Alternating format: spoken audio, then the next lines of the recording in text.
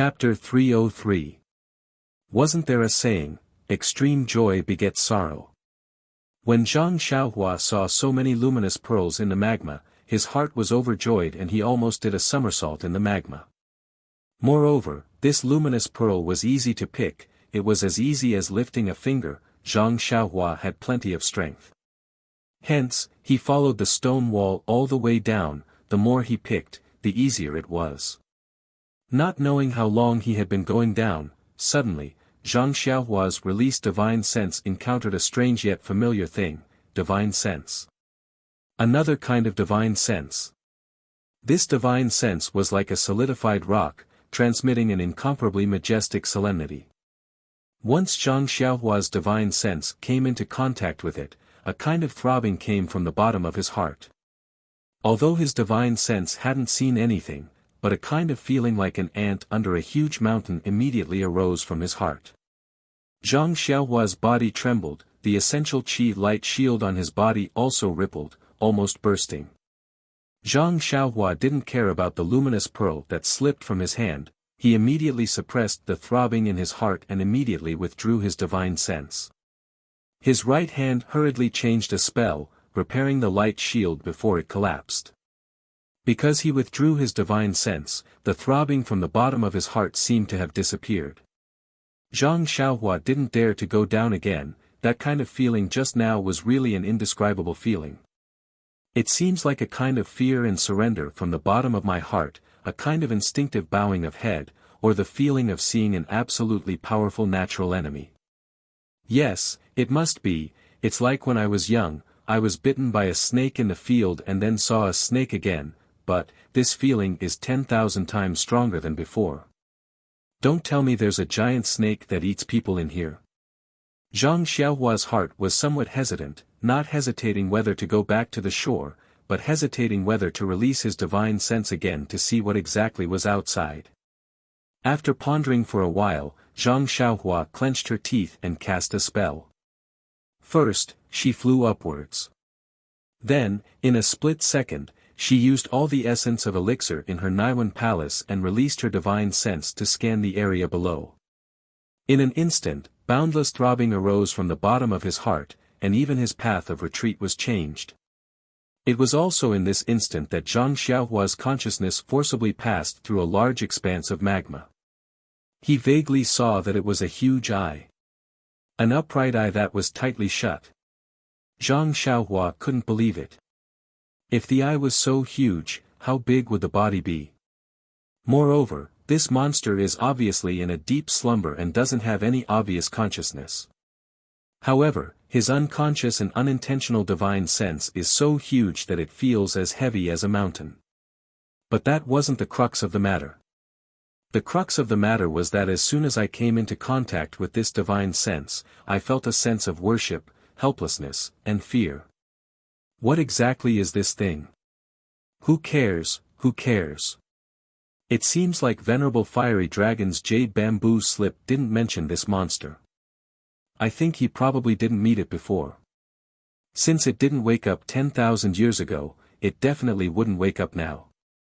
Venerable Fiery Dragon cultivated in the sea of magma for such a long time without disturbing it. I don't think I'll wake it up. My character isn't that bad. Sigh, Venerable Fiery Dragon didn't go into the magma and naturally wouldn't disturb it. In the future, I won't go down too. Why did I go down so deep? Why didn't I reach the end after such a long time? Zhang Xiaohua didn't know that when he took the risk to observe, he had already deviated from his original path. However, he wasn't too anxious at this moment. After all, he was thinking of getting as far away from the monster as possible. As for where he was, as long as he was still on this island, no matter how deep he went, he still had the earth escape technique. Sure enough, when he really popped his head out of the sea of fire, the luminous pearls on his head clearly told him that he was lost.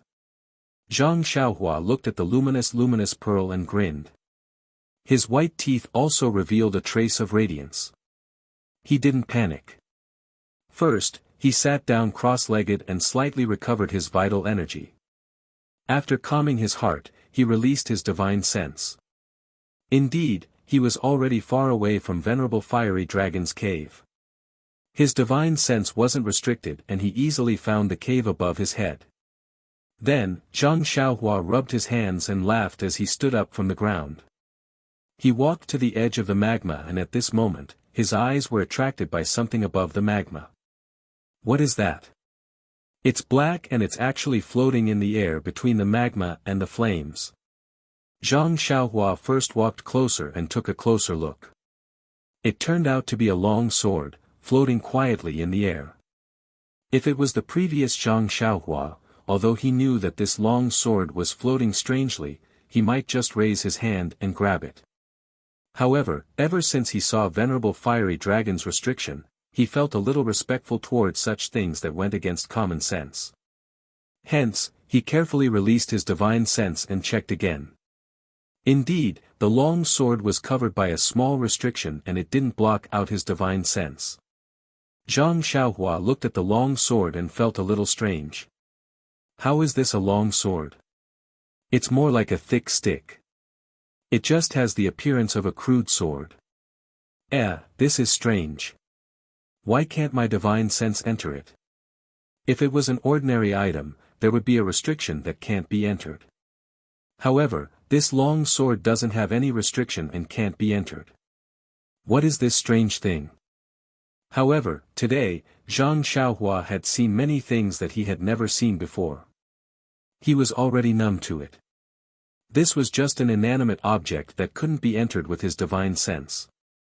He would just take a look at it later.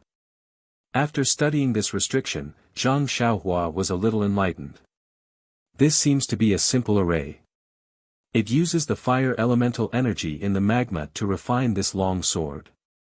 It doesn't have any restriction on being taken away. It must have been refined by someone in the past. However, I don't know the reason why it was left like this and no longer cared about.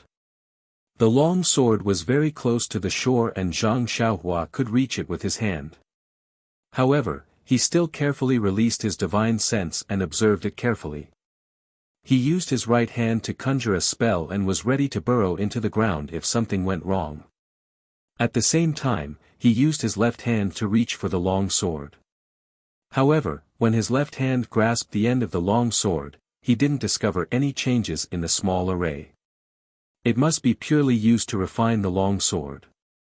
When the long sword entered his hand, it wasn't as hot as he imagined. Instead, there was an icy cold feeling in his hand. Zhang Xiaohua was overjoyed. He knew that this thing that had been refined in the hot magma for so long was actually icy cold. It must be a treasure that he didn't know about. However, when he tried to take it back, he couldn't lift it the first time. Oh! It's actually so heavy.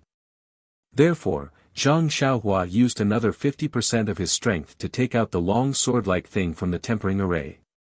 Ever since Zhang Xiaohua started practicing the fist of the Big Dipper and started to hone his bones, the strength of his two arms became stronger and stronger. Now that he had cultivated to the 7th level of the fist of the Big Dipper, the strength of a single arm was close to 5,005 kilograms. Now, he actually had to use a few thousand kilograms of strength to lift this unremarkable long sword. How could he not be stunned? Holding this sword that weighed a few thousand kilograms in front of his eyes, he used the weak firelight in the space to carefully examine it once again. This was something similar to a sword embryo. It already had the appearance of a long sword, but it was more like a thick and long root. If it wasn't for the sharp protrusion at the front and the lack of length, it might as well be called a rod. The cold feeling in his hand was still there, but this coldness didn't seep into his skin. It was just a kind of internal coolness that made him feel comfortable holding it. It couldn't be seen from the surface. Zhang Xiaohua could only wave it a few times. Luckily, although this unremarkable long sword was very heavy, Zhang Xiaohua could still wield it. Looking at the stone wall beside him, Zhang Xiaohua used his strength to pierce the long sword into the stone wall. In his mind, it must be like piercing into tofu, incomparably nimble. Of course, weren't the peerless divine swords in the books all so skillfully and without workmanship? Unfortunately, the reality in front of his eyes greatly exceeded his expectations. The stone wall was pierced, but it was only a few inches. Some soil debris fell down. This was simply inferior to a normal long sword. Where was the elegance of a peerless divine sword? Zhang Xiaohua casually waved it a few times, clumsily making half a nondescript sword flower, and smiled bitterly. This is obviously a long rod, why did it have to look like a long sword? If it was a little longer, I might as well go to the Dalan temple and change the Dharma sword technique to the Dharma rod technique. At least it's better than this sword that can't even pierce through stone. Although this long sword didn't have any external appearance, and also didn't have any inner qualities, it was impossible for Zhang Xiaohua to spit out the item that was in his hands. Zhang Xiaohua thought for a while, and finally dismissed the idea of putting it into the space of the money pouch. This cumbersome thing weighed more than 5,000 kilograms, who knew if the money pouch could withstand it? The space of the money pouch was a secret that made Zhang Xiaohua smile when he thought of it. How could he carelessly test it? If for some reason it was spoiled, with so many good things, how was he going to take it? He casually stabbed the long sword into the ground, but no matter how hard he tried, it wouldn't go in. Zhang Xiaohua also didn't want to use brute force, so he could only throw it on the ground. Then, he released the small sword, made a gesture with his hands, and disappeared in the flames. He then excitedly pried up the luminous pearl on the rock wall. When the luminous pearl on the rock wall was all in the money pouch, and became Zhang Xiaohua's personal property, he then reluctantly picked up the long sword on the ground. In fact, Zhang Xiaohua knew in his heart that there must be a space like this underneath this deserted island, where he could pick up the luminous pearl. If it was before today, Zhang Xiaohua would have been burning with anxiety, and quickly released his divine sense to search for it. But just now, he had seen the power of the lava monster. That was a kind of instinctive surrender from the bottom of his heart, a kind of worship from a lower level to a higher level, a kind of fear that was engraved in his heart. How could he still have the courage to do something that would alarm the monster? Even if there was a chance, he wouldn't do it. Picking up the long sword, Zhang Xiaohua's eyes looked at the dark red lava. He slightly narrowed his eyes, and stared at it for a long time. The throbbing that made his hair stand on end, although it stopped him from doing anything, at the same time, it also aroused a trace of unyielding in the bottom of his heart. A thought spontaneously rose from the bottom of his heart, maybe, we will meet again. Chapter 304. Zhang Xiaohua returned to the mountaintop of the deserted island with the long sword. Breathing in the salty sea breeze, Zhang Xiaohua sighed with emotion. No wonder there were so few people who practiced the escape art. They spent their days digging holes in the ground. How could it compare to flying? He had only stayed below the island for less than a day. Even breathing in the sea breeze felt comfortable, not to mention constantly moving around underground. Sitting down with his legs crossed, Zhang Xiaohua checked his meridians. He realized that using the long sword to perform the earth escape technique required a few times more vital energy than using the earth escape technique alone. This was a huge price to pay. Forget it, forget it. I shall just keep it. Maybe when I get old, I can use it as a crutch. Zhang Xiaohua tried his best to convince himself not to throw it into the sea. Although the trip to the lava was not dangerous, it also proved that Venerable Fire Dragon was right about the special effects of the escape technique. Hence, in the next few days, other than practicing the earth escape technique and the fire escape technique, he would also perform the earth escape technique and the fire escape technique on the surface of the lava. Of course, this was only limited to the surface of the lava. He had no interest in disturbing the rest of the monsters. Even though he knew that there were many luminous pearls in the lava, he was not interested in them. Silver was not omnipotent. Without silver, one would not be able to do anything. However, for the sake of one's life, silver could be given up. After he had mastered the earth escape technique and the fire escape technique, Zhang Xiaohua focused on the cultivation of the prohibition technique and the formation. He still had 3 mysterious jade letters to unlock. Furthermore, he had already mastered the Worry-Free Heart Sutra, the Fist of the North Star, the Elixir Heart of Emerald Blood, the Sword Art, the Fire Escape Technique and the Earth Escape Technique to a certain extent. There would not be much improvement in the short term. Only the Prohibition Technique and the Formation seemed to be more useful as he mastered the Elixir Heart. He felt that there were many things that he needed to cultivate. Just like that, he chased the seabirds with the small sword when he was free. When he was busy, he used the Lightning Escape Technique to train his muscles and bones.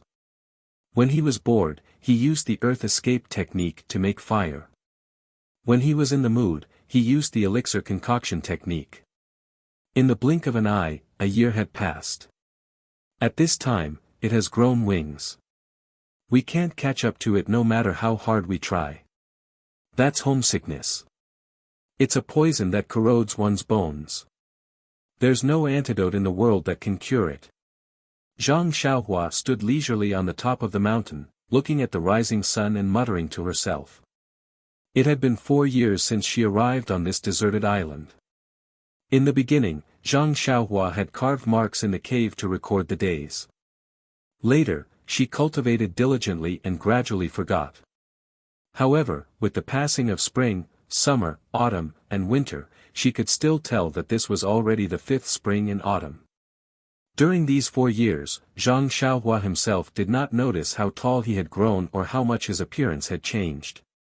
He only knew that after daily practice and every rainy night, his carefree Heart Sutra had finally reached the edge of the 6th level of the refining Qi realm. However, it was this edge that he could not break through. His progress in the Fist of the North Star also slowed down. Now he had reached the 8th level. Every time he practiced it twice, the flow would refine his bones. However, he could only refine his bones 9 times a day, not more than once. As for the elixir refining heart with green blood, the heart-like water droplet in his upper dantian was still the same. It seemed that there was no change, but the range of his divine sense had expanded, which meant that it was improving every moment. As for the elixir refining art, since his divine sense improved, his understanding of the elixir refining art had also improved. However, there were no herbs on this deserted island for him to try, but his control of the elixir furnace and the flame had reached an extremely fine level. Since he could use the earth escaping art and the fire escaping art at the same time, Zhang Xiaohua had further developed his own understanding. Through unremitting efforts, he could initially combine the incantations of the 2 escaping arts to form a black and red qi shield, or the fire escaping art. This kind of escaping art could be used in both fire and earth at the same time. Moreover, the speed of the escaping art was also much faster. However, the consumption of qi was also considerable. As for the flying sword art, with the increase of his divine sense and qi, the speed and range of the flying sword had increased a lot, but it was still an incomplete set of swordsmanship. What Zhang Xiaohua was most proud of was the Tao of restriction and formation.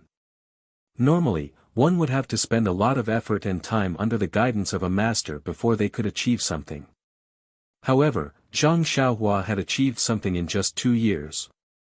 Now, he could set up simple restriction. Although he did not have any formation flag as a medium, he could roughly set up some small formation.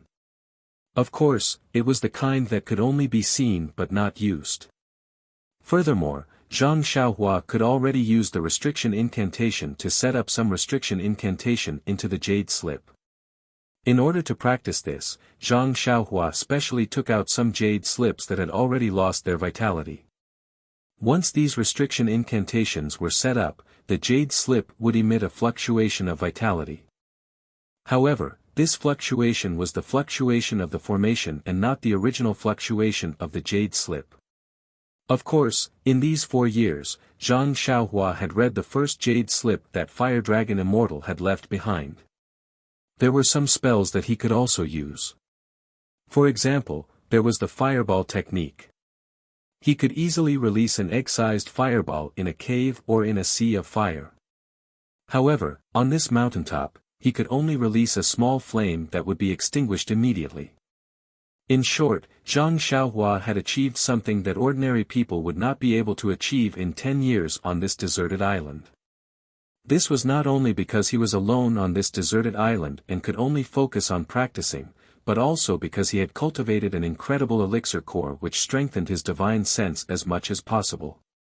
It was also because he practiced day and night. Moreover, a night of practice or a rainy night of practice was equivalent to a few days of practice. Just based on this reason, 4 years of practice was equivalent to 8 years of practice for others. Moreover, the most important thing was that he missed his parents, his elder brother, his sister-in-law, and his second brother. He missed the people in the Misty School and the Huanxi Manor. He even thought of Brother Ma's smelly feet.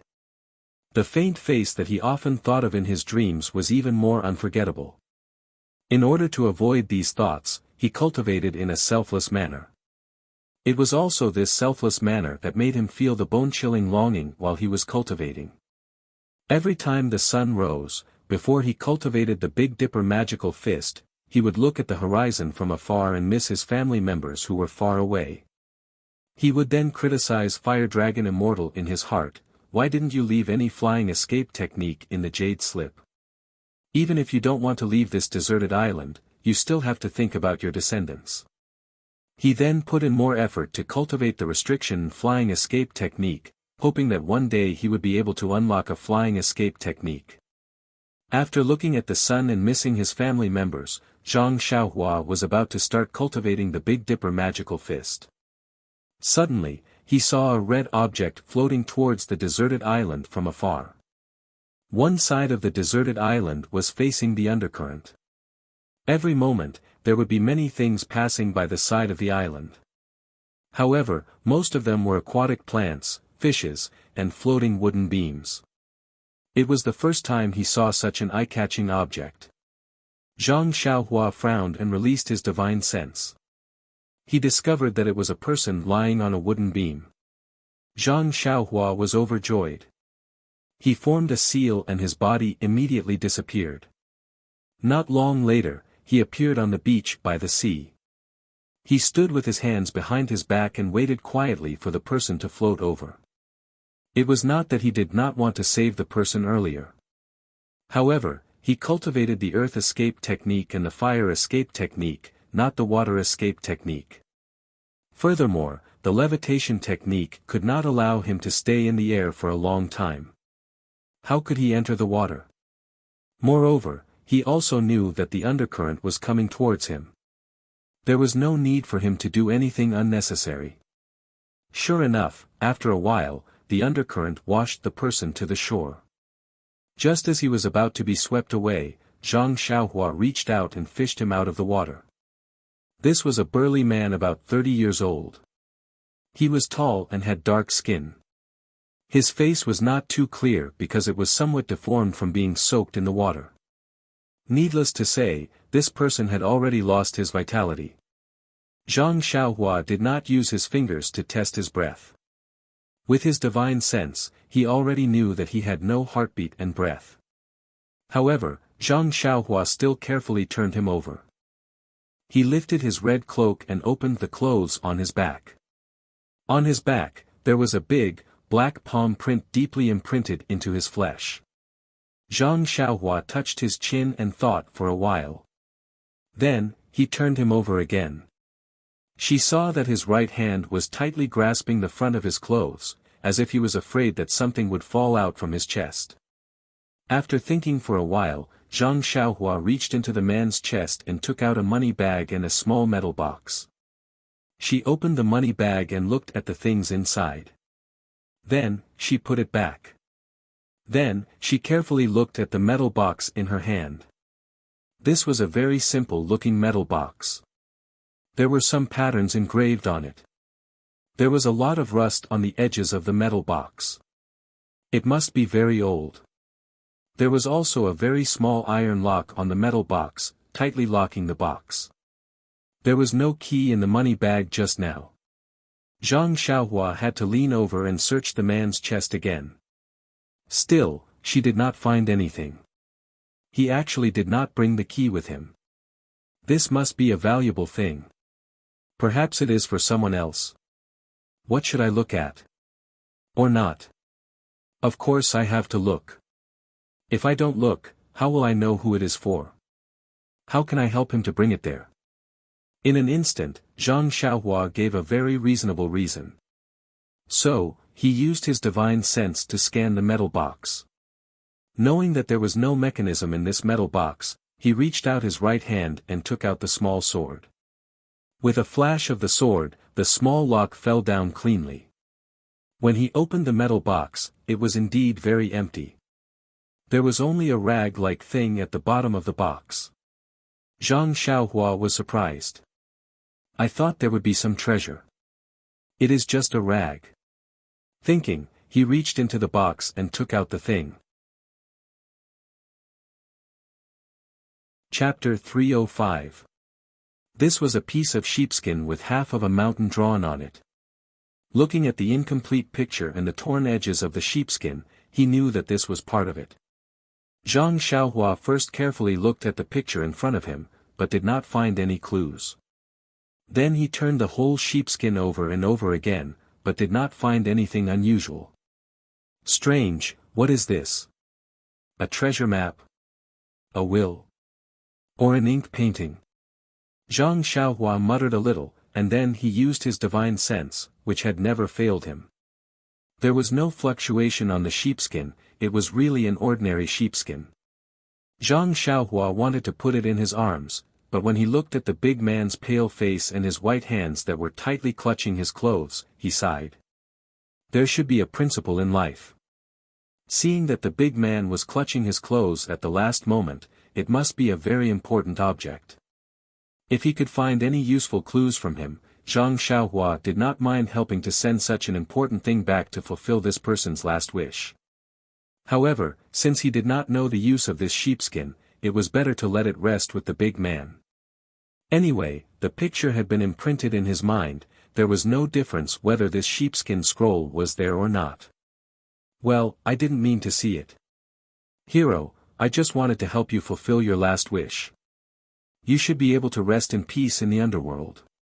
You should thank me.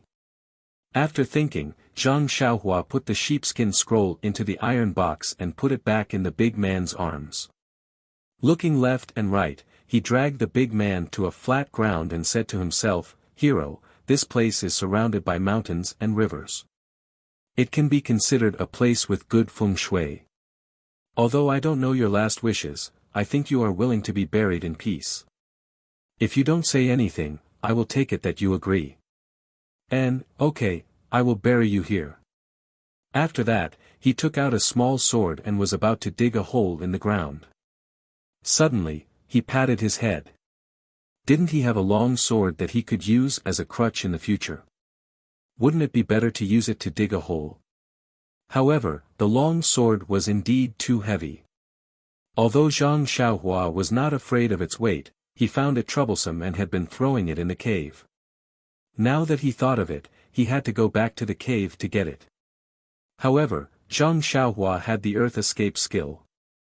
With a twist of his body, he immediately disappeared. When he reappeared, he was already in front of the cave. When he entered the cave, he picked up the long sword from the stone table and thought of another thing, why do I always have to bury people when I come to this deserted island? First, it was Elder Hua's ashes. Now, it is a big man that I don't know. It seems like these two people are fated to be buried by me. Why don't I bury them together? If they are in heaven, wouldn't they be thanking me every day when they meet each other after 10,000 years? Zhang Xiaohua was secretly praising his own idea. He held the long sword in his hand and levitated in the air. He came to the place where Venerable Fiery Dragon was buried. He threw the long sword aside and went back to the beach to pick up the burly man. Ever since he got the long sword, this was the first time he found something useful. It was to dig a hole for someone. Well, not bad. Digging a hole was a skill, regardless of whether it was a big hole or a small one. Not to mention, this long sword was quite handy for digging a hole. It was much more convenient than the small sword. Making the best use of everything. Was this the saying? As Zhang Xiaohua dug the hole, he hummed a tune. Yes, it was the tune of, "Sister, you are sitting at the front of the boat." Who asked him to not know much? After he finished digging the hole and threw the big man in, Zhang Xiaohua clasped his hands together and murmured, "Hero, rest in peace. Beside you is an all-powerful celestial elder from 10,000 years ago. I don't know, in your previous life, oh, wrong, it should be. I don't know. 10,000 years should be your life. You had fate with this elder. Today, both of you are still next to each other. It can be considered a perfect ending to your life. Alright, I won't say much. I don't know your name and I don't know if you are a good person or a bad person. However, is there a difference between a good person and a bad person? Well, you don't have to answer. Rest in peace." After he finished, he sprinkled the soil from the side of the hole on the big man and slowly buried him. This hole could be considered to be filled again. Well, it was quite simple. After the small episode of digging and filling the hole, Zhang Xiaohua's cultivation life returned to normal. Originally, he thought that there were traces of injuries on the big man's body. He thought that it was the result of a fight in the sea. If it was a vendetta or a robbery, there would definitely be follow-up pursuit. If someone could catch up to him, there would be a possibility of him returning. However, after waiting for another 2 days, there was no trace of anyone. Zhang Xiaohua could not help but feel a little disappointed. Could it be that his guess was wrong? This big man just happened to fall into the undercurrent like himself and lost his trace. Was that why no one found him? He could not help but blame the big man. You should have left some clues. One can't be too smart. Don't you think so? For the sake of me burying you, it's better to attract people. Although he complained, he still had to continue cultivating. The flame of returning had just been ignited, but it was strangled by the ruthless reality. So pitiful. The ancient said that good. Cough, cough. It had been a long time since he said that. At the end of the road, there was a glimmer of hope in the dark. This morning, Zhang Xiaohua was in the cave. He closed his eyes and meditated, quietly comprehending the way of array formations. Suddenly, he felt something in his heart. His divine sense spread out like a big net and looked at the sea around the deserted island. Suddenly, Zhang Xiaohua opened his eyes in surprise and stopped the incantation in his hand. Without caring about his image, he floated up from the stone bed and did a few somersaults in the air. Ha ha ha ha, he laughed loudly and landed on the ground. Then, with a twist of his body, he disappeared on the spot. Not long after, he appeared on the top of the mountain. He shaded his eyes with his hand and looked into the distance. He saw that in the direction of his gaze, a huge boat was slowly moving towards the deserted island. For a moment, Zhang Xiaohua's heart was filled with an indescribable feeling. Nervous? Surprised? Timid? In short, Zhang Xiaohua was extremely excited at this moment. Suddenly, his heart skipped a beat. He disappeared from the spot and returned to the cave. He looked around and walked to a corner of the cave. He jumped into the cave and hurried to the side of the sea of fire to make sure that he didn't forget anything. Then he returned and sealed the cave with a restrictive spell. Then he took the long sword on the stone table and the luminous pearl from the stone wall. The whole cave fell into darkness. Zhang Xiaohua went out of the cave and activated the restrictive spell at the entrance of the cave with a spell. Then he used the earth escape to the earliest cave. That cave was dark and small. It didn't look like someone lived in it. Zhang Xiaohua frowned and went to the field of Solomon's essence. He casually plucked a few stalks of Solomon's essence. Without removing the leaves and soil, he returned to the cave and threw them aside. Then, after thinking for a while, he threw the long sword in too. Then he returned to the top of the mountain. The speed of that huge boat was actually very fast. In a short while, it was clearly visible. Zhang Xiaohua used his divine sense to scan it again. He couldn't help but frown. This huge boat was one size smaller than the one in the Southern Sea Serpent Palace. There were no flags on the mast and there weren't as many people below the deck as there were in the Southern Sea Serpent Palace. However, there were many martial arts experts in the cabin. This was obviously not an ordinary boat. It was very likely that it was looking for the burly man who drifted over a few days ago. However, he didn't know if it was for revenge or for him. Zhang Xiaohua narrowed his eyes and rubbed his chin. He was thinking. If it was for him, it would be easy. He would bury him and they would be deeply grateful. If it was for revenge, it would be for the burly man's belongings. He didn't know if they would find out that he had opened it rashly. He still had to think of a way to deal with it. Forget it. What's there to think about? I'll just pretend that I don't know. These people won't believe me no matter what I say. Why should I think too much? After making up his mind, Zhang Xiaohua didn't think too much about it. He just wanted to take the boat back. What did their grudges have to do with him? After a long while, the boat was nearing. The people in the cabin had already walked out and started pointing at the deserted island. When they were about to see him, Zhang Xiaohua raised his hand and waved. Sure enough, in his divine sense, the group of people were panicking. Many people came out of the cabin and even came up from below the deck. They looked at Zhang Xiaohua on the top of the mountain and pointed at him, saying something. Then, the boat stopped there. Zhang Xiaohua was secretly happy.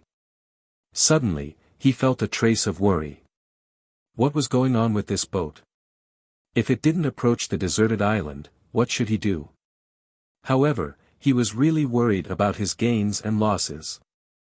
Since the boat had already reached the deserted island, how could it return empty-handed? As a matter of fact, a small boat was lowered from the side of the ship.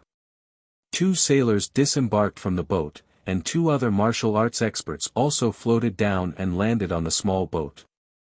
Zhang Xiaohua suddenly realized that he had forgotten that the giant boat was very deep in the water. This deserted island couldn't be approached, so they could only let the small boat come.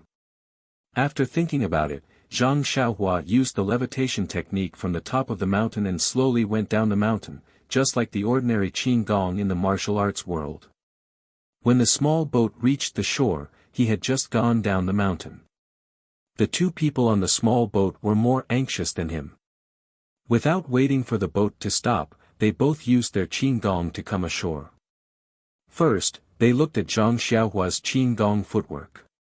Then, they looked at each other and a smile appeared on their faces. They floated up to meet him. When they got closer, the 2 people stopped and carefully looked at Zhang Xiaohua who was running over. This was a very ordinary young man, about 15 or 16 years old. He wasn't short, about the same height as them, but he looked a little stronger. He had a short beard on his lips, and his hair was messy. At first glance, it was obvious that he had casually tidied it. He was barefoot and empty-handed. His eyes looked very bright, and he was wearing a black robe that seemed a little too big. Chapter 306. When this ordinary-looking youth ran in front of them, the 2 looked at each other. One of them was a skinny, white-faced man in his mid-20s. He cupped his hands and said, "Excuse me, brother, can you understand what we are saying?" Bang! Zhang Xiaohua, who was full of hope, almost fell to the ground. What are you talking about? Why can't I understand what you are saying? But when Zhang Xiaohua opened his mouth to speak, he really did understand what this person meant. I can understand. Zhang Xiaohua's speech was actually a bit jerky. That was because he had stayed on this deserted island for more than 4 years. There was no one around him, so it was impossible for him to communicate with others. How could he be so fluent? Even if he was looking at jade slips and talking to himself, he was just mumbling. When had he ever talked to others so loudly?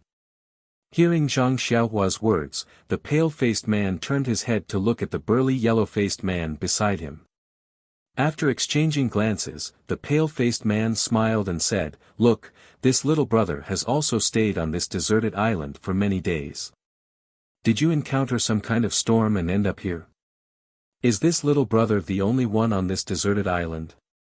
Zhang Xiaohua bared his teeth and said, "Yes, I, a few years ago, went out to sea, encountered a big storm. The ship sank. I also fainted. When I woke up, I drifted to this deserted island." After saying a few words, Zhang Xiaohua's speech gradually became fluent. The yellow-faced man beside him looked very honest. He asked in a low, muffled voice, "Is this little brother the only one on this deserted island? What is this little brother's name? Where are you from?" Zhang Xiaohua said, "I am from Jinghua City. Big brother, you can call me Ren Xiaoyao. I have followed my family out to sea since I was young to make a living. Last time, unfortunately, the storm was really bad. I guess I am the only one who escaped. I am the only one who ended up on this deserted island. May I know who these two big brothers are?" The white-faced man said, "Little brother is really lucky. I am Chai Feng of Xinrong Gang's Luo River Hall. This is my senior brother, Bai Yonggui." Zhang Xiaohua smiled and cupped her hands. "Greetings to the two heroes of Jianghu." Bai Yonggui glanced at him and said with a smile, "Brother Ren also has good martial arts. Why did you go out to sea when you were young?" Zhang Xiaohua said, "Master Bai, you flatter me. I'm just trying to make a living. That's why I learned a little bit of Qin Gong. I've let you two laugh at me. What kind of internal energy have you practiced?" "Reckless bull's strength." "Oh, so that's the case. Little brother, since you can use Qin Gong, your Nigong cultivation is also not bad. Where did you learn it from? What sect do you have?" "Sect?" Zhang Xiaohua smiled bitterly and said, "I won't hide it from you two big brothers. I used all my belongings to exchange for a book of reckless bull's strength from someone who claimed to be from Misty School. That person casually gave me some pointers and I have a little bit of internal energy. I can barely use Qin Gong. I just wanted to escape and didn't want to learn anything. You see, I accidentally wandered here. Even if I have Qin Gong, what can I do?" Misty School. The two men's expressions changed greatly when they heard this. They said at the same time, "Misty School. What did that person look like? When did you see him?" Zhang Xiaohua's heart skipped a beat. She frowned and said, "Let me think. It should be when I was 7 or 8 years old. It was 10 years ago." When the two men heard this, their expressions relaxed and they looked at each other. Zhang Xiaohua continued, "It was a man in ragged clothes. His face was sallow, as if he hadn't eaten for more than 10 days. He made me treat him to meals for several days in vain." The two men were even more relaxed. The pale-faced Chai Feng smiled and said, "Brother Ren, you were probably fooled. That Misty School is a big sect in the martial arts world. 10 years ago, it was at its peak. How could there be such a sloppy person? If you met him in the past 2 years, it might be true. 10 years ago, it definitely wasn't. Why would it be possible in the past 2 years?" Zhang Xiaohua was a little surprised and was about to ask. The yellow-faced Bai Yonggui interrupted, "Brother Ren, how many years have you been here?" "It should be 4 years. Hero Bai, I've been muddle-headed. Spring, summer, autumn, and winter should be 4 years. Ah. So long." The two men were surprised and their eyes flashed with a strange light. Then, Chai Feng probed, "Brother Ren, can we take a look at the place where you live?"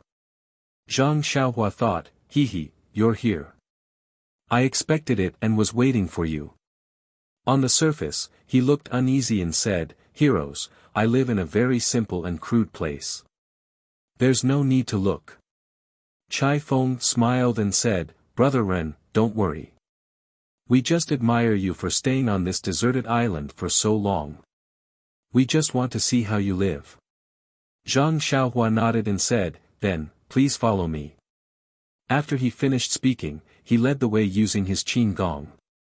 Looking at the somewhat clumsy Zhang Xiaohua in front, the two men smiled and followed behind. Zhang Xiaohua released his divine sense and saw the two men's expressions clearly. His heart was even more nervous.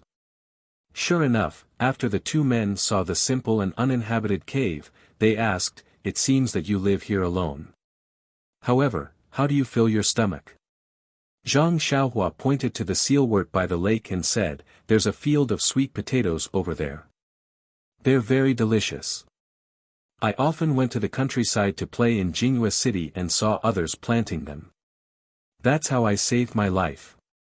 Since they knew it was sweet potatoes, the two men were too lazy to look. After all, they had only heard of it and knew that it was a wild animal that the villagers often ate.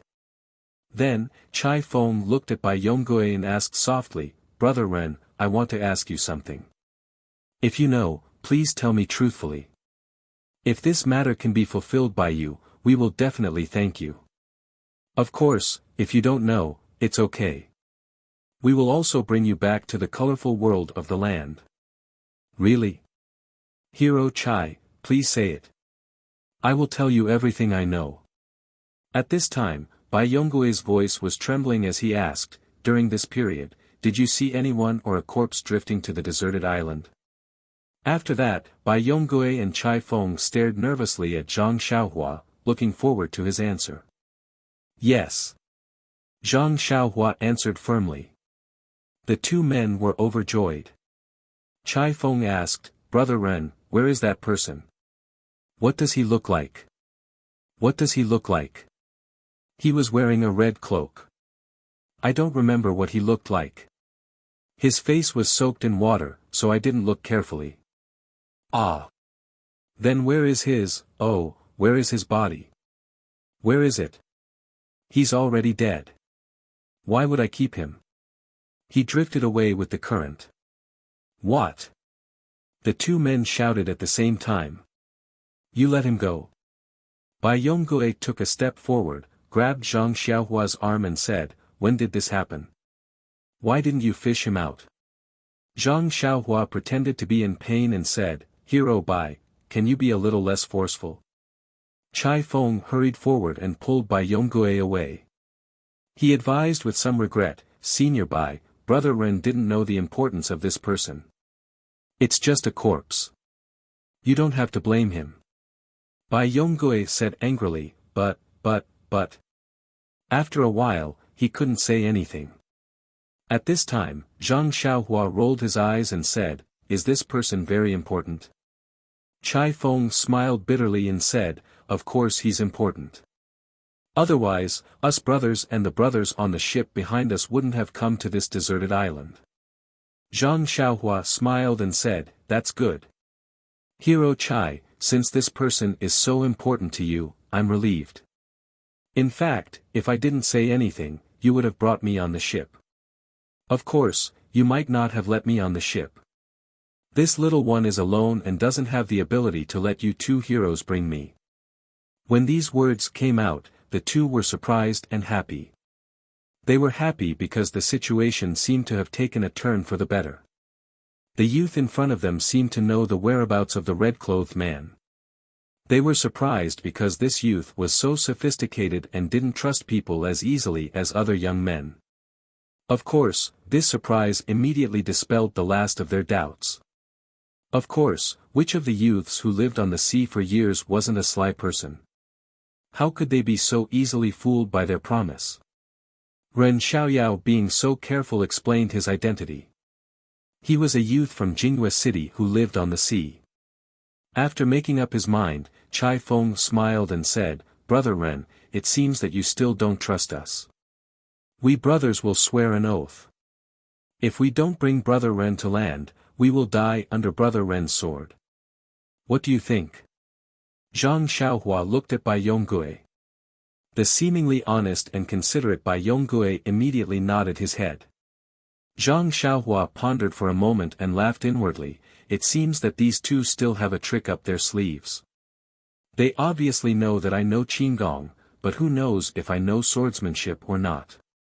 They are very crafty and slippery. However, he nodded his head and sincerely said, since the two great heroes have said so, this little one also knows that the great heroes of Jianghu are all true to their words. They certainly won't be willing to go back on their words. This little one naturally believes you. Then, he pointed to a place not far away and said, that red-clothed man was buried by this little one there. When Bai Yongui heard this, he was overjoyed and said, that's great. Brother Ren, this is one of this little one's martial brothers. You have preserved his corpse. Our Luo River Hall is endlessly grateful. Zhang Xiaohua modestly said, in the eyes of great hero Bai, it was just a small matter. Let's go, I will take you there. Finished speaking, he picked up his long sword from the ground and brought the two people to the place where the red-clothed man was buried. Zhang Xiaohua pointed to the slightly raised ground and said with a smile, Great hero Bai, do you think I should dig up your martial brother's corpse? Bai Yongui looked at the stick in Zhang Xiaohua's hand and cupped his hands, then I will have to trouble you, little brother. You are welcome, great hero Bai. Finished speaking, Zhang Xiaohua stuck out his butt and began to work hard at digging a hole. He was the one who buried the corpse, so he was naturally aware of it. His skillful farming methods once again dispelled the two people's doubts. That's right, which Jianghu person had such a level of digging? Chapter 307. When the burly man's body was dug out, even though it had been buried for a few days and there was a stench, the two's eyes lit up, just like Zhang Xiaohua's expression when she saw the luminous pearl. Bai Yongui glanced at Chai Feng and said to Zhang Xiaohua with a smile, Brother Ren, the two of us will tidy up the remains of my senior brother. You can go to the cave and tidy it up. When you're done, we'll return to the ship and send you back to land. Zhang Xiaohua smiled and said, Okay, hero Bai. This little one has the same idea. I was in a hurry just now and there are things in the cave that I haven't tidied up.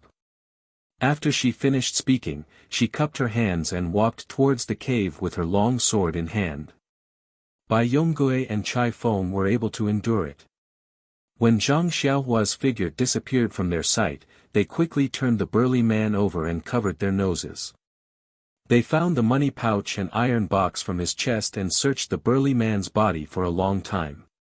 After making sure that they didn't miss anything, they checked the money pouch.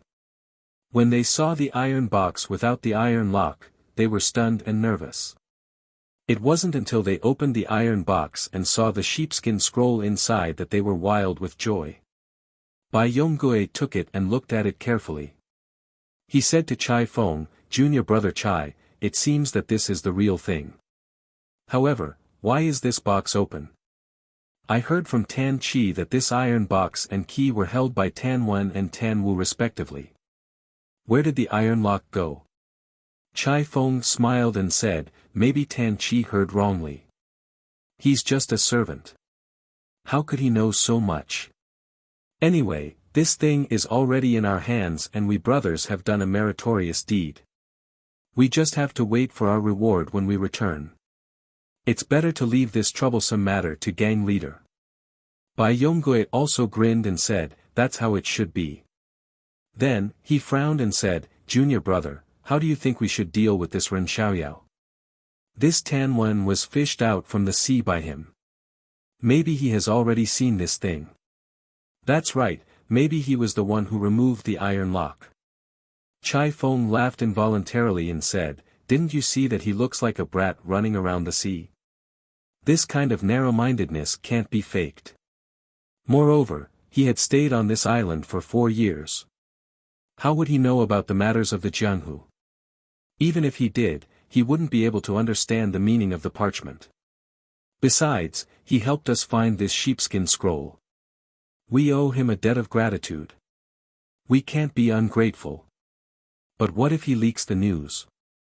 If this news were to spread to the Jianghu, it would set off a huge wave. Well, let's bring him to land first. Our brothers are all on the ship. Let's hear their opinions. Well, I'm still not at ease.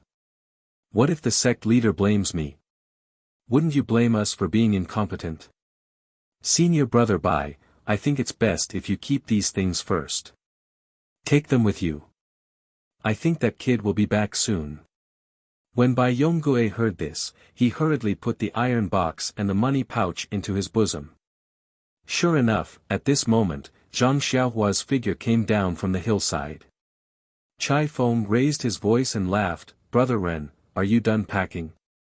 I'm done packing. Are we leaving now? Let's go now. After that, the two of them lifted their legs and were about to leave.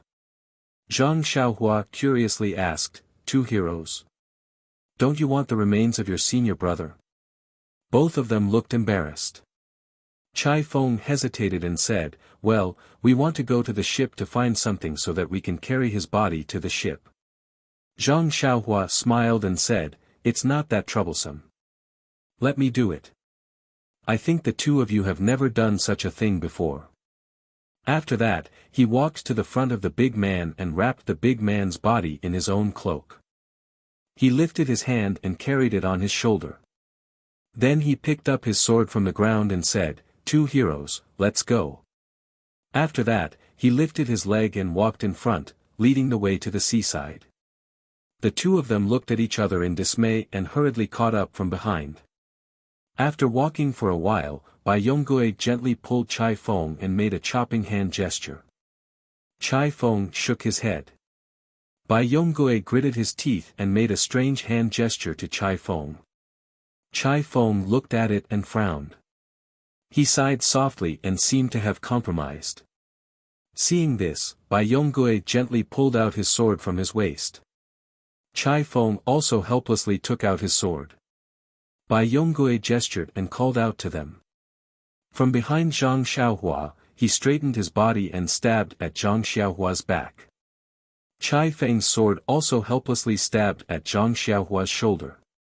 Seeing that the sword was about to stab, Zhang Xiaohua's body tilted and the big man's body happened to block Bai Yonggui's sword. Bai Yongui was shocked and quickly withdrew his sword. Seeing this, Chai Feng also took the opportunity to withdraw his sword. They heard Zhang Xiaohua say without turning her head, Two heroes, be careful. There are a lot of stones on the ground here. Don't be like me. You must pay attention to your feet and don't sprain your ankle. Saying this, she didn't relax her feet and quickly walked to the top of the mountain. Bai Yongui and Chai Feng were bewildered and stopped in place. They didn't know what to do as they watched Zhang Xiaohua's figure gradually pull away. Then, Bai Yongui clenched his teeth and narrowed his eyes. He was about to rush forward when Chai Feng saw this and quickly pulled him back. He whispered, Senior brother Bai, it's too late. That brat has already reached the top of the mountain. If we launch a sneak attack from behind, we'll be ridiculed by the other brothers. Bai Yongui was shocked. When he looked up, he saw that the youth had already reached the top of the mountain. They could see him from the boat. If he launched a sneak attack, he would be able to claim credit in front of the gang leader. However, he would lose all face. If he and Chai Feng had just left the youth here, no one would know. Chai Feng had also attacked from behind, so he naturally wouldn't reveal it. However, if he were to do this now, it would definitely not work. Alas, that stone on the road just now was really a coincidence. Bai Yongui fiercely glared at Zhang Xiaohua's back and quickly followed Chai Feng to catch up. How could he know that the unremarkable country youth in front of him had already seen everything through his divine sense and was secretly sneering in his heart? The three of them arrived at the seaside. The small boat was still waiting for them. On the large boat in the distance, everyone saw a youth carrying a red object on his shoulder. It was very strange and they all pointed at him. Zhang Xiaohua stood beside the small boat and carefully sized it up.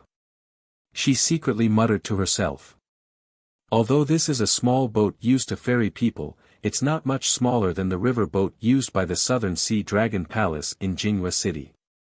It must be specially used at sea. And it should be able to withstand the weight of a long sword. Presumably, she exerted force with her feet and jumped up from the ground onto the small boat. As Zhang Xiaohua's figure landed, the entire small boat sank into the water with a whoosh. The two people on the boat were shocked. They were sailors on the boat and were used to seeing things on the water. A strange thought emerged in their hearts. What the hell? This youth is so thin, but why is he so heavy? It feels like even an elephant isn't this heavy. Bai Yonggui and Chai Feng were also stunned when they saw this. However, they didn't have the same intuition as the two sailors. They only thought that it was caused by Zhang Xiaohua carrying the large man's corpse. At the same time, they thought, this youth's qinggong is really ordinary. Moreover, he looks quite thin, but there's quite a lot of meat on his body. Thinking about this, the two also floated onto the boat. The small boat didn't move at all. When they returned to the boat, the two sailors were exhausted. How could they not be tired when there were only two people on this small boat that weighed 5,000 to 6,000 kilograms? As a result, the time taken to return was actually several times longer than before. When they finally reached the boat, the two sailors were so tired that they almost foamed at the mouth. Chai Feng saw the side of the boat and asked, "Brother Ren, can you go up by yourself? If you can't, ask them to lower the rope." Zhang Xiaohua thought to herself, lower the rope? That's even more impossible. I don't know how many people are needed to get this long sword up. She said, I'll try, Hero Chai. If I can't get up, it won't be too late to use the rope. After that, she exerted force with her feet. The small boat swayed again and sank a lot. Then, Zhang Xiaohua's figure shot straight towards the boat like a bullet. Seeing Zhang Xiaohua move forward, the two didn't hesitate and quickly followed. Zhang Xiaohua stood steadily on the boat with the big man's corpse on her back. Even the boat was slightly tilted to one side. At this time, there were about a dozen people surrounding them. When Zhang Xiaohua saw this, she was about to speak. Bai Yonggui jumped up and said, Junior brotherly, come here. Quickly help to carry senior brother's corpse back to the cabin. Senior brother? Corpse. A dark-skinned fatty who was half a head shorter than Zhang Xiaohua scratched his head and said. Then, he saw Bai Yonggui's eyes and immediately understood. He said, okay, I understand. Senior brother Bai, I'll immediately carry senior brother's corpse back to the cabin. After that, he stepped forward and frowned as he took the corpse on Zhang Xiaohua's shoulder. At this time, Chai Feng also walked forward and said, Brother Ren, thank you for carrying senior brother's remains up here. You must be tired. Go wash up in the cabin, eat something, and rest. We brothers will hold a banquet to express our gratitude to you in the evening. Zhang Xiaohua cupped her hands and said, thank you, Hero Chai. Chai Feng called over a sailor and gave him some instructions. The sailor led Zhang Xiaohua to a room on the second floor of the cabin and left. Not long after, he came back with a bathtub filled with hot water and many snacks. After the sailor closed the door and left, Zhang Xiaohua laughed loudly. She carefully placed the long sword at her feet, threw off her clothes, and jumped into the bathtub to wash. Zhang Xiaohua was also a person who was about to reach the 6th layer of qi refining. Her body was filled with true qi and there was no dust on her body. Even the impurities in her body had been purified long ago. She didn't need to take a bath. However, when she saw something that she hadn't used in 4 years, she couldn't help but feel happy and wanted to enjoy it. Chapter 308. After Zhang Xiaohua finished his bath and tidied up his appearance, he sat comfortably on the chair and tasted the desserts that had been delivered. It wasn't a big deal, but he almost bit off his tongue. Ever since Zhang Xiaohua's cultivation entered the 5th layer of qi refining, he no longer needed to eat food. However, he still occasionally ate some sealwort to refresh his mouth. Seeing the desserts that he hadn't eaten in 4 years, his appetite was naturally aroused and he finished them all. After he finished eating the desserts, he withdrew his divine sense and sneered in his heart. He closed his eyes and began to cultivate, no longer paying attention to the others. In the cabin downstairs, a dozen or so Xian Rong faction disciples were arguing incessantly. No one was able to convince anyone. The majority, led by Bai Yonggui, unanimously believed that they should kill this youth of unknown origin here and then throw him into the sea. On the other hand, the minority, led by Chai Feng, believed that even though there was a possibility that this youth would leak information, they had promised to bring him back to land after all. Furthermore, they had also made a poison oath. It was best to escort him back to the faction and let the sect leader make a decision. After arguing for a long time, Chai Feng gradually fell into a disadvantageous position. He was originally part of the minority and wouldn't argue with his fellow disciples over this youth. After all, he was a member of the sect and would have to live in the sect in the future. It was best to close one eye to things that he couldn't control. AI, how much can conscience be worth in this day and age? Seeing Chai Feng compromise, Bai Yonggui smiled. This time, they were able to obtain the sheepskin scroll from the deserted island. However, as for the punishment of the unfamiliar youth on the deserted island, if his opinion was adopted, it would naturally overshadow Chai Feng's. When they returned to the sect, he would naturally be the first to receive a reward based on merit. How could he not fight for such an opportunity? But what about the innocent youth's life? How could she be worthy of his attention? What followed was naturally to discuss how to make their move. Of course, this discussion was only to add some fun to the boring journey. Or perhaps they wanted to find a reason for their conscience. In short, it didn't take long for them to agree to make their move after dinner. Although Zhang Xiaohua was cultivating and did not release his divine sense, how could he put these people in his eyes at this time? If it weren't for the fact that he wanted to board this ship, he would have already made his move when Bai Yonggui ambushed him on the deserted island. Why would he wait until now? Since they had already waited until now, why would they be afraid of a little trick?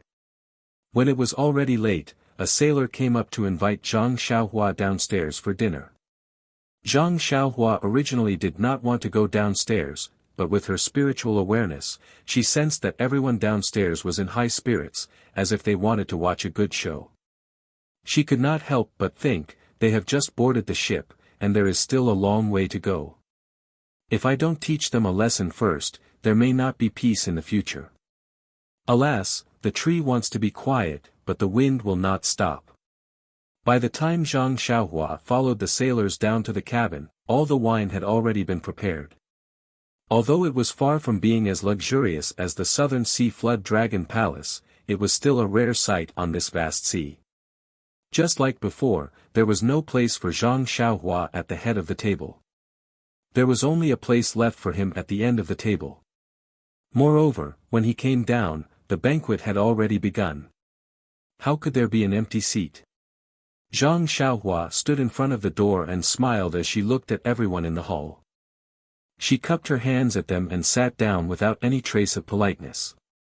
The people of the Xian Rong faction did not show any abnormalities because of her appearance. Instead, as everyone drank and ate, their eyes revealed a hint of playfulness.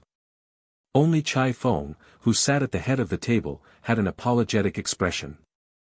He looked at Zhang Xiaohua a few times with unease.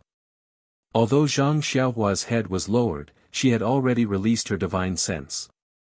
Everyone in the hall could see clearly. Moreover, this banquet had clearly stated that they wanted to thank her. However, they did not wait for her to come down before starting the banquet. They also did not introduce her to everyone. Clearly, they treated her like a dead person. Everyone's etiquette had been stripped away, leaving behind only naked ugliness. She sighed again. Alas!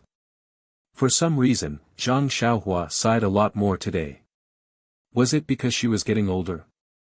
Zhang Xiaohua secretly scratched her head. Of course, after freshening up and taking a closer look, she realized that she was no longer the childish youth from 4 years ago. If she walked in front of Pulsatilla Wang now, he might not be able to recognize her. That's right. I wonder what the result of the battle at sea was. Did the navy of Jinghua City win, or did the Southern Sea Serpent Palace win? However, what does this have to do with me? I am Ren Xiaoyao, who has already been buried in the belly of a fish. Just now on the deserted island, I still called myself Ren Xiaoyao. I won't leave any evidence behind, right? It doesn't matter. It's been so long. Pulsatilla Wang must have already forgotten about me. He will only be at home hugging his Southern Sea girl. Hee. Besides, do I still have to be afraid of him now? Although Zhang Xiaohua was not too interested in the food and wine in front of him, he had not eaten for many years after all. Thus, he moved his chopstick slightly and tasted every dish. The taste is not bad. This group of people actually didn't put poison in the food. After eating 2 more mouthfuls, Zhang Xiaohua felt bored. However, she knew that there was still a good show to be performed. She could not leave early. Sure enough, Bai Yonggui's eyes never left Zhang Xiaohua. From the moment Zhang Xiaohua entered the cabin to her interest in eating, he saw everything. Seeing that she stopped eating, he thought that she had not eaten hot food for a long time and was not used to it. When he was about to leave, he hurriedly said, "Fellow brothers, it was all thanks to Brother Ren that we were able to find the corpse of our senior brother in this vast sea. Everyone, let's toast to this little brother." Seeing everyone raise their cups, Zhang Xiaohua also smiled, raised her cup, and took a sip. Everyone drank it in one gulp and saw that Zhang Xiaohua was ignoring them. Bai Yonggui said again, "Brother Ren, you fished out my senior brother's corpse from the sea and buried him. I admire you very much. I'll take this opportunity to toast you on behalf of my senior brother." After speaking, he drank it in one gulp.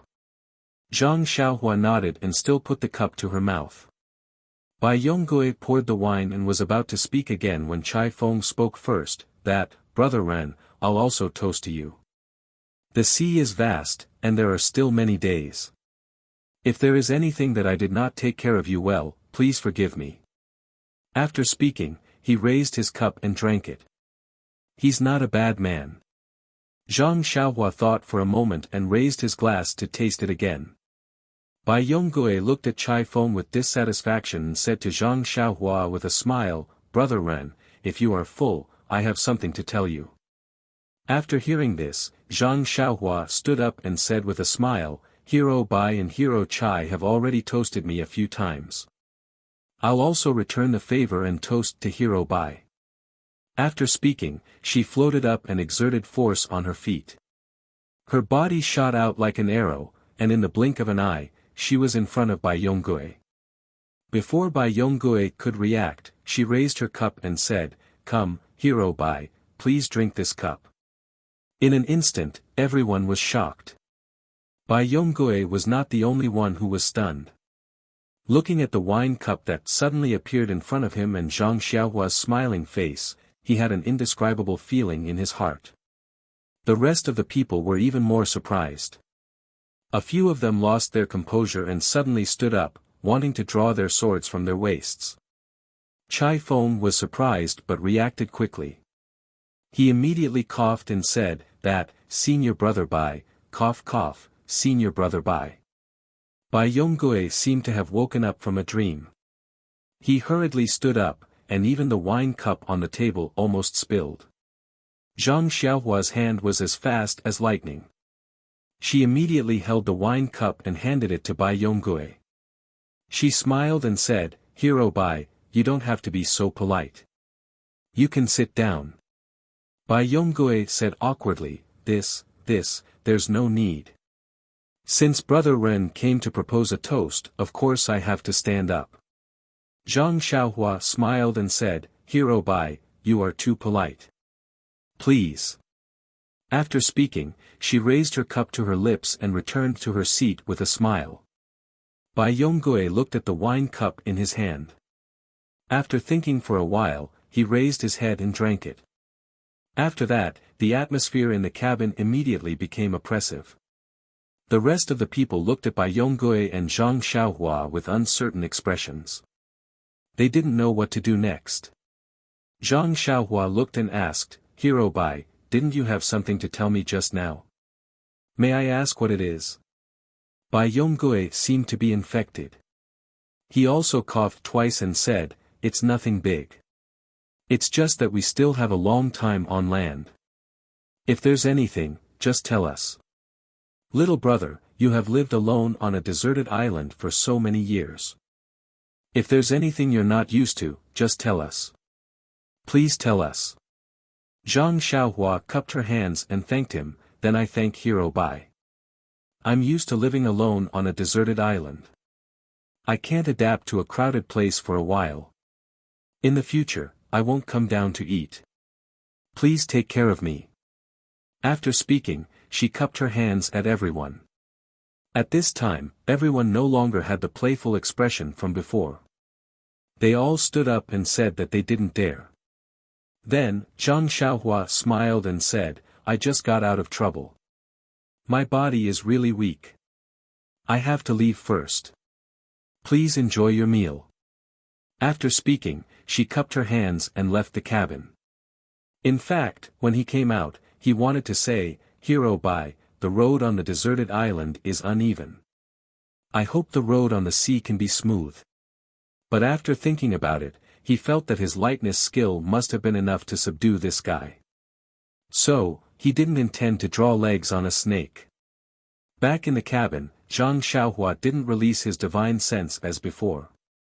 He believed that if people weren't too stupid, they wouldn't have any ideas about him. Of course, if there was really someone who didn't know what to do, he wouldn't be lenient. Zhang Xiaohua sat cross-legged and cultivated for a moment. Then, he took out 2 primordial stones from his arms, one in each hand. Then, his right hand made a gesture and kept changing. He drew out the primordial chi from the primordial stones and hit it on the 4 walls of the cabin. He didn't stop until his forehead was sweating. This was the result of Zhang Xiaohua's cultivation of restriction and formation. He could barely set up some simple restriction to protect himself. After setting up the restriction, Zhang Xiaohua held the primordial stones in his hand and closed his eyes to cultivate. Chapter 309. Zhang Xiaohua, on the other hand, waved his hand coolly and left. Everyone in the cabin was left speechless. The fellow sufferers of Shinrong's sect looked at each other, not knowing what to say. That's right, in their eyes, this was just an ordinary boatman, an ant-like thing that they could crush with just a stretch of their hands. However, when they stretched out their hands, they suddenly realized that what was revealed in front of them was only a small toe, and what they saw was only a blurry leg.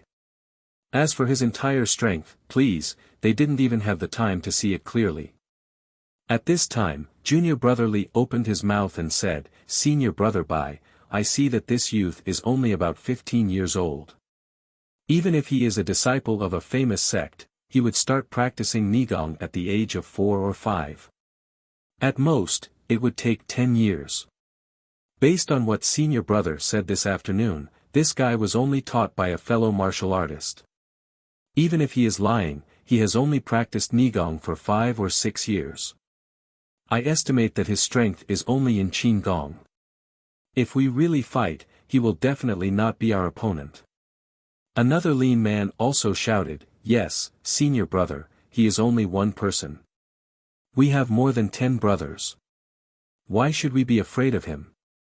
Chai Feng curled his lips and said, "Bullying the weak with the strong, bullying the weak with the many." Bai Yongui frowned and said, "Everything should be done in the sect. How can we worry about such small matters?" Another person asked, "That's right, Senior Brother Bai, can you confirm that this youth only knows Qin Gong and doesn't know any other martial arts?"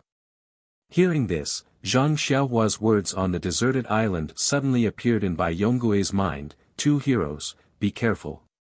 There are a lot of stones on the ground. Don't be like me. You must pay attention to your feet. Don't sprain your ankle. When he said this, wasn't he going to sneak attack him from behind? Could it be? Could it be that he already knew? He purposely used the corpse to block my sword. In an instant, a layer of sweat appeared on Bai Yonggui's forehead. His heart felt weak and he felt cold. If that's the case, then isn't this youth very scary? Seeing that Bai Yonggui's expression was not right, the lean man said, "Senior brother Bai, what's wrong? Are you scared? You were just careless just now. If you were really facing an enemy, how could you let him get close to you?" Bai Yonggui looked at everyone in the hall and rolled his eyes. He smiled and said, "It's fine. Brothers, I was just careless just now. What junior brother you said makes sense. How about this, we'll hand this difficult task to junior brother you." He then rubbed his chin and said, "Junior martial brother you, if you can handle this matter well, I will definitely tell the truth in front of the sect leader and give you the greatest credit. What do you think?" When the lean man heard this, he was overjoyed. He immediately stood up and said, "Senior Bai, are you telling the truth?" Bai Yonggui smiled and said, "We're brothers, why would I lie to you?" "Junior martial brother you said, well said. Since it's like this, I'll go and bring that guy's head over to accompany senior martial brother Bai's wine." As he spoke, he was about to leave his seat. At this time, a short and fat man beside him hurriedly tugged at his clothes and gave him a look. Junior brother Yu was not an impulsive person. Seeing the junior brother who was close to him give him a hint, his heart trembled. He then looked at the other senior brothers and found that they all had an indifferent look on their faces. Some of them even had ridicule in their eyes. He immediately understood what was going on. He stopped walking and smiled apologetically, "Senior brother Bai, I think it's better to forget about it. This little brother came out this time only to help senior brother. You can eat the meat, but you can give this little brother some soup to drink. This merit should be decided by senior brother. This little brother will just wave the flag and shout from the side to support you." Bai Yonggui said unhappily, "Junior martial brother Yu's words are wrong. The sect leader has said that no matter if it's a white cat or a black cat, as long as it can catch mice, it's a good cat. It doesn't matter if you're a senior martial brother or a junior martial brother, as long as you can contribute to the sect, you're a good disciple. I'm only bringing you out. The reward will still depend on your performance. I won't block your path for myself. I think I'll leave this matter to you." Junior martial brother Yu hurriedly said, "Senior martial brother Bai is too modest. I've always followed senior martial brother's lead. This time, I won't steal senior martial brother's glory." "Right, if senior martial brother isn't willing to lower yourself to do it, I think junior martial brotherly should do it. He's already seen through this youth's strength and must have a card up his sleeve." When junior martial brotherly heard this, he was greatly angered and thought to himself, "This bastard is really hateful. I was just casually flattering senior martial brother Bai. You're the one who stood up to take credit, but when you see that the wind is blowing in the wrong direction, you push it to me. Who doesn't know that the youth's qigong is powerful and that he can easily get close to us? If he has a long sword in his hand, his swings and thrusts will catch us off guard. Even senior martial brother Bai, with his high martial arts, fell for it, let alone us. If he really gets angry and wants to fight to the death, he'll definitely be able to drag a few of us down with him. This is still a situation where we're surrounded. If it's one-on-one, wouldn't the situation be even worse? Who would be stupid to be a bird that sticks its head out like this?" Then, he immediately stood up and said, "Senior martial brother Yu, I'm only making a logical judgment. Senior martial brother doesn't need to take it seriously. Just treat it as a fart.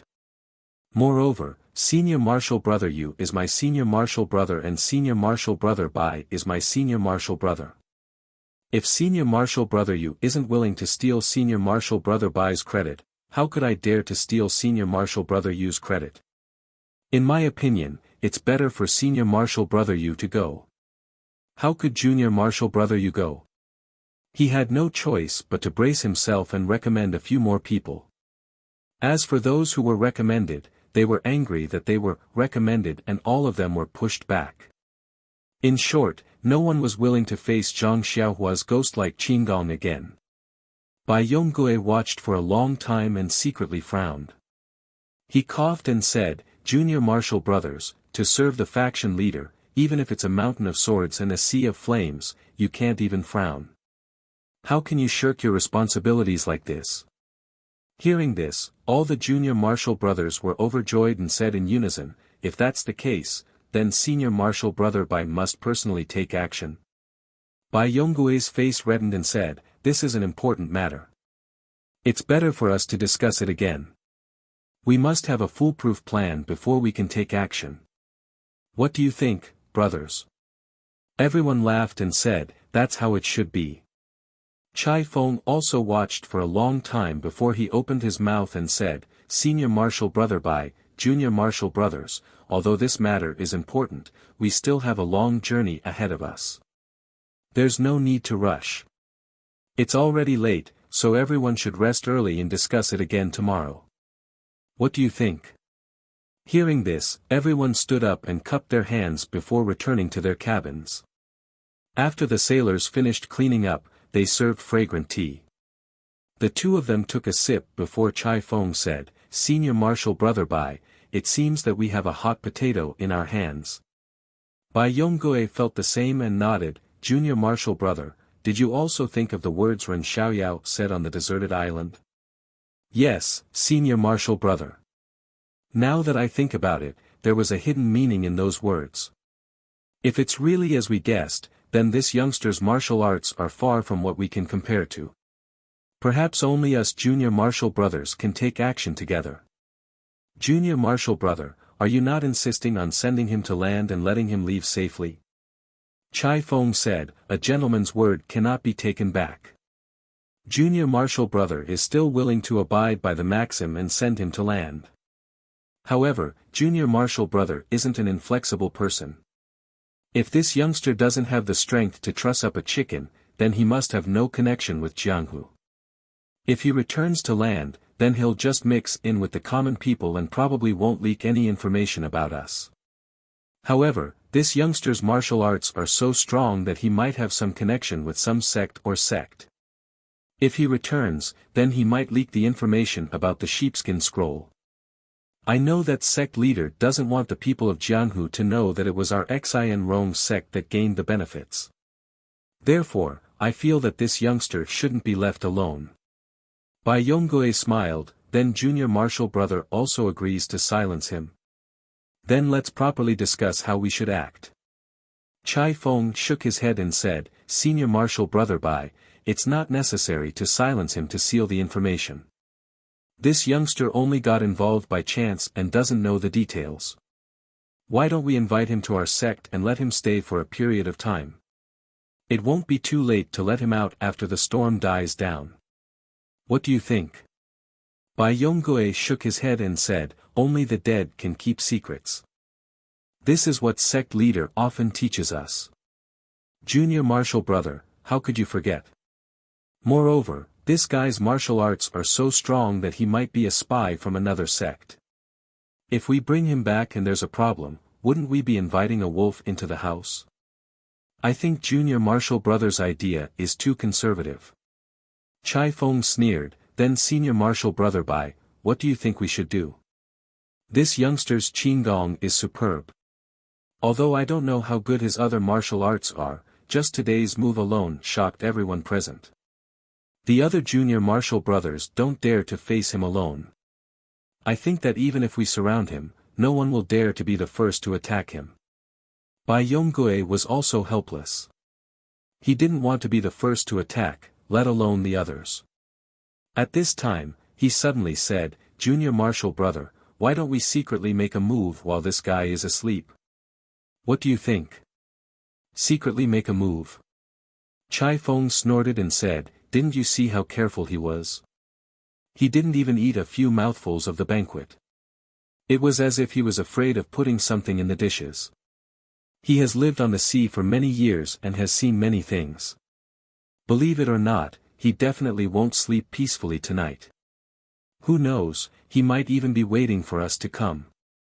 Thinking about Zhang Xiaohua's performance just now, Bai Yongui couldn't help but agree with Chai Feng's opinion. For the time being, he dismissed the idea of a night attack. Regarding Zhang Xiaohua, this youngster who he didn't know the depth of his martial arts, he didn't want to be in a hurry to shed all pretense of cordiality. Along the way, there was still plenty of time and opportunities. It was better to first stabilize this guy. Maybe an opportunity would appear and he would be able to dispose of him without shedding a drop of blood. Thus, the two chatted for a while before returning to their cabins to rest.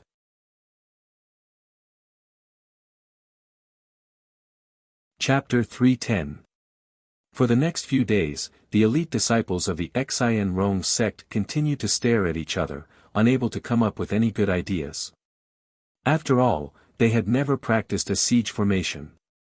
If they were to attack like a swarm of bees, no one could guarantee that they would be able to completely dodge the youth's outstanding qinggong. Even if they had been taught to give up for the sake of everyone in the sect, who would be willing to give up their lives in front of a real situation? As for Zhang Xiaohua, it was just as Chai Feng had expected. He was really an experienced sea runner. Ever since he met everyone for the first time, he did not show his face again. All of his daily food needs were sent to the cabin by the sailors. Bai Yongui had invited him a few times, wanting to find out more about him, but he had been rejected with the excuse that he had just left the deserted island and was not feeling well. Even when the sailors delivered food, they only ate a little bit of staple food and drank a little bit of water. The rest of the meat and fish were not touched at all. This also destroyed the thoughts of some people who wanted to poison the food. In fact, Zhang Xiaohua had already abstained from eating, so it did not matter if he ate or not. However, if he really did not eat or drink in front of the people of the Xian Rong sect for a few days, then he might really be seen as a monster. They might even take advantage of his hunger and thirst to kill him. Wouldn't that disrupt his plan of hiding his strength? Zhang Xiaohua also really did not want to fall out with the people of the Xian Rong sect before they returned to land. The more Zhang Xiaohua acted like a hedgehog that no one could bite, the more Chai Feng felt that his judgment was correct. He was just an innocent sea runner. On the other hand, Bai Yongui was even more anxious. The supplies on the ship were limited, so he could not delay the ship from docking. Once the ship docked, he would have no reason to force the ship to stay. When that time came, they could only fight. Therefore, on this vast sea, on this ship, a very delicate balance was formed. However, the two sides of this balance were exceptionally passive and proactive. The reason why the Xian Rong sect was passive was because they could not come up with an effective method that would not harm themselves. On the other hand, they had two different voices. One was to silence the other, and the other was to send him to the sect. Although these two businesses were to prevent information from leaking out, the process and results of the implementation were completely different. The reason why Zhang Xiaohua took the initiative was that although he knew that the Xian Rong sect had evil intentions towards him, he only wanted to take the ship back to land. Just as Zhang Xiaohua thought, as long as I am careful and don't give you a chance, I don't believe that you will never reach land. And when you reach land, heh. Of course, the main reason why Zhang Xiaohua took the initiative was because of his powerful martial arts. The people of the Xian Rong sect had only seen his superb qinggong and did not know the depth of his martial arts.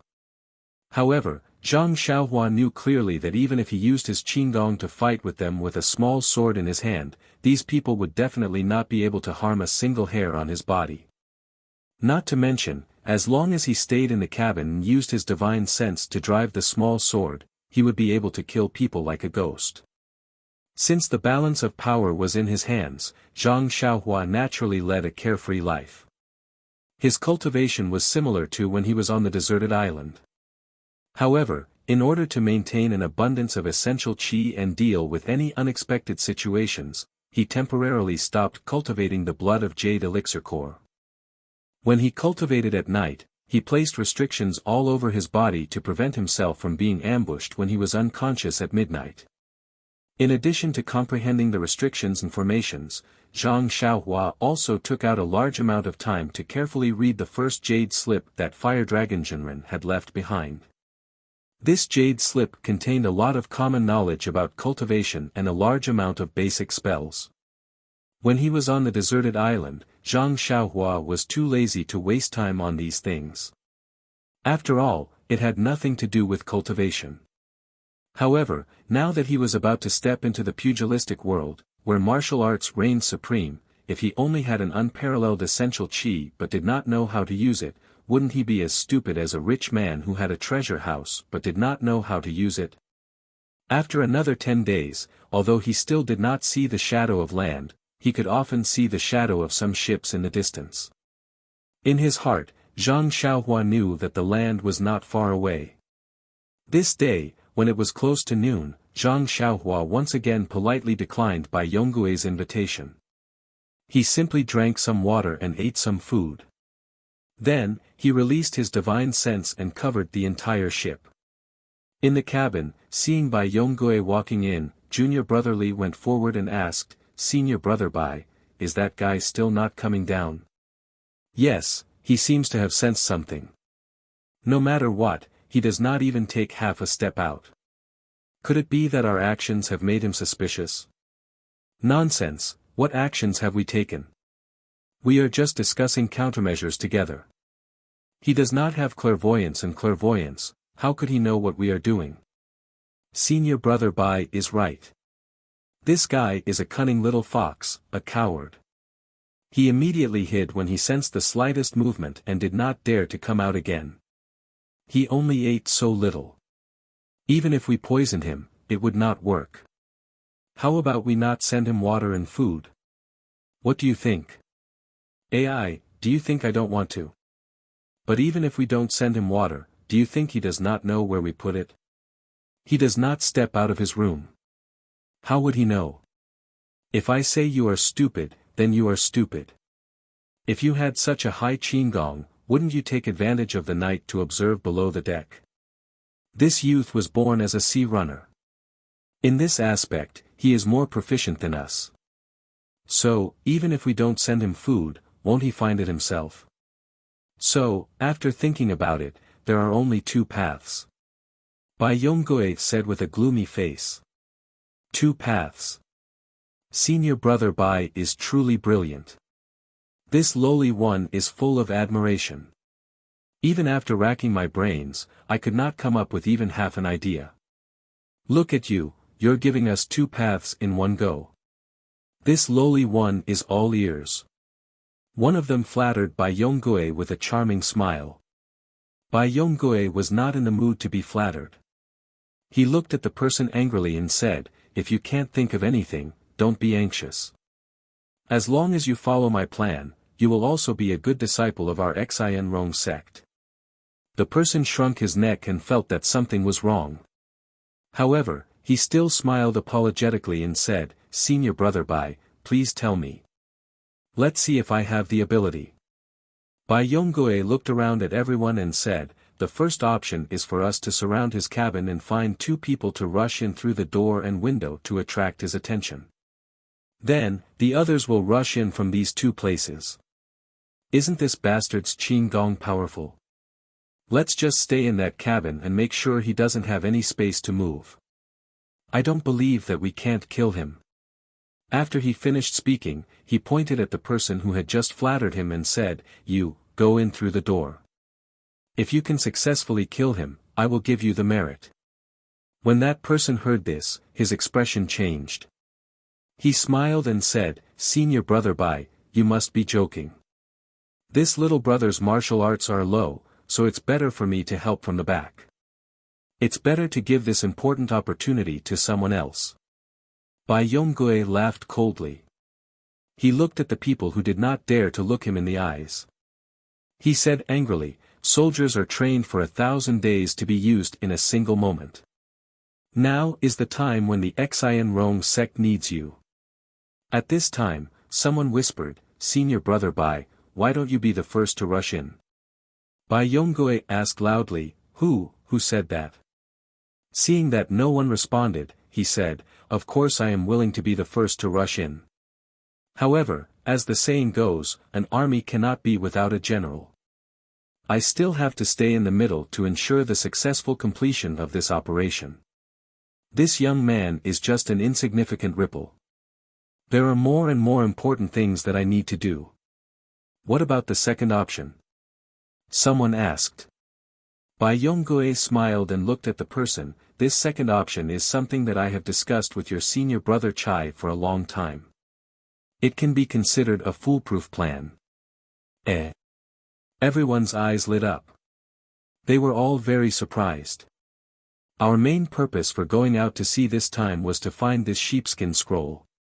Now that we have successfully completed our mission, I believe that the rewards from the sect will not be small. This young man who ran out to sea was just an accident. Preventing him from leaking information is a very professional job, and should be left to the experts.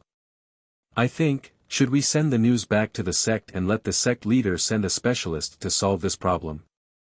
When everyone heard this, they all clapped and said, good, very good. Bai Yongui seemed to have expected this result and said, since everyone has agreed, then let's take it as a collective decision made by the dozen of us. Junior brotherly, I'll leave this matter to you.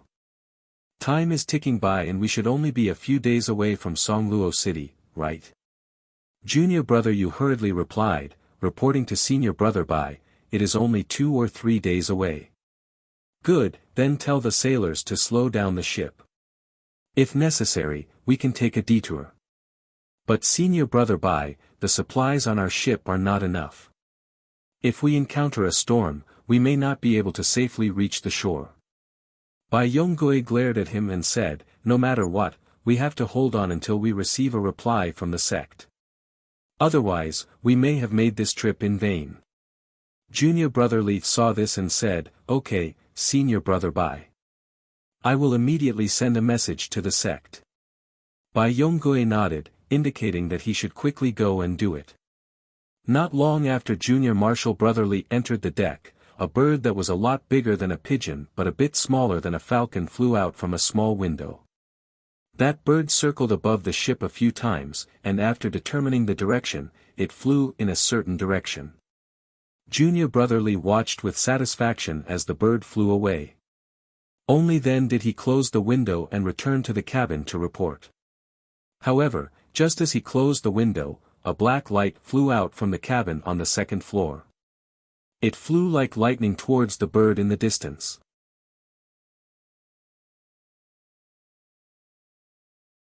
Chapter 311. That black light was the small sword driven by Zhang Xiaohua. Although the bird flew very quickly, the small sword was even faster and in a short while, it had caught up. The bird seemed to have sensed its pursuers and immediately increased its speed. As if it had been trained for a long time, it flew up, down, left and right as if it was trying to shake off the small sword. Unfortunately, the small sword had been through a battle with a wild seabird, and how could it be shaken off by this bird? In a short moment, the small sword was pressed against the bird's neck, and if it exerted a little more force, it would be stabbed to death. At this moment, the small sword suddenly shook off the bird and with a turn, it flew back like a bolt of lightning. The bird had just escaped death and gave a loud cry.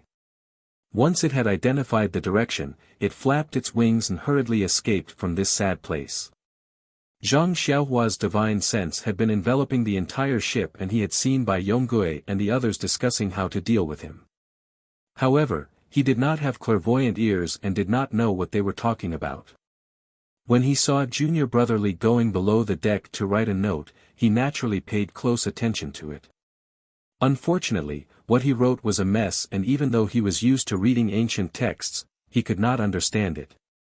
It was only when junior brother Li released the bird that he felt that the note might be unfavorable to him, and without hesitation, he released his flying sword with the intention of intercepting the bird midway.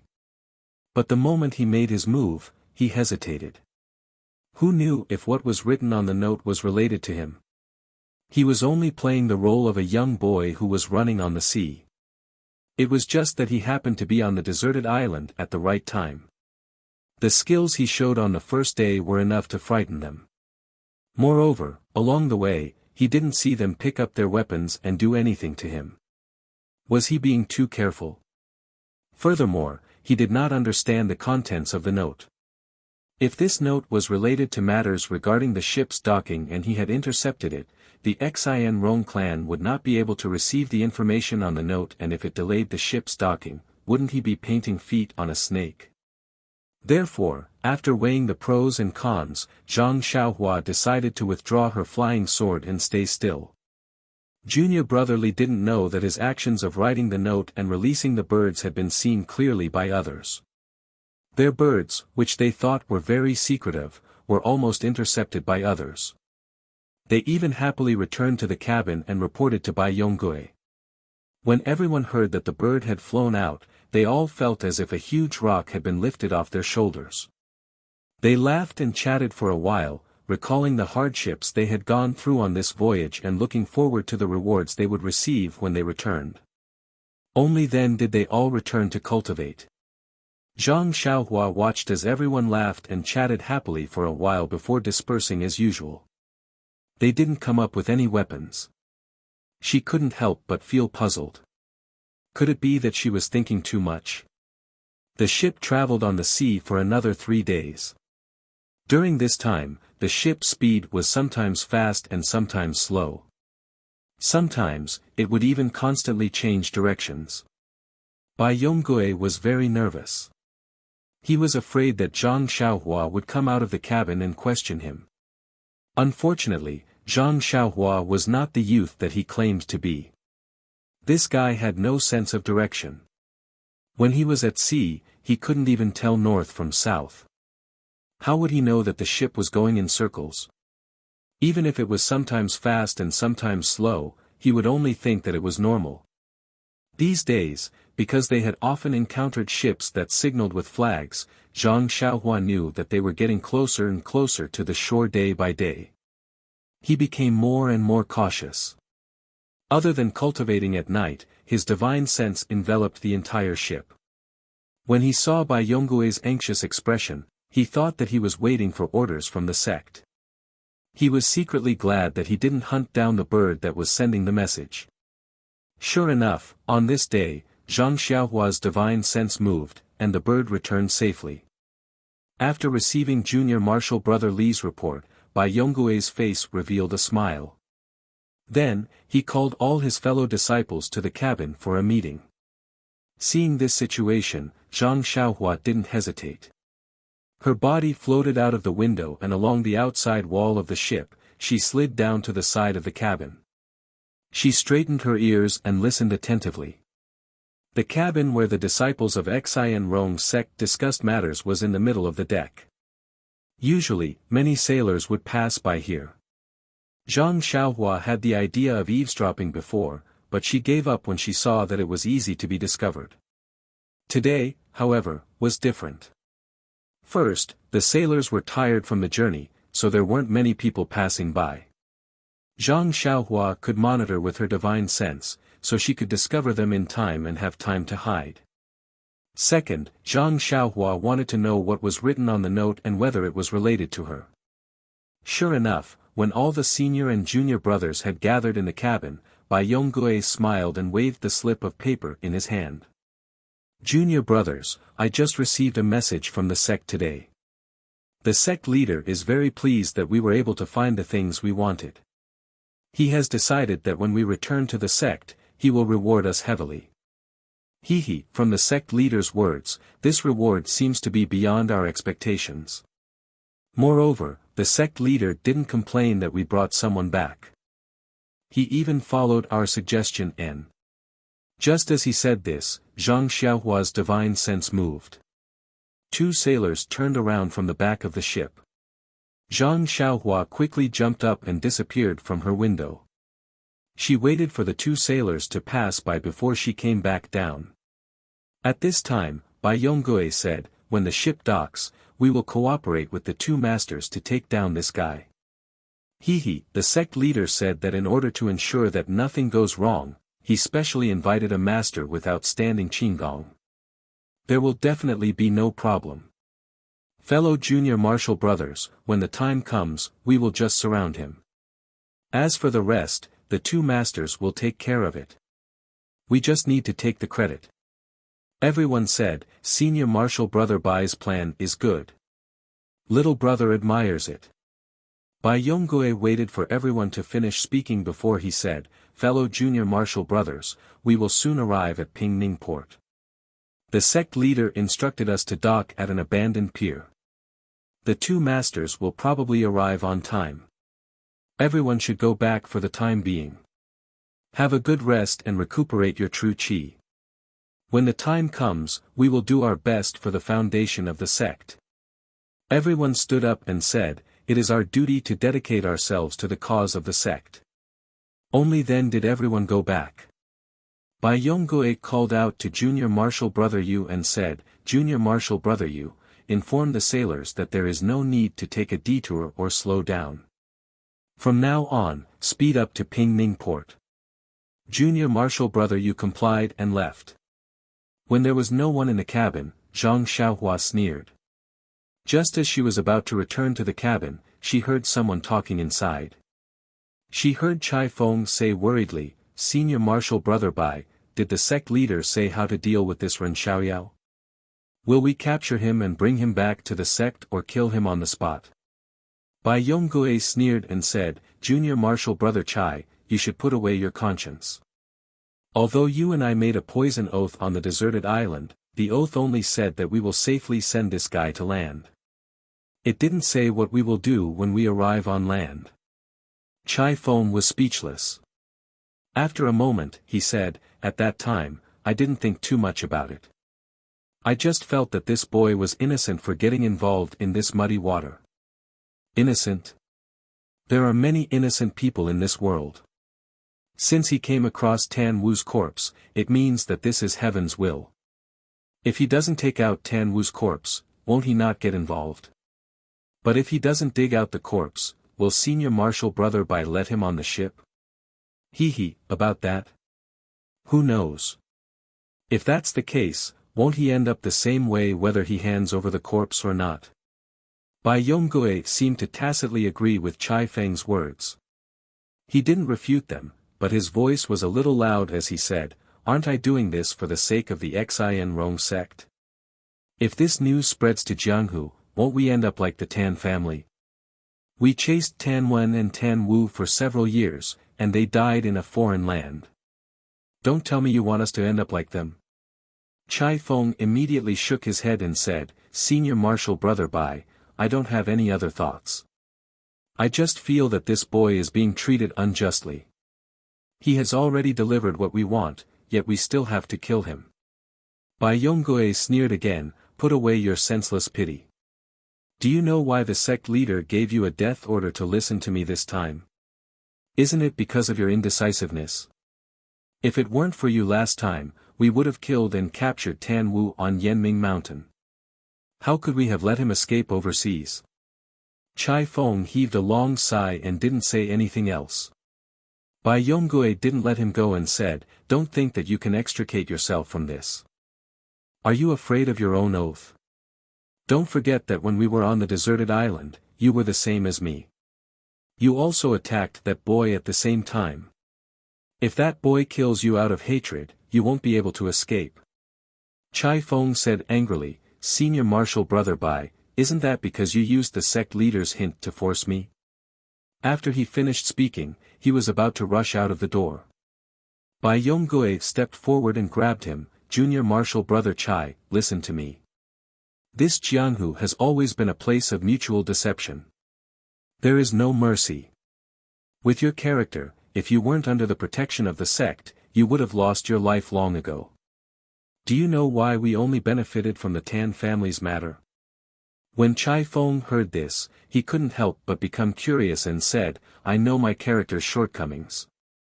I'm very trusting, indecisive, and don't like to hurt people. I'm not cut out for the Jianghu. However, we grew up in the sect. If we don't mingle in the Jianghu, how can we make a living? And what is the relationship between my character and the Tan family? Zhang Xiaohua's gossipy heart was also greatly aroused. Just as he was about to listen carefully, another sailor passed by. He had no choice but to return to the cabin and wait for the sailor to pass before coming down. Although Zhang Xiaohua secretly cursed this guy for interrupting his story, he also knew that the number of sailors had decreased because they were about to reach the shore. If it was before, he wouldn't have been able to stay outside the window for even a moment. Sure enough, Bai Yonggui, who was in the cabin, had already started talking. I also happened to find out from a senior marshal brother who was in charge of intelligence that our Xian Rong sect had already noticed the Tan family's strange movements 5 or 6 years ago. We had already begun to make arrangements and gather relevant information. However, the Tan family was a large martial family. Outsiders rarely entered, so it was extremely difficult to find out any information. Only one of the senior marshal brother's disciples, who disguised himself as a jade shopkeeper, was able to establish a little bit of contact with a young master of the Tan family who liked jade.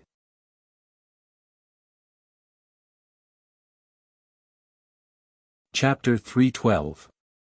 Chai Feng didn't understand and asked, "What does this have to do with my personality?"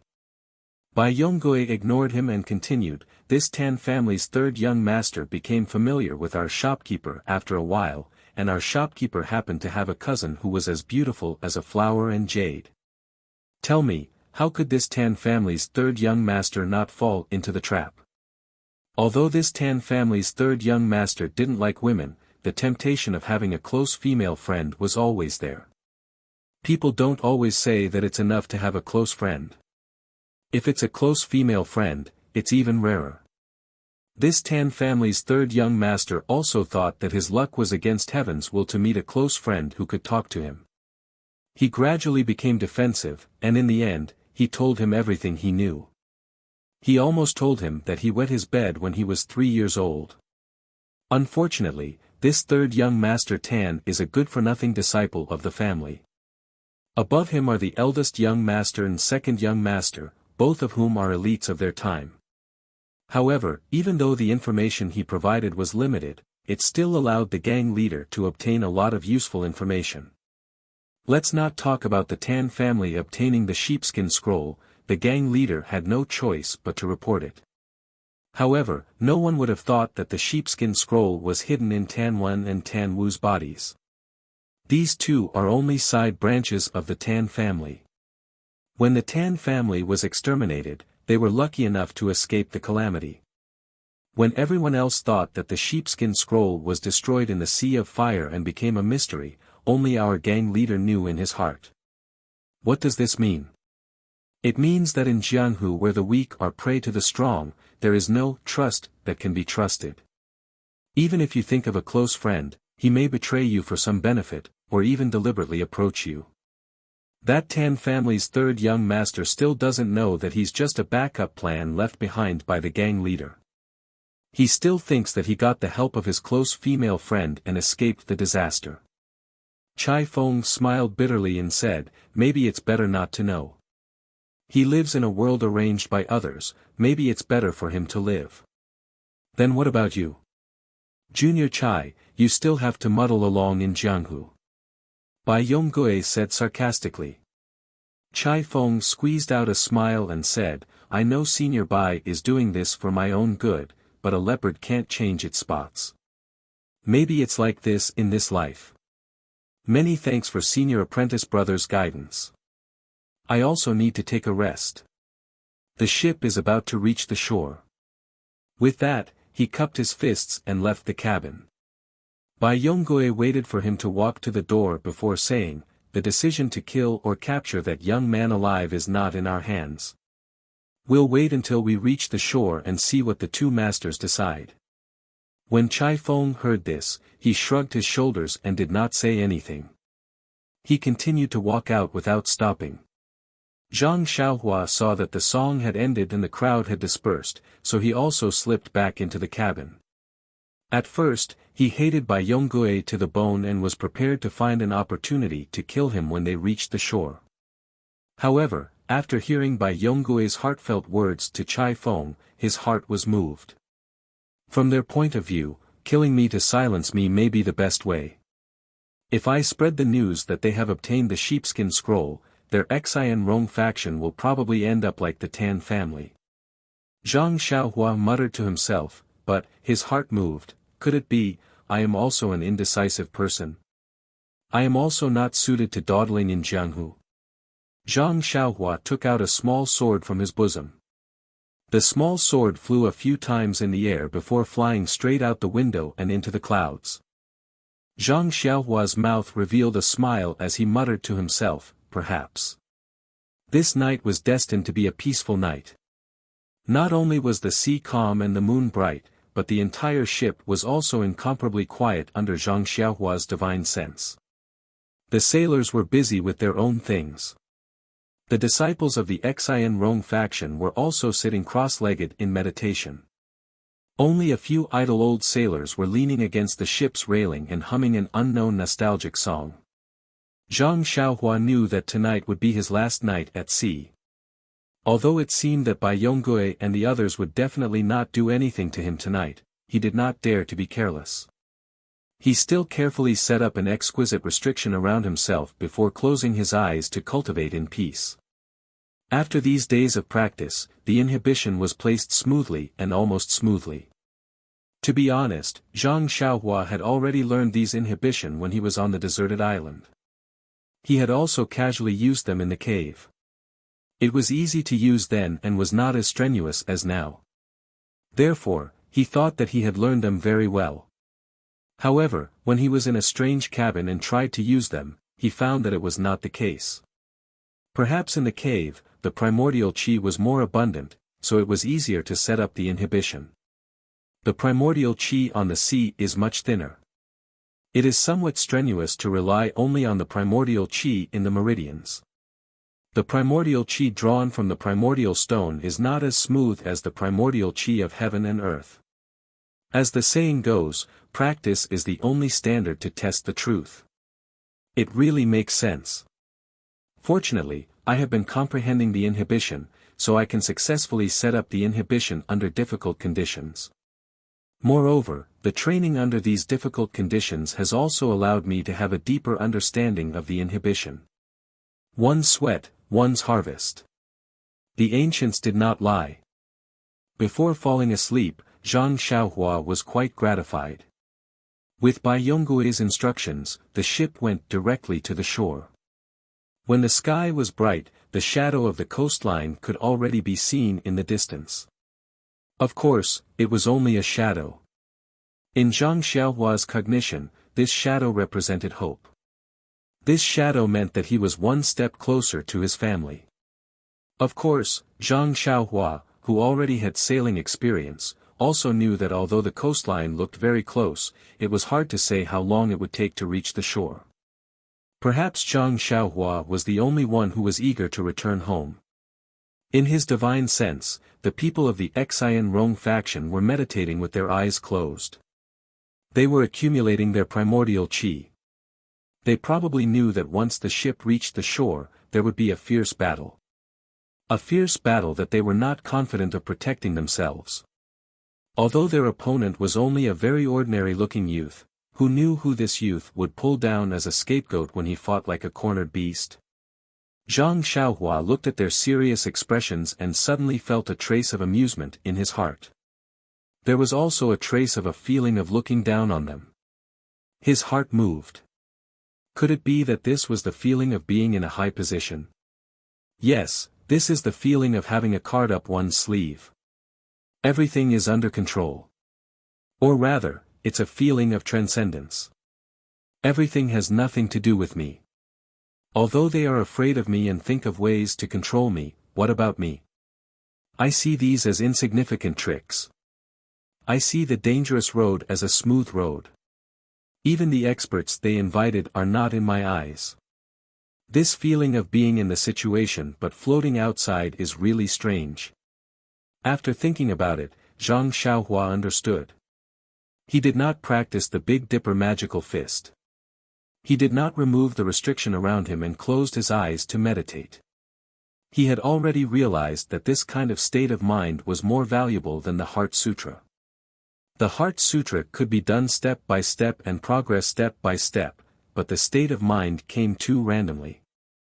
Fortunately, seeing that they were about to reach the shore, the people of the Xian Rong sect also wanted to pass the last part of the journey peacefully. No one came to disturb Zhang Xiaohua.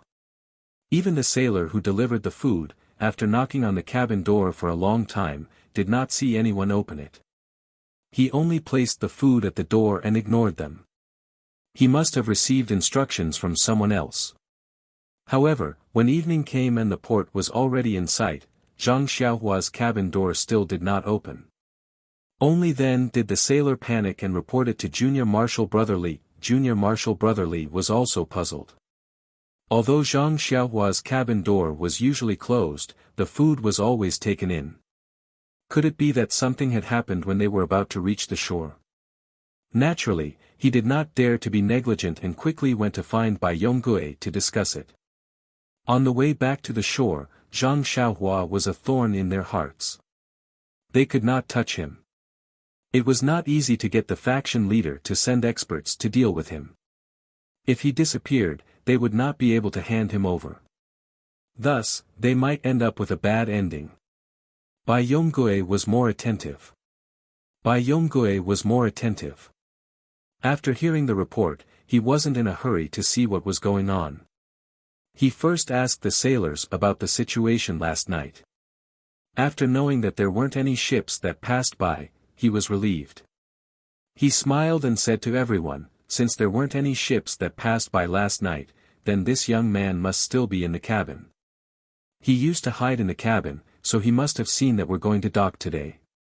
He's not a fool, so he naturally knows that there won't be any good results when we dock. So he hid in the cabin and thought of a countermeasure. As long as we guard carefully and don't let him escape, it will be a great merit. Junior Brother Li said uneasily, but, Senior Brother Bai, if he really is not in the cabin and we can't hand him over when we reach the shore, what should we do? Haha, that's easy. Junior Brother Li, I will give you a task. Go to the cabin and ask that little brother to come out. How about it? Me? Oh, I also agree with Senior Brother Bai's opinion. The sea is vast and there are no ships passing by. No matter how good his Qin Gong is, he can't be in the water and not sink. He must still be in the cabin scratching his head. Everyone chuckled, thinking the same thing. Bai Yongui waved his hand and asked the sailor to come forward. He said, go to the cabin door and watch carefully.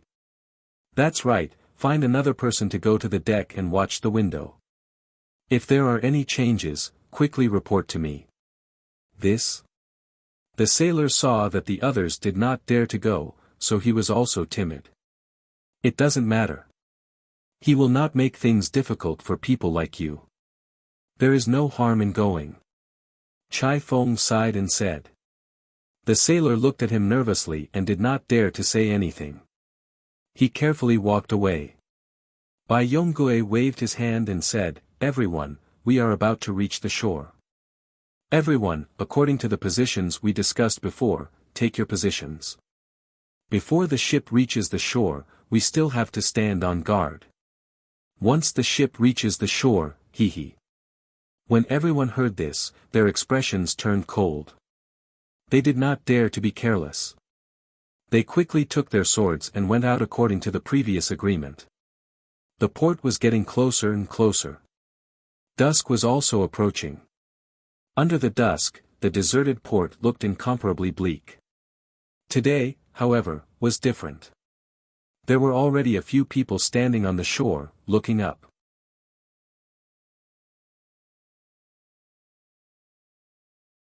Chapter 313. This pier used to be a good harbor. Large and medium-sized ships could directly dock at the shore. It used to be very lively, but in recent years, it had become deserted, which was very strange. However, businessmen valued profits. Since Pingning Port could also provide a good channel, who would care about the reason why this pier was deserted? The ship slowly approached the shore, but Zhang Xiaohua's cabin door still did not open. Bai Yonggui was half happy and half worried. He was happy that the ship had finally reached the shore.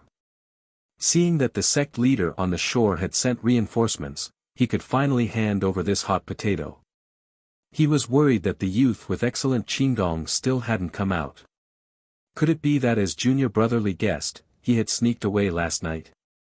However, if he had to open Zhang Xiaohua's cabin door himself, he really didn't have the courage. Looking at the 4 people on the shore, Bai Yonggui couldn't help but secretly wipe the cold sweat on his forehead. After thinking for a while, he called everyone and jumped onto the shore. There were 4 people standing side by side on the shore. 2 of them were around 23 or 24 years old. They were wearing gray robes and hats. One of them was holding a long sword, and the other was holding a long crescent moon shovel. The 2 people standing on both sides were dressed in martial attire.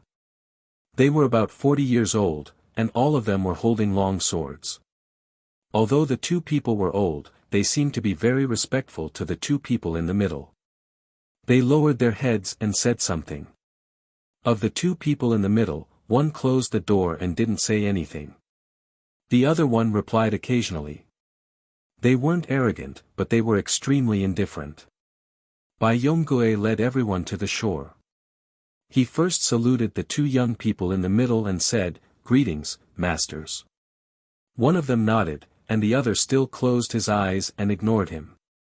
Then, Bai Yonggui saluted the 2 men in martial attire and said, "Li, Deacon Chen, you came in person." The dark and fat man laughed and said, "Little Bai, don't call me Hall Master. It's better to call me Vice Hall Master Li." Bai Yonggui smiled and said, Li is a good name. If this trip goes smoothly, I think Li will definitely go one step further. I'm not wrong to call you that. Good, Xiao Bai. I like what you're saying. Your contribution this time is not small. I won't forget it. Also, the people behind you will all be heavily rewarded. Hearing this, everyone was overjoyed and cupped their fists to express their thanks. Bai Yonggui took a step forward and was about to say something when he saw Li give him a look and asked, "Xiao Bai, where is the expert you mentioned? How come I only see you guys and not that person?" This. Bai Yonggui didn't know what to say. Seeing Bai Yonggui hesitate, Li frowned and said, "Did he escape?" Bai Yonggui hurriedly explained, "Mr. Li, it's a misunderstanding. We're keeping a close eye on him. Why would we give him a chance? That's strange. Where is he?" This. Bai Yonggui pondered for a moment before taking a step forward. At this moment, the young man said impatiently, "If you have something to say it out loud. Why are you whispering?" Li also scolded, "Xiao Bai, if you have something to say, just say it. Our Xian Rong sect has nothing to hide." Bai Yonggui said awkwardly, "Mr. Li, that young man didn't escape. He's just hiding in the cabin and won't come out. We don't dare to call him." Hearing this, Mr. Li's heart was as clear as a mirror. He scolded, "You bunch of useless things. If you don't even have the guts, how can you still survive in Jianghu?" However, he looked at the 2 young men. Seeing this, the young man seemed to understand something. He smiled and said, "Well said, Mr. Li, since your leader invited us here, let us do this." Hearing this, Mr. Li put on a smile and said, "That's good. Then we'll have to ask the Grandmaster to do it." At this moment, someone suddenly said, "Grandmaster? Where are you Grandmasters from?" When everyone looked back, they saw an ordinary young man standing on the high bow of the ship. Seeing this, Bai Yonggui hurriedly said, "Mr. Li, Grandmasters, it's this young man." After saying this, he waved to the others. The others all jumped back and surrounded the dock in a semicircle. Seeing the reaction of Bai Yonggui and the others, Mr. Li smiled and thought, "Not bad, children can be taught." Then, Mr. Li took a step forward and cupped his fists to Zhang Xiaohua. "Little brother, I am Xian Rong Sec's Luo River Hall's Vice Hall Master Li Min. Under the order of our leader, I invite you to our sect for a while. He didn't mention Zhang Xiaohua's alias at all. It was as if he was sure that Ren Xiaoyao wasn't his name. How could Zhang Xiaohua believe him? He said in a clear voice, Vice Hall Master Li, many thanks for your sect leader's kind intentions. However, this one has been overseas for a long time. It would be better for me to stay here for a year and a half. When I have time, I will pay a visit to your sect leader. Then, he added, I'll remember your sect's kindness in bringing me back from the deserted island. I won't tell anyone. Zhang Xiaohua thought that the two masters invited by the Xian Rong sect were elders with strong martial arts. Only now did she know that the masters were two monks. The hats on their heads were obviously to cover their bald heads. He knew that the Xian Rong sect wouldn't want the sheepskin scroll to spread, so he didn't leak anything when he spoke. His words clearly told Mr. Li that he wouldn't reveal anything about the sheepskin scroll. Although Hall Master Li understood the meaning behind his words, he had received a death order. How could he dare to show any mercy to his subordinates? He could only smile and say, little brother, you're thinking too much. Our sect leader likes young talents the most. He was very happy when he received the news and sent me to welcome you. If you don't go, wouldn't you be letting down our sect leader's painstaking efforts? Zhang Xiaohua laughed coldly and was about to speak. The thinner monk next to him said, this benefactor, you should listen to Vice Hall Master Li. If you let this little monk fight, it won't be good. It won't be good if you get injured. Zhang Xiaohua smiled and said, if I go with you, what will you say? Will I just leave like this? Ahem, Mr. Li laughed dryly and said, this, in order to show little brother's sincerity, I'll have to ask this great master to seal little brother's acupoints. Of course, it's only a few simple acupoints and won't have any effect on the body. When we arrive at the sect, we'll immediately undo little brother's acupoints. Our sect leader is also waiting to apologize to little brother and hold a welcoming banquet. Ha ha ha, Zhang Xiaohua laughed loudly, as if she had heard the funniest thing in the world. The monk next to him frowned and said, Vice Hall Master Li, why are you wasting time with him? Just directly take him down. Try peaceful means before resorting to force, try peaceful means before resorting to force. Mr. Li explained. After Zhang Xiaohua finished laughing, she was about to speak when she heard a clamor from the side. Zhang Xiaohua looked up and saw that it was a crow on a huge weeping willow on the shore. Even with so many people, the crow didn't fly away. It was a strange thing. Zhang Xiaohua rolled her eyes and said loudly, where did this crow come from? It's so noisy, it's really unpleasant to hear. After she finished speaking, she stood up and held a long sword in her hand. From the high ship, she directly flew towards the weeping willow. Seeing this, the skinny monk's eyes lit up and praised, good Qinggong. At this time, the monk who had his eyes closed also opened his eyes. His eyes flashed for a moment before he closed them again. The huge weeping willow was outside the encirclement of the Xian Rong sect people. When Bai Yonggue saw Zhang Xiaohua jump out, he led everyone to follow Zhang Xiaohua's figure and flew outside. When Zhang Xiaohua landed, she was right next to the weeping willow, but she was still surrounded by people. Seeing this, Zhang Xiaohua wasn't nervous. Her right hand exerted force and stabbed her long sword into the ground. She looked at Mr. Li and smiled, this crow is very noisy and always says some nonsense. Watch how I deal with it. After she finished speaking, she walked to the side of the weeping willow. She bent down and wrapped her arms around the thick trunk. The trunk was very big and Zhang Xiaohua couldn't even wrap her arms around half of it. However, Zhang Xiaohua didn't mind. She took a deep breath and shouted, rise, then, he exerted a little strength with his arms, and the ground shook. The huge weeping willow was pulled up a few inches. The weeping willow was huge, and its crown was the size of a few houses. The roots under the tree were even denser, almost covering the entire dock.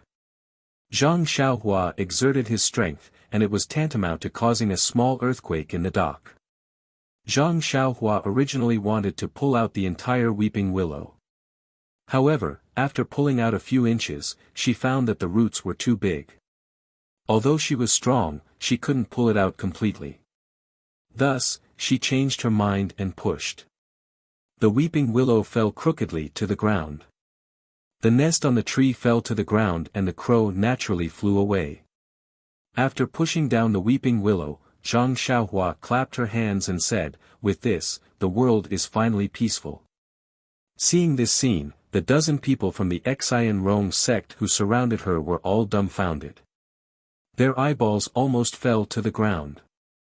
As for the 4 people outside the encirclement, the 2 leaders were dumbfounded as they looked at the huge tree that had fallen to the ground in disbelief.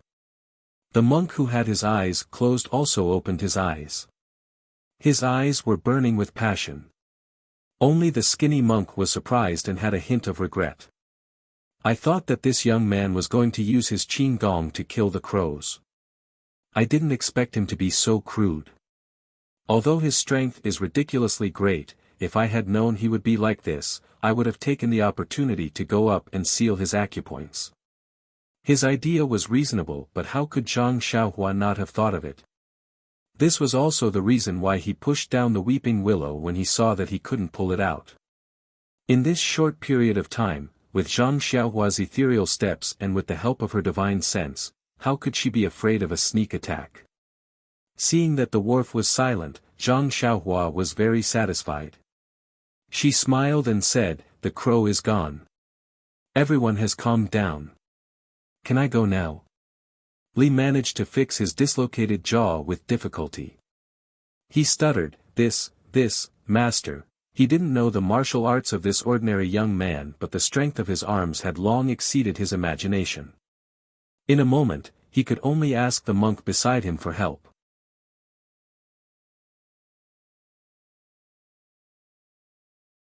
Chapter 314.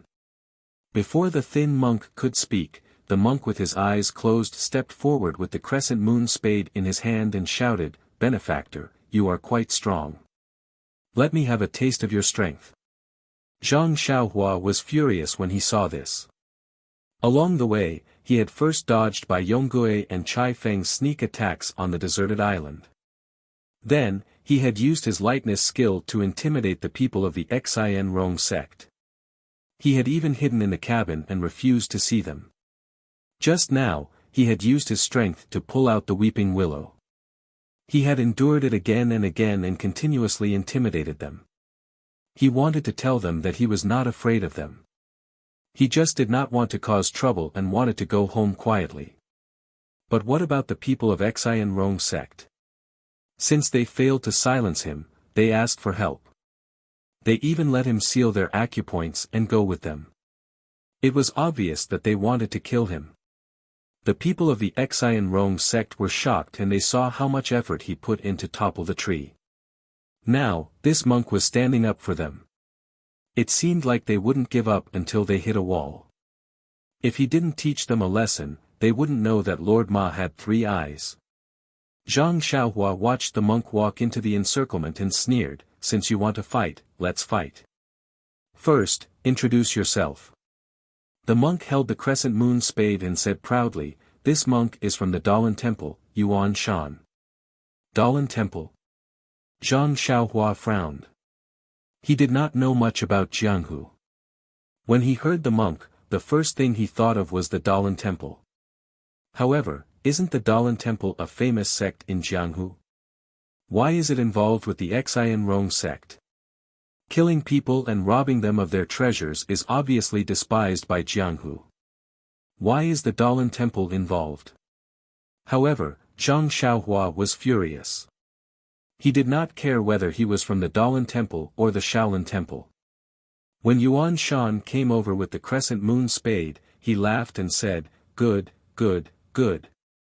After that, he pulled out the long sword that was stuck in the ground beside him and leaped forward. He raised his sword and slashed downwards. He shouted, "Monk Yuna, eat my sword." Zhang Xiaohua had only learned the nameless swordsmanship. If he used a sword that weighed thousands of kilograms, he would be able to lift it as if it was light, but it would lose its lightness. Zhang Xiaohua had not learned any other swordsmanship. However, since the pulsatilla could use a soft sword to chop, why couldn't he use a long sword? Of course, this move of his was very similar to the mountain-splitting strike. Monk Yuan Shan saw that Zhang Xiaohua's sword was coming at him and his body was full of openings. He originally wanted to use the crescent moon shovel to greet the openings on his body, but when he heard the sound of the sword whistling through the air, he knew that even if he succeeded in one move, when the sword reached his body, his brain would inevitably burst open. His heart could not help but tremble. With a loud shout, he actually raised the crescent moon shovel with both hands and welcomed Zhang Xiaohua's sword. In Yuan Shan's mind, his crescent moon spade, which was as thick as a duck's egg, was naturally at an advantage. He estimated that the long sword would be retracted before it reached his head. However, at that moment, the long sword and the crescent moon spade collided. At first, when Yuan Shan saw that Zhang Xiaohua did not retract his move, he was secretly delighted. Although the long sword was still a sword embryo and had not been sharpened, how could it be compared with his crescent moon spade? Wouldn't it be knocked away by him? However, in an instant, an extremely abundant and huge force that he had never encountered before came from the crescent moon spade in his hand. It was as if a huge mountain was pressing down on him. Yuan Shan's eyes widened and his face turned ashen. He clenched his teeth and used all the strength in his body to resist. In everyone's ears, they heard a loud, crack sound. Yuan Shan was actually half a head shorter and his whole calf sank into the ground. Then, with a puff sound, Yuan Shi spat out a mouthful of blood and shouted, "Good." The strength in his hand weakened by half. Then, with another puff sound, he spat out another mouthful of blood and said, "Good." The crescent moon spade became a little shorter again. Yuan Shi's arm trembled slightly. Then, with another puff sound, he spat out another mouthful of blood and said, "Good." The crescent moon spade also fell to the ground with a clang sound. Yuan Shi spat out 3 mouthfuls of blood and his body collapsed. Unfortunately, his whole calf had sunk into the ground and he could not fall down even if he wanted to. Zhang Xiaohua's long sword fell on the top of Yuan Shan's head. When the thin monk not far away saw this, he was shocked and shouted, "Don't take my senior brother's life."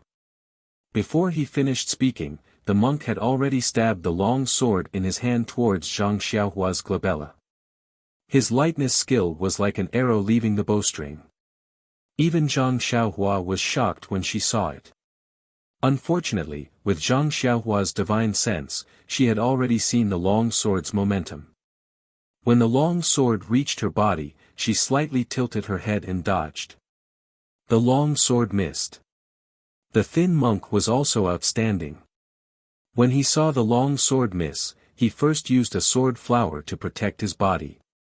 Then, he flipped in the air and faced Zhang Xiaohua, continuing to stab. Zhang Xiaohua had no intention of harming Monk Yuan Shi's life. The long sword in his hand only touched Monk Yuan Shan's head. Soon after, he did a somersault and floated high into the air, dodging the long sword once again. He casually threw his long sword at Chai Feng, who was surrounding him. When Chai Feng saw the long sword flying towards him while the two of them were in a heated battle, he was already scared witless.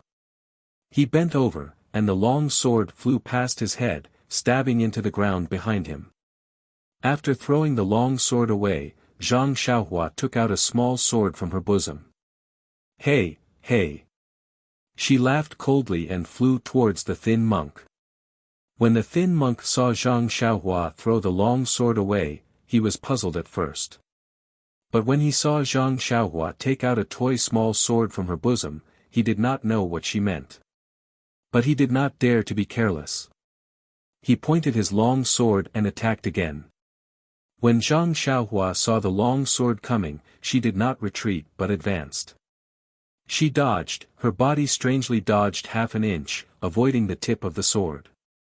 The small sword in her hand also quickly stabbed towards the thin monk's throat. The monk was shocked. He moved his body sideways and kicked towards Zhang Xiaohua's waist. Zhang Xiaohua was in the air, she also bent her leg and kicked. With a muffled sound, the two people kicked together. The thin monk used the momentum to stand up, but Zhang Xiaohua was like a wisp of smoke, flying towards the encirclement. The thin monk thought she was going to escape, so he shouted, "Don't go." He chased after her again, but Zhang Xiaohua used the momentum to fly. How fast was she? When he chased after her, Zhang Xiaohua had already swept into the encirclement. But Zhang Xiaohua did not fly over the encirclement as the thin monk thought. Instead, she stuck out the small sword in her hand and directly stabbed towards one of the people in the encirclement. It was none other than Bai Yonggui. Like Chai Feng, Bai Yonggui was scared witless by Zhang Xiaohua's bravery. He hurriedly raised his sword to meet the attack. His martial arts were not as good as Zhang Xiaohua's, so he had already lost his sense of propriety. Zhang Xiaohua sneered. The small sword touched his throat and a trace of blood had already seeped out. Then, she stopped exerting force and turned her hand back. The small sword swept past Bai Yonggui's right hand that was holding the sword and cut off his thumb. The 10 fingers were connected to the heart. Bai Yonggui felt a piercing pain and his long sword fell to the ground with a clang. At this moment, the thin monk had also rushed over. Zhang Xiaohua turned her head and grinned. She did not break out of the encirclement. Instead, she turned around and flashed past. She stretched out her small sword again and stabbed towards the thin monk's throat from a strange angle. The thin monk did not dare to be negligent. He changed the move of the long sword in his hand and protected the front of his body. However, Zhang Xiaohua suddenly rose up in the air and swept over his head. Then, she casually stabbed back with her long sword, leaving a trace of blood on the back of the thin monk's neck. Before the skinny monk could turn around, he felt a chill at the back of his neck. He knew that something was wrong and stabbed his sword back, wanting to perish together. However, Zhang Xiaohua had already flown back into the encirclement. She no longer looked at the crowd and laughed. "Don't bother me again. Otherwise, I won't be as relaxed as I am today." After she finished speaking, she flew in the direction of Chai Feng. Chai Feng had just gotten up when he saw Zhang Xiaohua flying towards him. He couldn't help but lie down again. Zhang Xiaohua ignored him and flew straight to her sword. She pulled out her sword and floated up again. With a few leaps, she disappeared into the dusky wilderness. From the moment Zhang Xiaohua made her move to flying out of the encirclement, only a short time had passed. The two leaders of the Xian Rong sect outside the encirclement did not have time to make their move.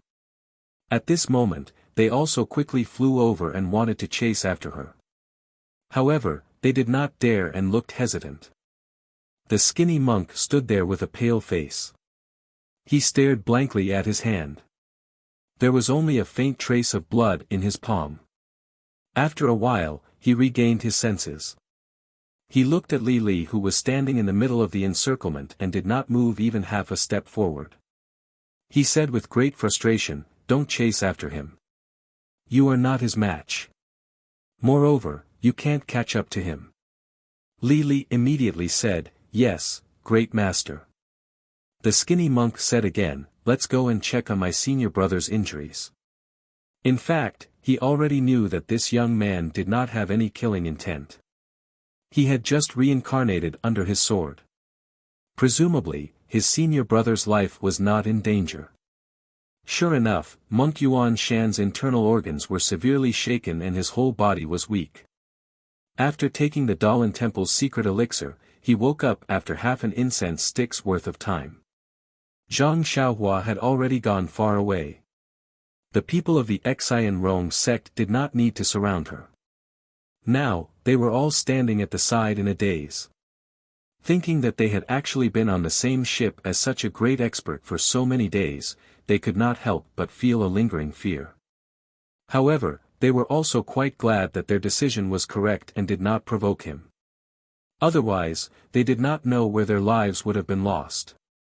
When Chai Feng saw Bai Yonggui's injuries, his heart was in turmoil.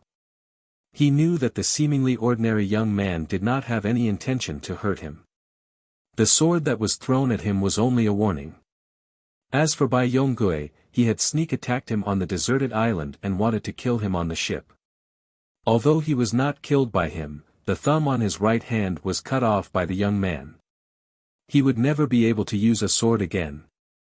Fortunately, this young man seemed to remember the benefits of bringing him back to land and spared his life. Only then could Bai Yonggui struggle at death's door and end his life. The skinny monk originally wanted to ask about Zhang Xiaohua's situation in detail. However, when he saw Monk Yuan Shan's dispirited and listless appearance, he said, "Senior brother's injuries are serious. I have to bring him back to the temple for treatment. You guys deal with the aftermath here. When I return to the temple, I will report this matter to the elders. You guys should also hurry back to the temple." After he finished speaking, he did not stay any longer. He carried Monk Yuan Shi on his back and used his qinggong to immediately leave.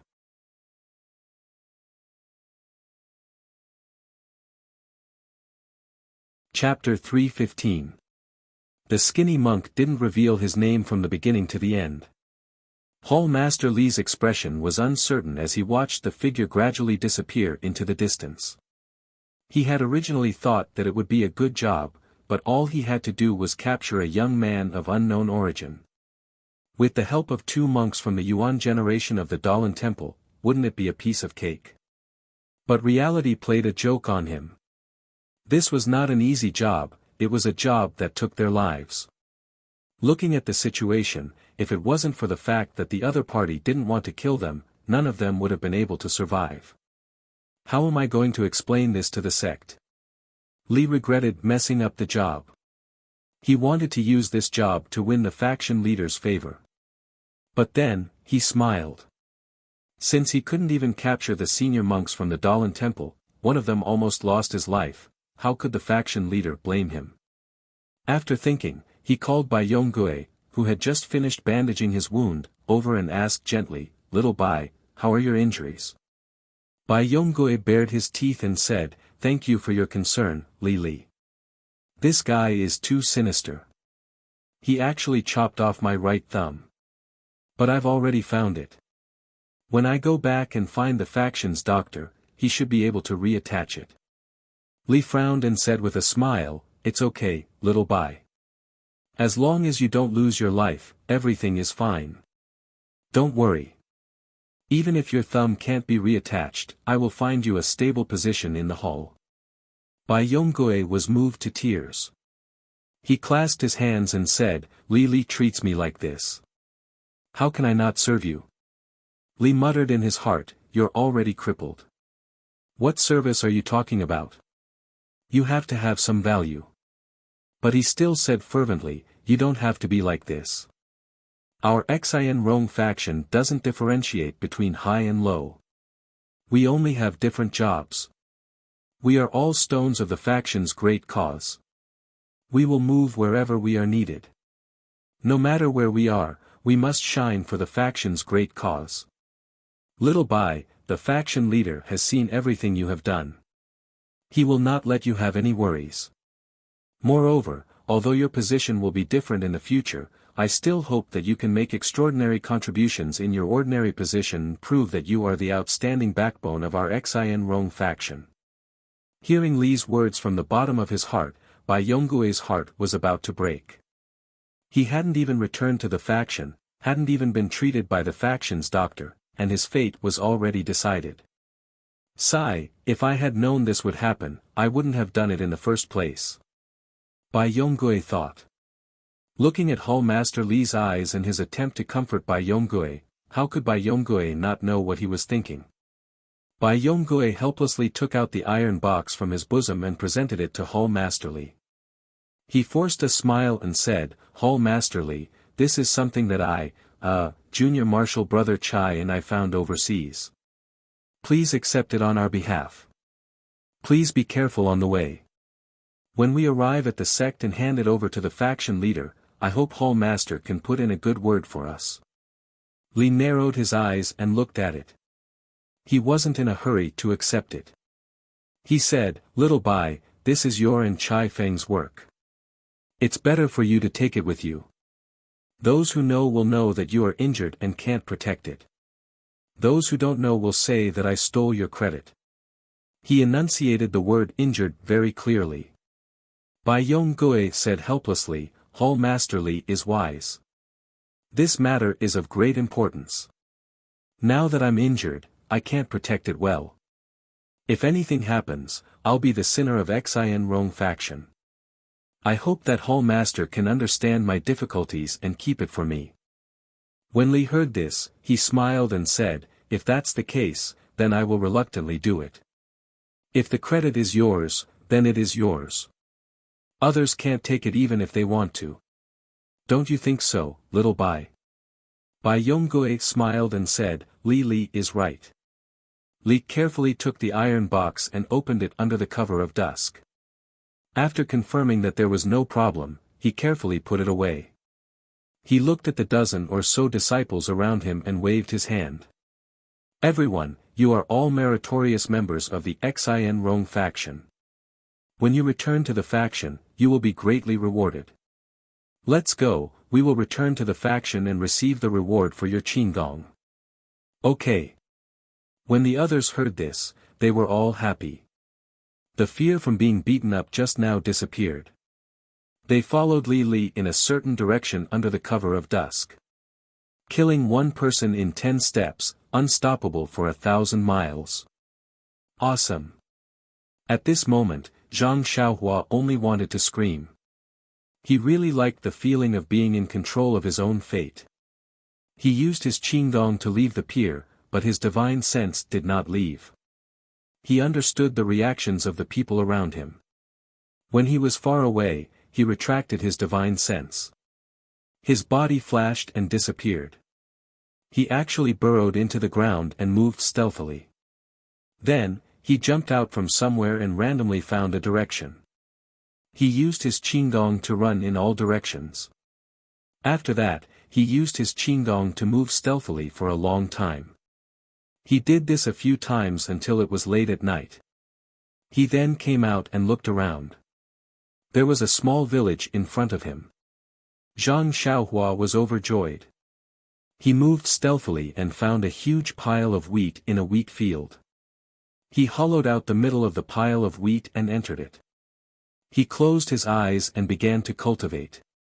After coming out from the pleasure of being in control of the situation, Zhang Xiaohua had a trace of vigilance in his heart. He was just in the initial stage of qi refining. There was still a long way to go before Venerable Fiery Dragon, who was in the foundation establishment stage. With Venerable Fiery Dragon's strength, he could not help but turn into dust. How could he let go of any opportunity to cultivate? Moreover, the people he had just fought were just some small fries. Zhang Xiaohua was not arrogant enough to compete with O Peng and Monk Changgung. Who were those people? They were old monsters who had been immersed in martial arts for decades. They were the leaders of martial arts. Although he was cultivating the way of immortality and had a higher starting point than them, he had not been cultivating for long. It was impossible for him to compete with them now. Therefore, he had to work hard to cultivate. The next day, Zhang Xiaohua scurried out of a pile of wheat straw and struggled to get some information from a farmer's auntie. It wasn't that he didn't look friendly, and the auntie didn't dare to say it.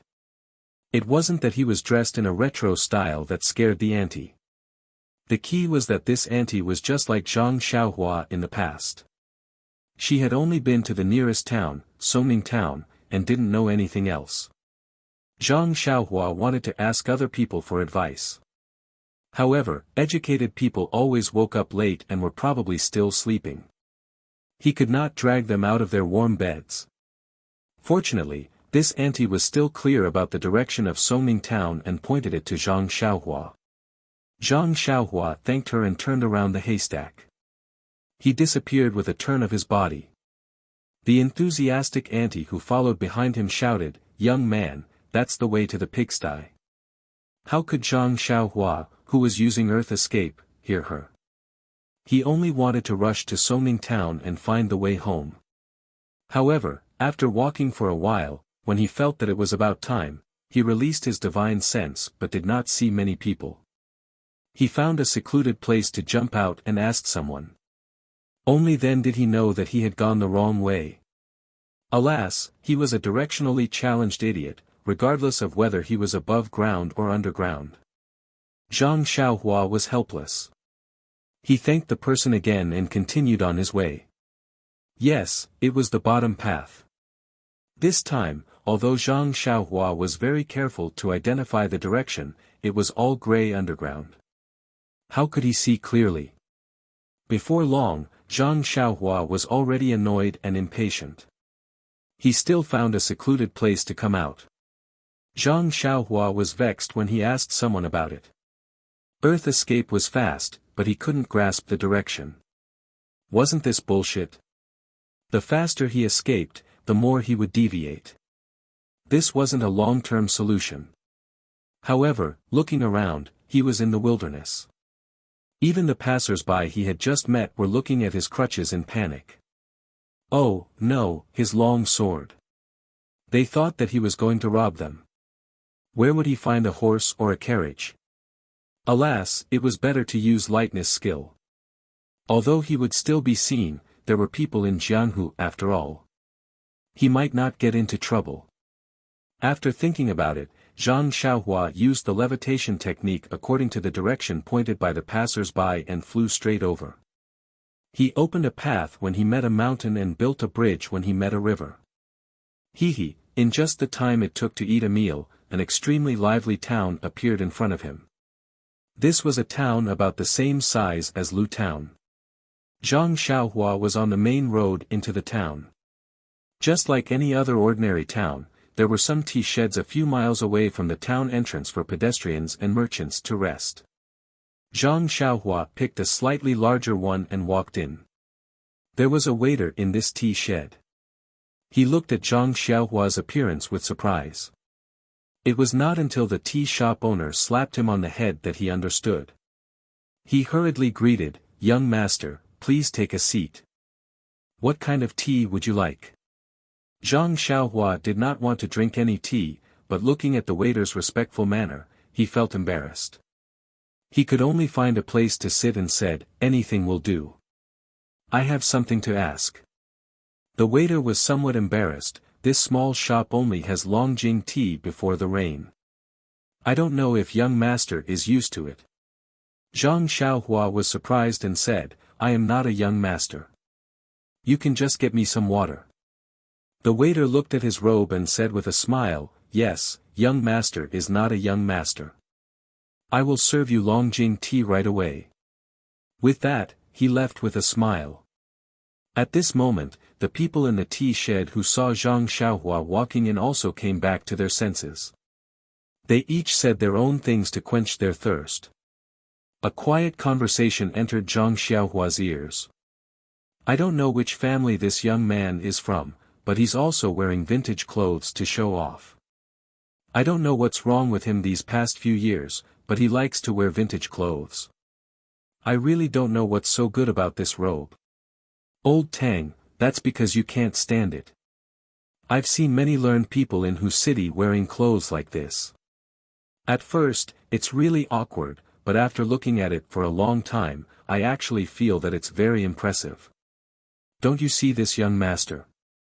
He's obviously a playboy, but when he wears this set of clothes, he actually looks cultured and refined, like a learned scholar. It's just that he looks too ordinary. His eyes are a little small, his nose is a little flat, and his ears are small too. He doesn't have good fortune. Otherwise, he could be considered a romantic and elegant person." Zhang Xiaohua almost laughed out loud. He looked at his robe, not knowing whether to laugh or cry, and was speechless.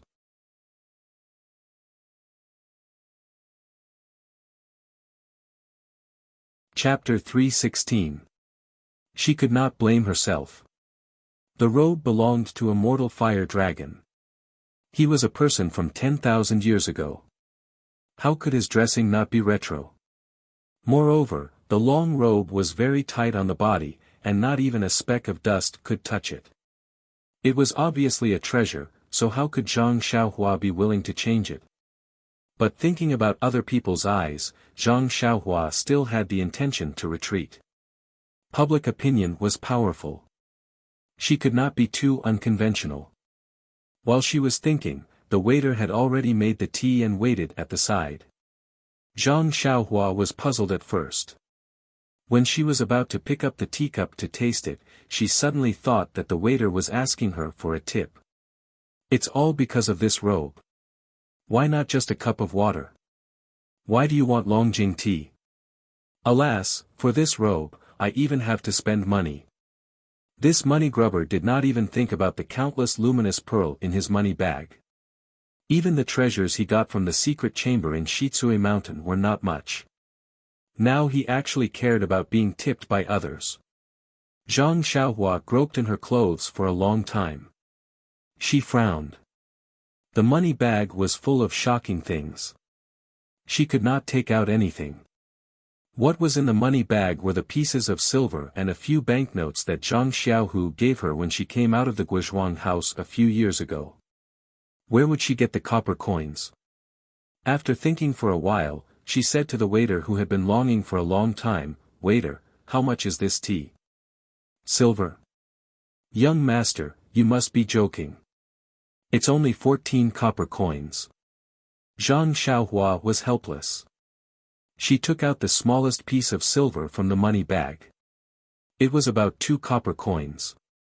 She threw it to the waiter and said, "Waiter, it's not that I don't want to give you a tip. It's just that I don't have any copper coins. This silver is the money for the tea and the tip. I'll give you a total of 20 copper coins.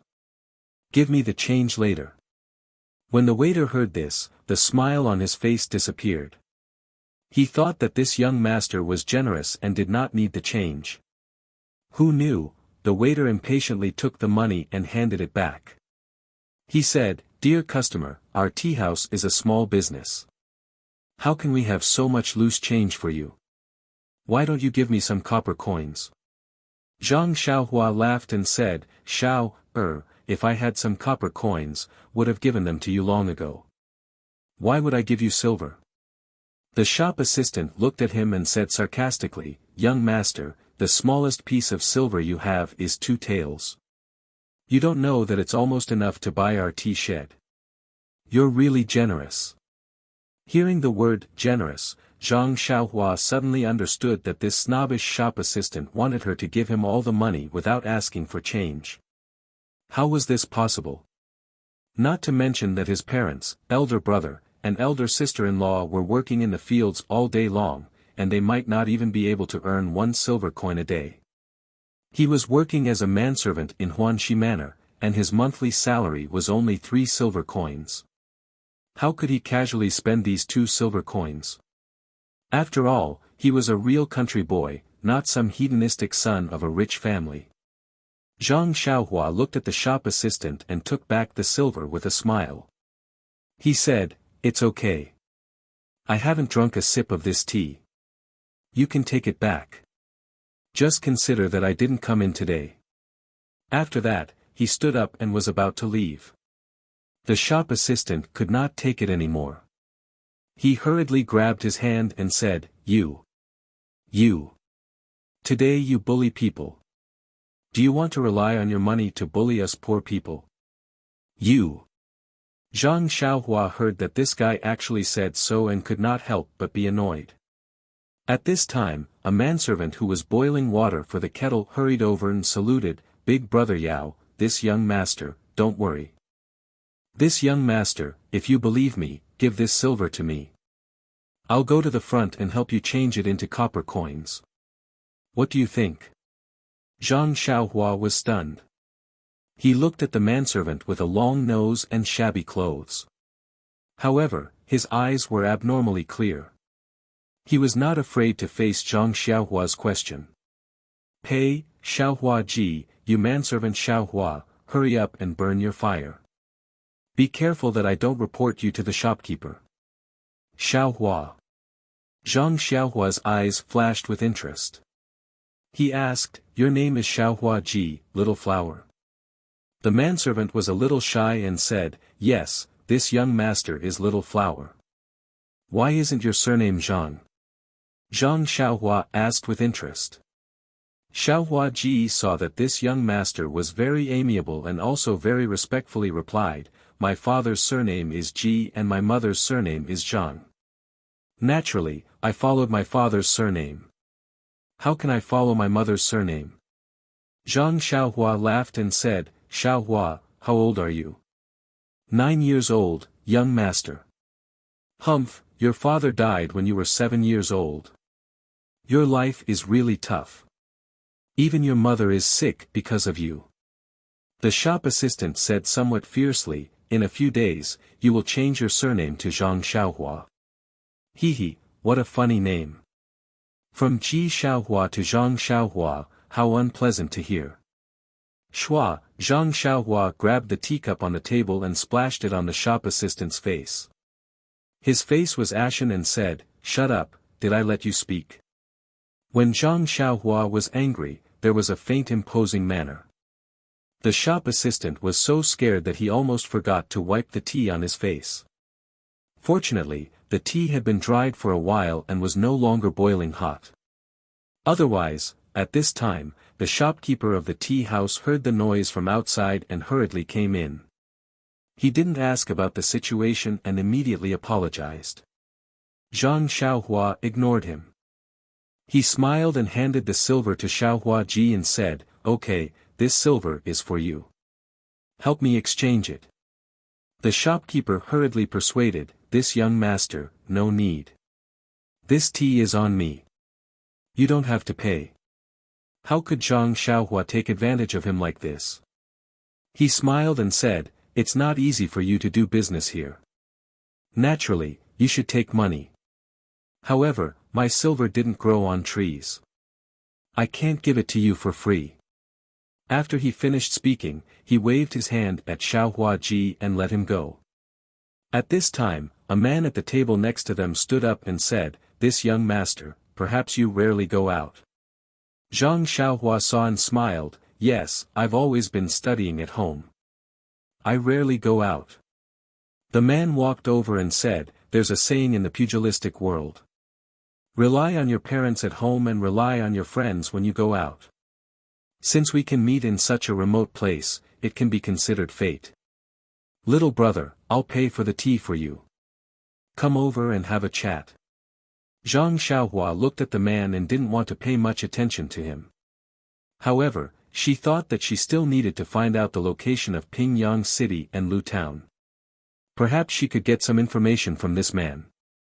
Hence, she smiled and said, "Sure, I admire people like you who roam the pugilistic world. I'd like to learn a thing or two from you." After she finished speaking, she invited the man to take a seat. The shopkeeper and the shop assistant saw that they had nothing to do and left. However, since no one was around to light the fire, the shop assistant had to do it himself. The man and Zhang Xiaohua sat down together and chatted casually. From time to time, he bragged about his experiences in the pugilistic world. He didn't forget to show off his muscles and martial arts skills. Then, he discreetly tried to find out more about Zhang Xiaohua. At this moment, how could Zhang Xiaohua not understand anything? She only smiled perfunctorily and started to talk nonsense while waiting for Xiaohua Ji to return. After chatting for a while, the man saw the long sword by Zhang Xiaohua's feet. He smiled and said, "Brother Wu, do you like swordsmanship? If there's time, I can indeed introduce you to a famous pugilistic expert. When the time comes, he can also give you a good sword. How can you bring out such a crude sword?" As he said that, he kicked it with his feet. Zhang Xiaohua stepped on the long sword without a trace and said, "I just casually picked it up." "Oh right, Brother Su, I have something to ask you." Just as she was about to speak, the scabby-headed Ji Xiaohua Ji came back from outside, panting. His hands were tightly wrapped around his chest. He ran all the way to Zhang Xiaohua's side and then heaved a sigh of relief. He took out an even smaller piece of silver and a large pile of copper coins from his chest and said breathlessly, "Young master, please wait. This is 1 tael of silver and 100 copper coins." Zhang Xiaohua asked, "Why did it take so long? Didn't you say it was just beside? I thought you took my money and ran away." Ji Xiaohua's face turned red and said anxiously, "How could I? The shops beside all have copper coins. I was afraid that it would be difficult for young master to take them, so I went to a few shops and finally found 1 tael of silver." "Oh, young master, please count it." Zhang Xiaohua smiled. He had already used his divine senses to scan the whole pile of copper coins. Not a single one was missing. He said, "No need, I believe you." Ji Xiaohua's face turned even redder. He smiled embarrassedly and continued to walk to the fire to boil water. Zhang Xiaohua kept all the copper coins on the table and did not take out a single copper coin. He then asked the man, "I want to ask Brother Su something. Do you know Pingyang City?" "Pingyang City?" The man was stunned and immediately said, I know. A few years ago, when I was running darts, I always went to Pingyang City. I'm very familiar with it." "I see. I heard that there's a scenery called Calm Lake and Autumn Moon in Pingyang City. I've admired it for a long time and really want to take a look. But I don't know how to get there." "Oh, I see. The scenery you mentioned is in the south of Pingyang City. It's really not bad. My martial brothers in Pingyang City often invited me there to admire it. As for how to get to Pingyang City, you see, from this road to the west, pass through Songning Town, walk for another day, then head north. Walk for another 17 or 18 days and you should reach there." I know. Thank you very much, Brother Su. I still have some matters to attend to, so I won't take up any more of your precious time." With that, he cupped his hands and picked up the long sword at his feet. He shouted to the shopkeeper, "Shopkeeper, this Master Su has paid for my bill." Then, he walked out in big strides. He left the man who was sitting at the old table behind him. He raised his hand and opened his mouth. He wanted to say something but could not. He wanted to wave but could not. He looked awkward. The shopkeeper walked forward and smiled. "Thank you, Master Su. It's a total of 20 copper coins." The man shouted, "What nonsense is this Long Jing? It's no different from drinking plain water. Do you think I'm that white sheep? Here, it's 10 copper coins. Take it or leave it." With that, he threw out a large sum of money from his pocket. Just as the shopkeeper was collecting the money, the mangy-headed page-boy who was boiling water also rubbed his hands and gritted his teeth. He seemed to have made a decision. When he saw that the shopkeeper was not paying attention, he ran out in a flash.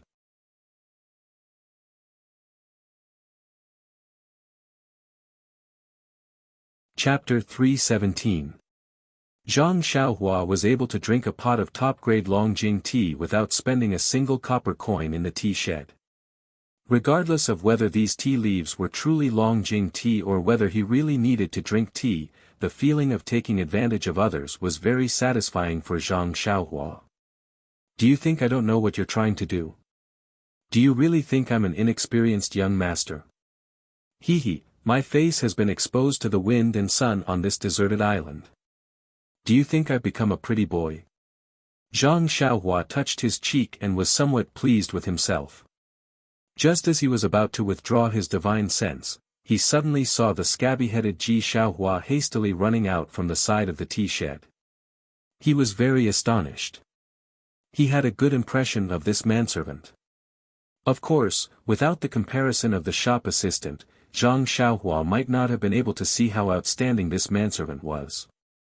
At the very least, he had exchanged 100 copper coins for himself and hadn't embezzled a single copper coin. He also hadn't been waiting to ask for a tip, right?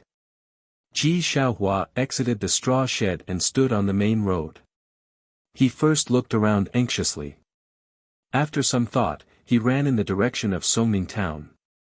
Zhang Xiaohua was now 18 years old and was in the middle of growing. At this time, he was already a head taller than the average person. However, there were many people on the main road. With Ji Xiaohua's height, how could he possibly see him? Zhang Xiaohua didn't know if this scabby-headed brat was looking for him, but he still slowed down his footsteps and revealed his figure through the gaps of the crowd. His black robe was rather conspicuous. As soon as he revealed his figure, Ji Xiaohua's eyes lit up. He first looked back and didn't see anyone, so he quickly ran over. Zhang Xiaohua's back was facing him, so he only used his divine sense to observe. Seeing the little guy's face covered in sweat as he rushed towards him, he couldn't help but feel a little puzzled. Could it be that he was asking for a tip? Thinking of this, his right hand involuntarily covered his chest. When Ji Xiaohua saw Zhang Xiaohua's black figure, her eyes lit up with joy. Just as she was about to shout, she covered her mouth with her hand and secretly looked back, left and right. Only then did she quicken her pace and catch up. Seeing this situation, Zhang Xiaohua had a little understanding in her heart. This manservant with the same name as her probably had something to tell her. Sure enough, after Ji Xiaohua caught up with Zhang Xiaohua, she didn't dare to speak loudly. She only tugged at Zhang Xiaohua's sleeve and said, "Young master, this little one has something to say to you." Then, she looked around and scurried to a big tree on the side of the road like a kitten. Then, she looked back and waved at him anxiously with her small hands. Zhang Xiaohua found it very funny, but she was also slightly touched. No matter what this servant came to her for, as long as he didn't want to harm her, she would give him a little reward. Well, how much should she give him? Was this a problem? Seeing Zhang Xiaohua walking over leisurely, Ji Xiaohua was a little anxious. She wanted to go over and tug at him but didn't dare to. She could only look back and stomp her feet. When Zhang Xiaohua was behind the big tree, she said anxiously, "Young master, you must not believe what that man said just now." Zhang Xiaohua looked at her with interest and smiled. "Ji Xiaohua, why should I believe you? Don't believe him. Besides, do you know where Pingyang City is?" When Ji Xiaohua heard this, her face flushed red. Her childish voice was a little high-pitched as she said, "It's okay if young master doesn't believe me. I also don't know where Pingyang City is. However, you must not believe him.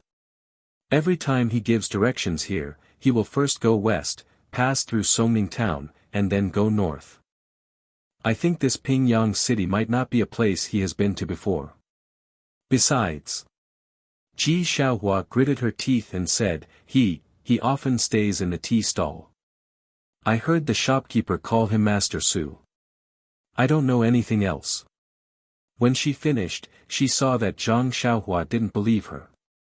She stomped her feet slightly and gritted her teeth. "I only know this much. I don't dare to say anything else. Young master is so young. It's better for you to go home early. I'm leaving." When she finished, she turned and ran towards the main road.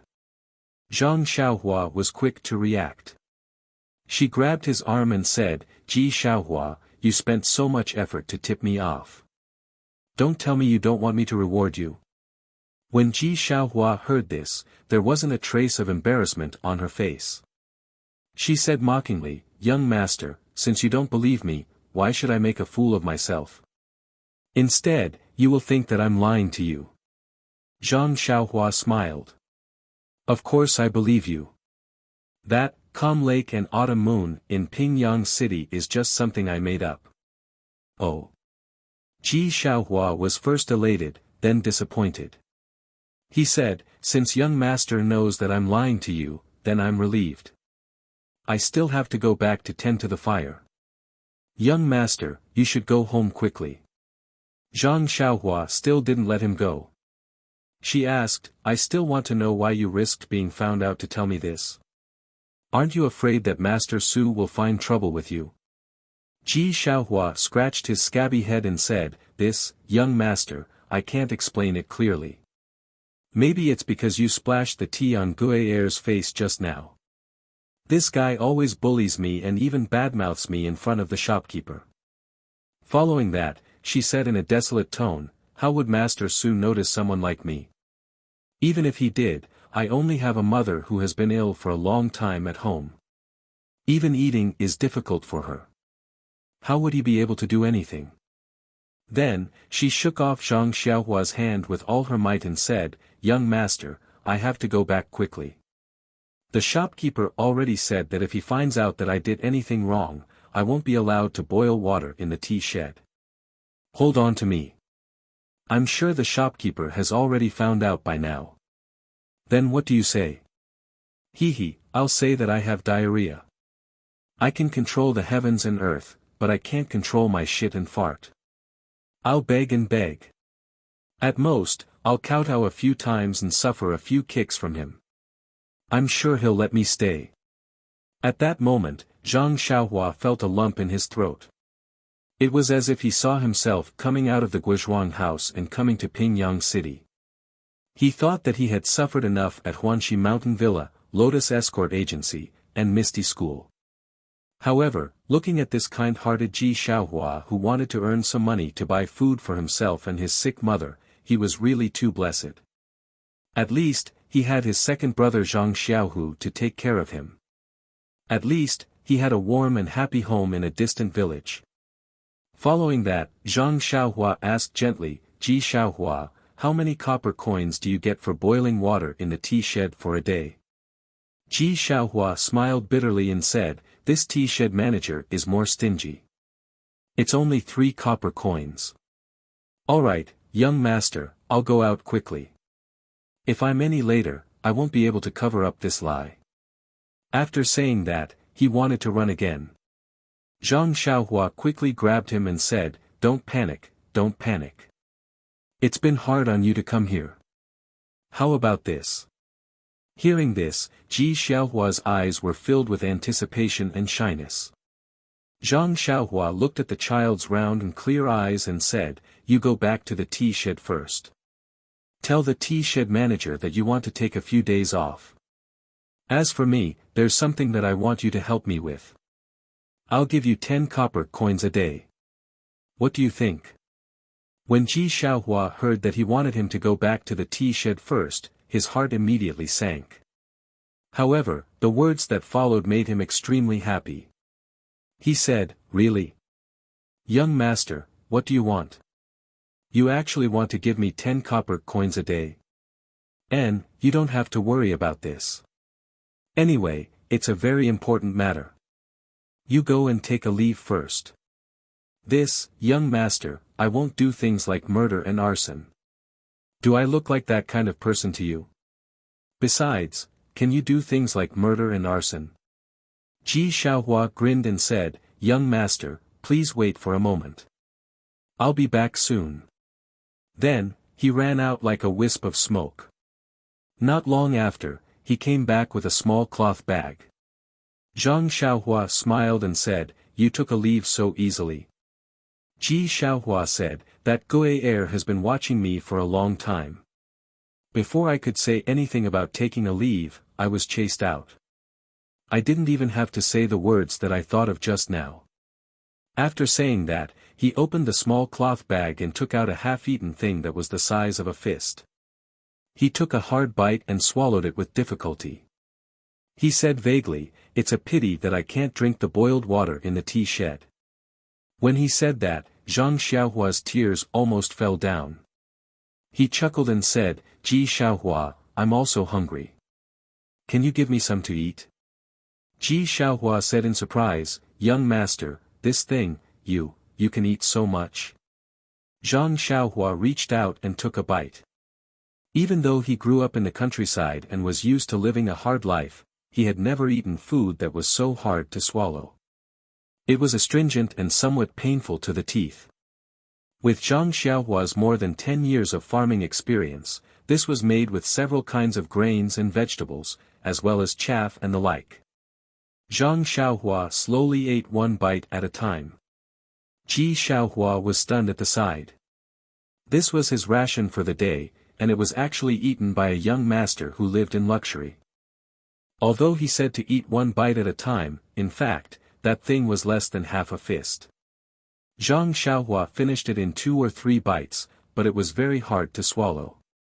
Even an immortal like Zhang Xiaohua also swallowed his saliva and carefully swallowed it. He really didn't know how this child usually ate.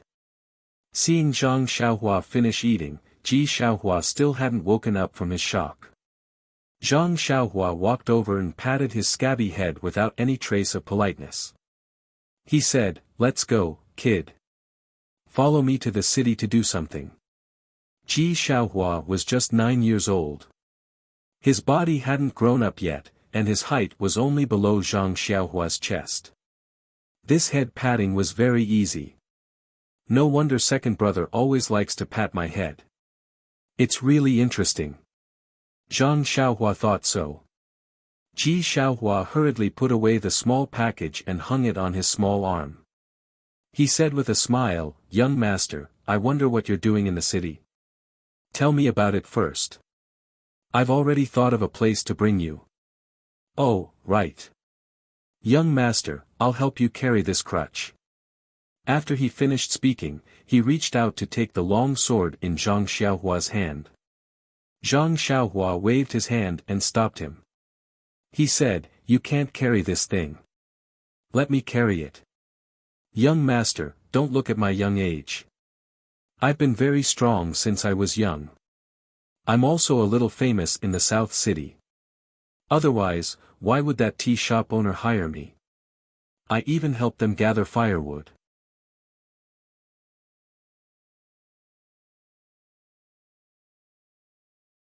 Chapter 318.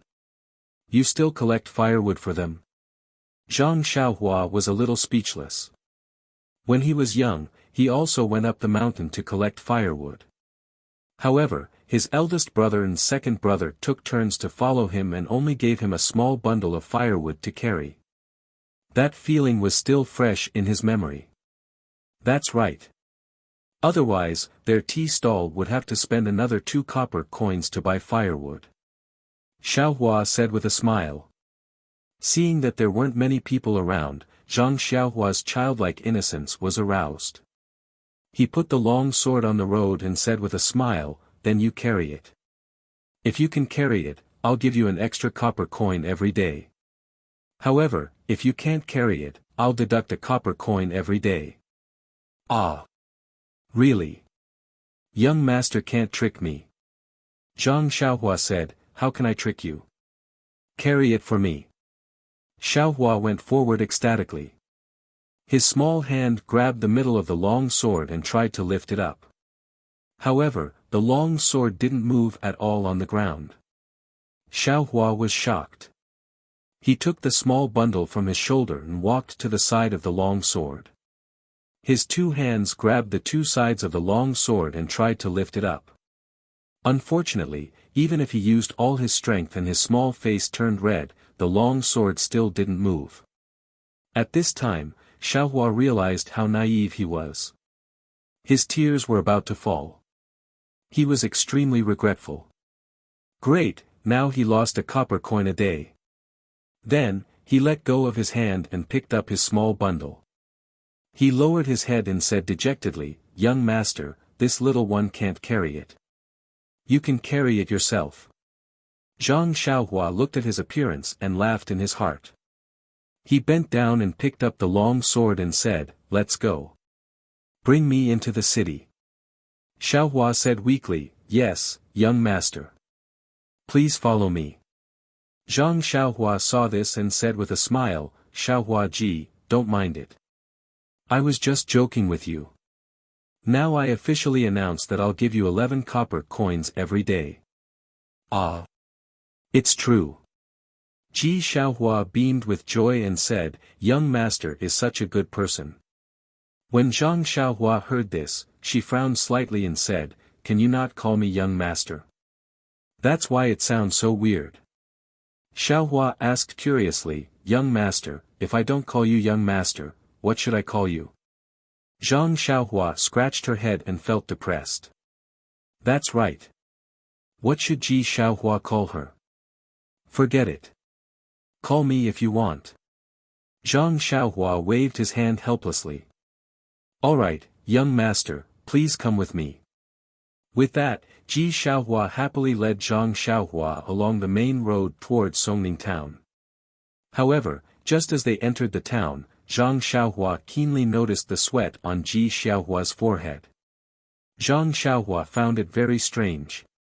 They had just walked for a while. Logically speaking, this child often walked, so how could he be so tired? While she was puzzled, Xiaohua Ji stopped and wiped the sweat on her forehead. She turned around and asked, Young master, we're already in the city. What do you want to do? As she spoke, the fragrance of a steamed bun wafted over from a nearby store. The child couldn't help but look over and secretly spit. Io. Zhang Xiaohua instantly understood and couldn't help but secretly want to hit herself. That thing just now must be Xiaohua Ji's ration for today. He hasn't eaten yet, but I ate it first. I wanted to let him have a good meal at noon, but I didn't expect that he hasn't eaten in the morning. The sweat on his forehead is probably from hunger. With this thought, Zhang Xiaohua smiled and said, the first thing to do after entering the city is of course to eat. This young master hasn't eaten breakfast yet. Let's go, I'll treat you to some steamed buns. With that, she walked towards the steamed bun store first. Although Xiaohua Ji was young, she had been outside for a few years. How could she not know Zhang Xiaohua's thoughts at this time? Looking at Zhang Xiaohua's back, she gratefully followed. Unfortunately, she didn't know that the young master in front of her was just a fake. Otherwise, she would have dragged him to a restaurant long ago. The vendor selling steamed buns was also a perceptive person. Seeing Zhang Xiaohua's dress, she hurriedly shouted, This young master, do you want to eat some steamed buns? Come and have a taste. You're used to eating fish and meat. Eat some of our vegetable buns. It's good for the body. After that, she looked at the dirty little table awkwardly. She didn't know if she should let Zhang Xiaohua sit down. Zhang Xiaohua didn't mind and sat down. Xiaohua Ji followed and stood beside Zhang Xiaohua. She didn't know whether she should sit or stand. Zhang Xiaohua smiled and said, Sit down, Ji Xiaohua. Don't be polite. Thank you for calling me young master several times. Today, I'll treat you to some steamed buns. Ji Xiaohua sat down obediently. She sat at the end of the bench far away from Zhang Xiaohua. To be honest, it was one thing to work for a young master and another to eat with him.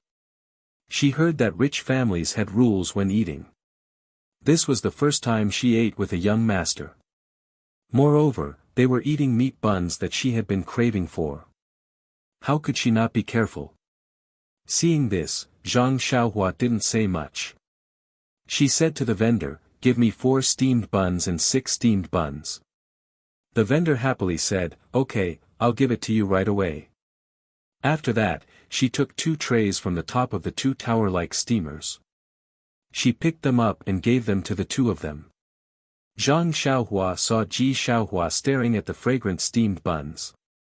She smiled and pushed the 4 steamed buns in front of him. Ji Xiaohua's eyes were a little disappointed. She reluctantly looked at the steamed buns in front of Zhang Xiaohua. She swallowed her saliva and asked, Young master, you eat first. Zhang Xiaohua smiled and said, Let's eat together. After that, she picked up a pair of chopsticks from the table. Seeing this, Ji Xiaohua hurriedly said, Young master, wait. Zhang Xiaohua was stunned and looked at Ji Xiaohua strangely. Ji Xiaohua took the chopsticks from Zhang Xiaohua's hand and skillfully picked up the tea from the table. After it was slightly hot, he handed it to Zhang Xiaohua. Zhang Xiaohua was a little helpless. Why was this young master not reliable at all? That's right, when did Zhang Xiaohua eat so delicately? Seeing Zhang Xiaohua pick up a steamed meat bun, Ji Xiaohua quickly picked up the chopsticks from the table, picked up a steamed vegetable bun, and took a bite. The steamed bun had just been taken from the fire. Although the outside was cold, the inside was very hot. Ji Xiaohua had very little experience in eating steamed buns. How could he know that it was so hot that his mouth kept sucking in cold air? Even so, he was reluctant to spit out the steamed bun in his mouth. Zhang Xiaohua looked at him and smiled. She reached out and poured a glass of water for him and said, "Drink some water and it won't be hot." Ji Xiaohua quickly stood up and muttered, "Young master, how can I let you pour water?" Zhang Xiaohua raised her hand and motioned for him to sit down and handed the water to him. Ji Xiaohua took it and quickly drank it, then drank it in one gulp. Although he was boiling water in the tea shed, he didn't dare to casually drink the water. He had been busy from morning until now and hadn't had a sip of water. How could he not be thirsty? Ji Xiaohua blew on the steamed vegetable bun while eating it. He was about to eat the second one when Zhang Xiaohua smiled and pushed the steamed meat bun beside her to him and said, "Eat the meat bun now." Ji Xiaohua was stunned and didn't understand what was going on. Zhang Xiaohua smiled and said, "You eat first. We'll talk while eating." After receiving the order to eat, how could Ji Xiaohua still be reserved? He picked up the meat bun and began to eat. Fortunately, he had the experience of eating the steamed vegetable bun just now, so his mouth wasn't scalded by the meat bun. Zhang Xiaohua saw that he was eating happily and said, "When I was young, the first time I ate a meat bun, I scalded my mouth and had diarrhea. Later, I heard people say that if the stomach doesn't eat meat for a long time, it's best to eat some vegetables first and then eat meat. That's why I let you eat a meat bun first." Ji Xiaohua suddenly understood. With a meat bun in his mouth, he muttered, "Young master knows a lot." Zhang Xiaohua curled her lips. Nonsense, how could he not know the experience that was exchanged with diarrhea? After Ji Xiaohua ate 3 meat buns, Zhang Xiaohua didn't let him eat any more and said, "Okay, if you eat too much, your stomach will feel uncomfortable. Pack up the rest of the buns. It won't be too late to eat when you're hungry later." Ji Xiaohua was overjoyed and hurriedly and carefully put away the rest of the buns. Seeing Ji Xiaohua's careful appearance, Zhang Xiaohua felt very strange and asked, "We'll eat in a while, you don't have to be so serious." Ji Xiaohua looked up and said seriously, "I'm already full. I want to bring this back for my mother to eat." The word "mother" made Zhang Xiaohua's nose sour again. She didn't know who was missing her, or who thought that she had already passed away and was sadly missing her mother. He waved his hand and said to the vendor, "Waiter, pack up 2 more trays of steamed buns for me, 1 for vegetables and 1 for meat." Ji Xiaohua curiously asked, "Young master, you didn't eat a single one just now. Could it be that you're waiting to eat on the road?" Zhang Xiaohua smiled and said, "This is for you to bring back to your mother." "Ah." Ji Xiaohua couldn't believe her ears and said, "Is this true?" "Yes, why would I lie to you? This is 40 copper coins. Young master, you're so generous." "Ah. 40 copper coins, ah. I thought it was 36 copper coins. AI, this world is not like the old days. Forget it, I'll be generous this time." Zhang Xiaohua paid the bill. Xiaohua nimbly packed up the steamed buns and asked, "Young master, it's time to get down to business." Zhang Xiaohua looked at the things in his hands and said with a smile, "Don't worry, my business is very easy. Take back the things in your hands first, then we'll talk." "Okay, mother probably hasn't eaten anything either. It's just right to send it back now." Xiaohua was overjoyed at this turn of events. Ji Xiaohua's house was in the south of Songning City. Although it was in the city, it was a shabby little courtyard with leaky little houses everywhere. It was even worse than Zhang Xiaohua's Guizhuang house. Zhang Xiaohua didn't enter the house and just stayed in the courtyard. He didn't feel any discomfort, but Ji Xiaohua wouldn't let him in no matter what, saying that it would be too slow to treat Zhang Xiaohua. Zhang Xiaohua's divine sense had already swept through the shabby house. There was only a middle-aged woman with grizzled hair inside. She was curled up on the bed and coughed from time to time. Although she tried her best to endure, how could she endure it? In Zhang Xiaohua's divine sense, he seemed to see that woman spit out traces of blood. Zhang Xiaohua sighed and thought of his grandmother. Wasn't she like this in the past?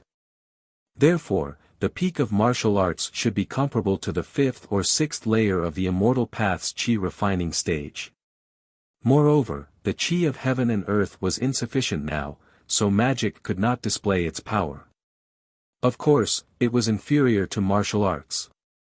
Of course, Zhang Xiaohua now felt that he couldn't compare with Peng, Chang Gung, and the others, but he was belittling himself. He already had the earth escape, the fire escape, and the flying sword. He was already in an invincible position. If he couldn't beat them, he could escape. There was also a tourist who said that Zhang Xiaohua's strength was amazing. It should be the effect of the wrist guard. Why didn't I mention it in the book? I think that other books write it so clearly. It's obvious that it's like some TV dramas nowadays, treating the audience as everything needs to be explained or narrated. I'm afraid that the audience doesn't understand or know, so I didn't write it. Actually, the readers are very smart. Even if I didn't mention it, wouldn't the tourists know? Oh right, I also forgot the martial arts moves. First, it highlighted that Zhang Xiaohua's martial arts practice was different. Second, if a few words could explain the moves, then there would be no need for a master to teach. Especially, if the men's football team was given a training manual, they would have dominated the World Cup. It seems that the so-called training in the country should be world-class.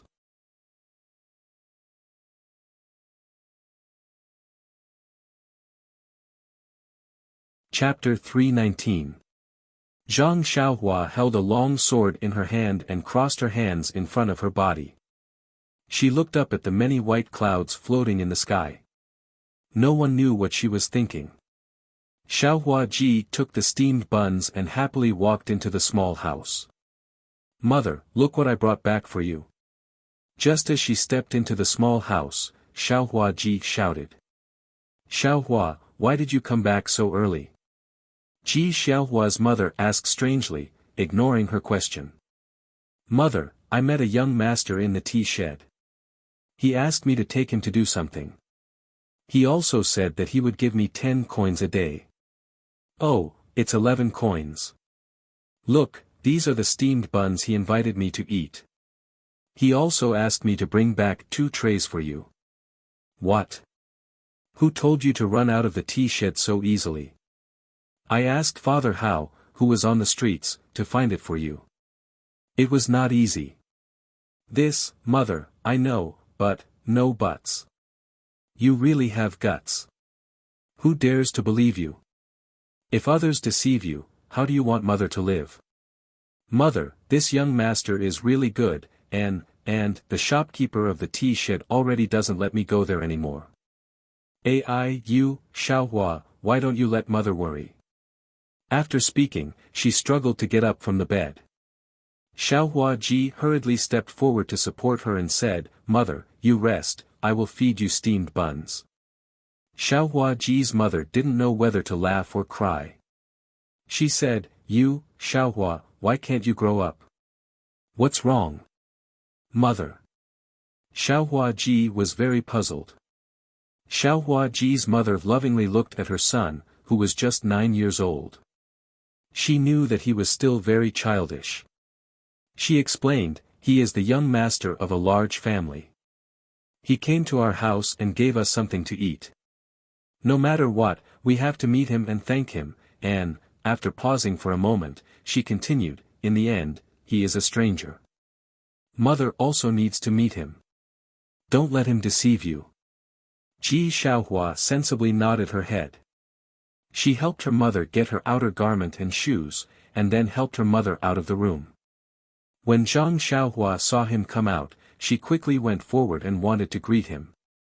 The woman rushed to greet him and said, "Young master, this lowly concubine Zhang greets young master." Zhang Xiaohua hurriedly returned the greeting and said, "Auntie, you're welcome.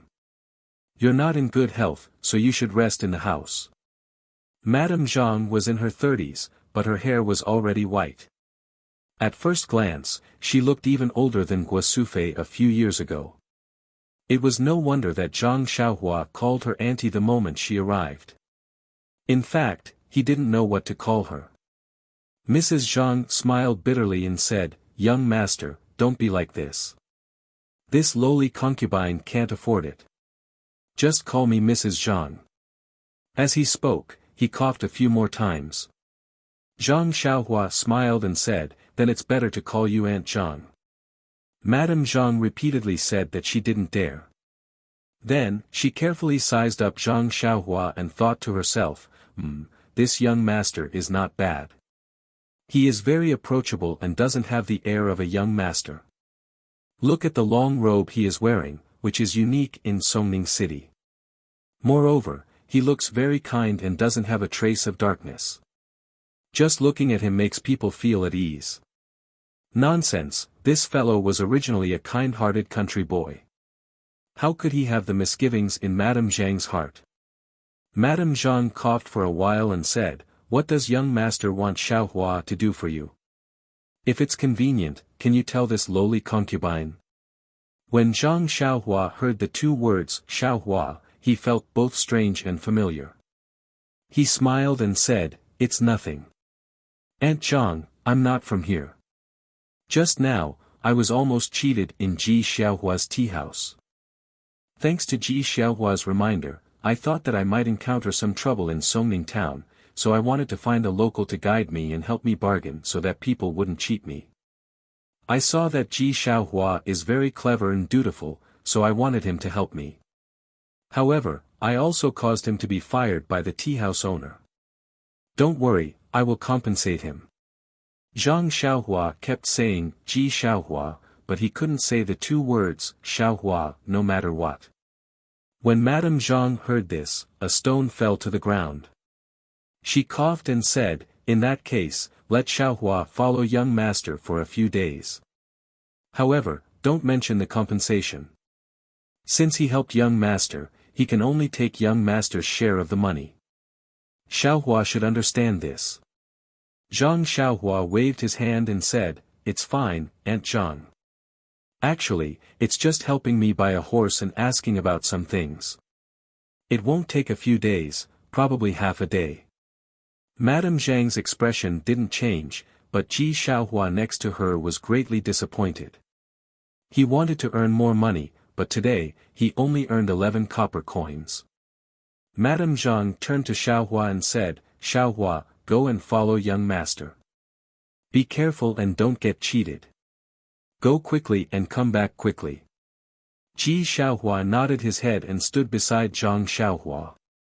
After Zhang Xiaohua saluted Madame Zhang, he took Ji Xiaohua out of the small courtyard. When they walked out of the small courtyard, Ji Xiaohua deliberately turned his head and shouted, "Nyangqin, eat the steamed buns while they're hot. By the way, eat a vegetable steamed bun first, then eat a meat steamed bun." Madame Zhang coughed and nodded her head with a smile, but her footsteps didn't slow down even half an inch. After leaving Ji Xiaohua's house, the first thing Zhang Xiaohua did was to ask him to bring her to a ready-made clothing store. She bought a set of very ordinary clothes and wore them outside. That was because anyone who wore strange clothes would be stared at wherever they went. The first thing Zhang Xiaohua did was to find ordinary clothes to change into. However, Zhang Xiaohua was already immune to cold and heat. That black robe was obviously a good thing. He took it and was willing to take it off. He just wore it inside. As the saying goes, people rely on their clothes and horses rely on their saddle. When Zhang Xiaohua changed into ordinary clothes, he immediately became ordinary. He no longer had the aura of a young master. Ji Xiaohua praised from the side, "Young master, you're really amazing. After changing your clothes, you look like an ordinary person and not a young master." Zhang Xiaohua curled his lips and secretly said, "Isn't this nonsense? He doesn't look like a young master. He's just an ordinary person. Where did this young master come from?" After changing the clothes, the effect was obvious. On the street, no one looked at the two ordinary young people. Even when Zhang Xiaohua and others came to the horse market to choose horses, no one paid attention to them. Fortunately, Xiaohua was a local and was very familiar with this place. Not long after, he helped them find a shop with a good reputation. The shop assistant's attitude towards the two was average and didn't discriminate too much. This made Zhang Xiaohua very satisfied. However, when it came to choosing horses, the shop assistant was very dissatisfied. Why? No matter what horse the shop assistant recommended, the tall and seemingly inconspicuous young man shook his head and didn't even take a step closer. After looking at 8 horses in a row, the shop assistant was very tired. Even Xiaohua, who was standing at the side and preparing to help bargain, was full of doubts. In the end, the shop assistant couldn't take it anymore and asked, "Brother, are you here to make trouble or to buy horses? I've already taken 8 horses, and you said no after taking a look. You didn't even walk close. How do you know that it's not to your liking?" Zhang Xiaohua smiled and said, "It's not that I can't forget you, but these horses are not suitable. The horses I want are not ordinary horses." The shop assistant was surprised and said, "If it's not an ordinary flattery, then what should it be like?" After thinking, Zhang Xiaohua said, "It should be the kind that can carry heavy loads." Heavy loads? The shop assistant was stunned and said, "How heavy should it be?" "Oh, 3 to 4,000 caddies." "What? 3 to 4,000 caddies, not 3 to 400 caddies?" The shop assistant said in disbelief, "Are you sure?" Zhang Xiaohua smiled bitterly and said, "Yes, it's 1,000 caddies, not 100 caddies." The shop assistant shook his head like a rattle drum and said, "That's impossible. I've never heard of a horse that can carry 3 to 4,000 caddies. You want a cow, right?" "Oh, no, the legendary camel." Ji Xiaohua, who was standing at the side, seemed to understand at this time. She looked thoughtfully at the long sword in Zhang Xiaohua's hand. The shop assistant only thought that Zhang Xiaohua was tricking him and didn't take it to heart. He was about to greet the other customers when Xiaohua hurried forward and said with a smile, "Big brother, don't misunderstand. My family's young master has some special requirements. Otherwise, he wouldn't have come to your shop. Is your shopkeeper here? Perhaps the old man has some ideas." Ji Xiaohua was not very old. In the eyes of the waiter, he was just a clever page boy. The waiter pondered for a while and then went into the inner room. Not long after, a tall and sturdy man came out from the inner room. He frowned and looked at the inconspicuous Zhang Xiaohua from head to toe. Then, he asked, "Young master, the horse you want is really not available in this shop. Why don't you go to another stables to look?" Zhang Xiaohua thought for a moment and cupped her hands and said, "Then I'll have to trouble shopkeeper. By the way, can you let me see your best horse?" "This." The sturdy man hesitated. Ji Xiaohua smiled and said, "Shopkeeper, don't be afraid. If it suits my family's young master, you will be rewarded. Quickly go and bring it over." When Zhang Xiaohua heard this, she also understood the shopkeeper's meaning. She wanted to take out the banknotes from her purse and show it to the shopkeeper, but he didn't know how much the best horse cost.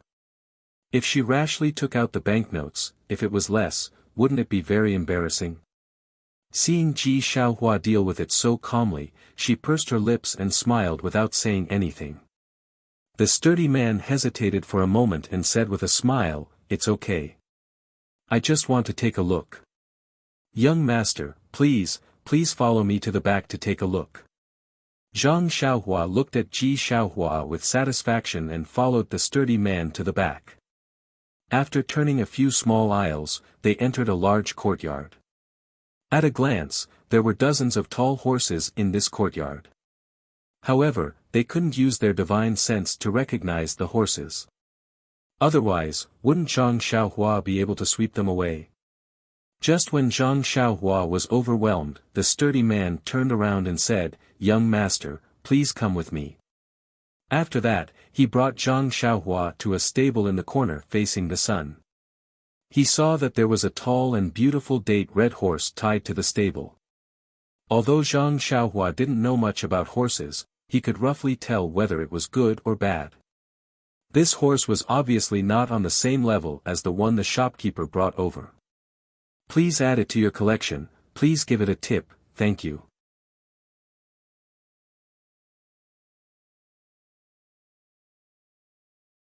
Chapter 320. Zhang Xiaohua smiled and said, "Shopkeeper is really hiding something. Compared to what I saw just now, it's much better." The man was not embarrassed as he laughed and said, "This kind of horse is my favorite, how could I casually give it away? If it wasn't for the fact that young master really loves horses and sincerely asked for it, how could I bear to part with it? Bullshit, isn't it just to buy more money? How do I look like someone who loves horses? I just want to find a horse that can carry a sword." "Hey hey." Zhang Xiaohua silently cursed in her heart. Zhang Xiaohua smiled and said, "I don't know if this one can come closer to take a look." The man said, "Of course, but young master should be careful. This horse's temper is very fierce and it won't submit to people." It wasn't easy for this one to subdue it. Zhang Xiaohua waved her hand, indicating that it was fine. She slowly walked closer. This was a good horse with a fat body. It could be seen at a glance. Seeing Zhang Xiaohua walk closer, the horse's eyes revealed a vigilant look. Its hind legs also trembled, eager to try. When Zhang Xiaohua saw this, she stopped and turned her head to ask, "Shopkeeper, can I touch it?" The man smiled and said, "Of course you can." He quickly walked in front of the date red horse and took the reins. He used his hand to comb the horse's mane and the horse immediately became docile. However, its hooves kept kicking the ground as if it was warning Zhang Xiaohua. When Zhang Xiaohua saw this, she walked in front of the horse and stroked the back of the date red horse. The mane was very soft and very comfortable to touch. Xiaohua curiously walked forward and looked at the date red horse with envy. Zhang Xiaohua stroked it for a while and then gave a look to Ji Xiaohua. Ji Xiaohua was stunned, but she immediately understood. She walked behind the man and asked, "Shopkeeper, this one has something to ask." When the man heard this, he unconsciously turned around and said, "Little brother, what is the problem? But please tell me." While he was turning around, Zhang Xiaohua exerted force with her hands. The date red horse's legs went soft and it almost fell to the ground. Then it raised its head and let out a sad neigh. Zhang Xiaohua quickly pulled back her hands and put them behind her back. Before the burly man could finish his question, he heard the neigh of a horse. His expression changed and he quickly turned around. At this time, the date red horse had already stood up. Its four legs were slightly trembling and its head was shaking uneasily. It looked at Zhang Xiaohua with eyes full of fear. Zhang Xiaohua stood aside with her arms folded, looking like she had nothing to do with it. The burly man looked at the restless date red horse and then looked at Zhang Xiaohua's tall and thin figure. She looked harmless to humans and animals. He was a little puzzled and quickly comforted his beloved BMW. Ji Xiaohua, on the other hand, saw everything clearly, and her heart couldn't help but be filled with astonishment. On the side of the road in Songning town, he couldn't even pick up that unremarkable sword even after using all of his strength. Just now, this thin and weak youth's two hands pressed down on the tall horse until it almost went limp. In addition, he had just said that he could carry a horse that weighed several thousand jin. He wasn't a fool, so how could he not know about this youth's strange state? When the burly man turned around, Ji Xiaohua's heart calmed down a little. "Little brother, do you have any questions that I need to answer?" This. Ji Xiaohua had an idea and said, I wonder what price the shopkeeper will give for this divine horse. When the shopkeeper heard this, he immediately became spirited and mysteriously stretched out a finger. Ji Xiaohua let out a sigh of relief and said with a smile, 10 taels of silver. Although Ji Xiaohua also grew up in the southern part of the city, she had only seen other people's transactions from afar and didn't know the specific market price. She only felt that the high price of 10 taels of silver was already out of her expectations. Zhang Xiaohua had never bought anything before, but the last time he bought a long sword from He Tianshu, he had spent 7 taels of silver. How could this handsome date red horse only be worth 10 taels of silver? However, she already didn't plan on buying this horse, so she didn't say anything. When the shopkeeper heard this, his expression slightly changed and he said with a smile, "Little brother really knows how to joke. A mere 10 taels of silver can only buy a mule. How can it buy this BMW? Ah! Could it be that you want 100 taels?" Ji Xiaohua clenched her teeth and said a number that she couldn't imagine. "No, no." The shopkeeper shook his head. "Oh, it's less than 100 taels. Little brother, you're wrong. It's 1,000 taels." The shopkeeper said to Ji Xiaohua with a smile, but his eyes looked at Zhang Xiaohua. Zhang Xiaohua was also shocked and secretly said, "It's quite dark. It's better to rob." You. Ji Xiaohua didn't know what to say and only used her little finger to point at the brawny man. Seeing this, Zhang Xiaohua didn't plan to stay any longer. She smiled and cupped her hands, "Shopkeeper, thank you for showing us such a divine horse. It's a pity that I don't have enough money. It's better to go to another store to have a look."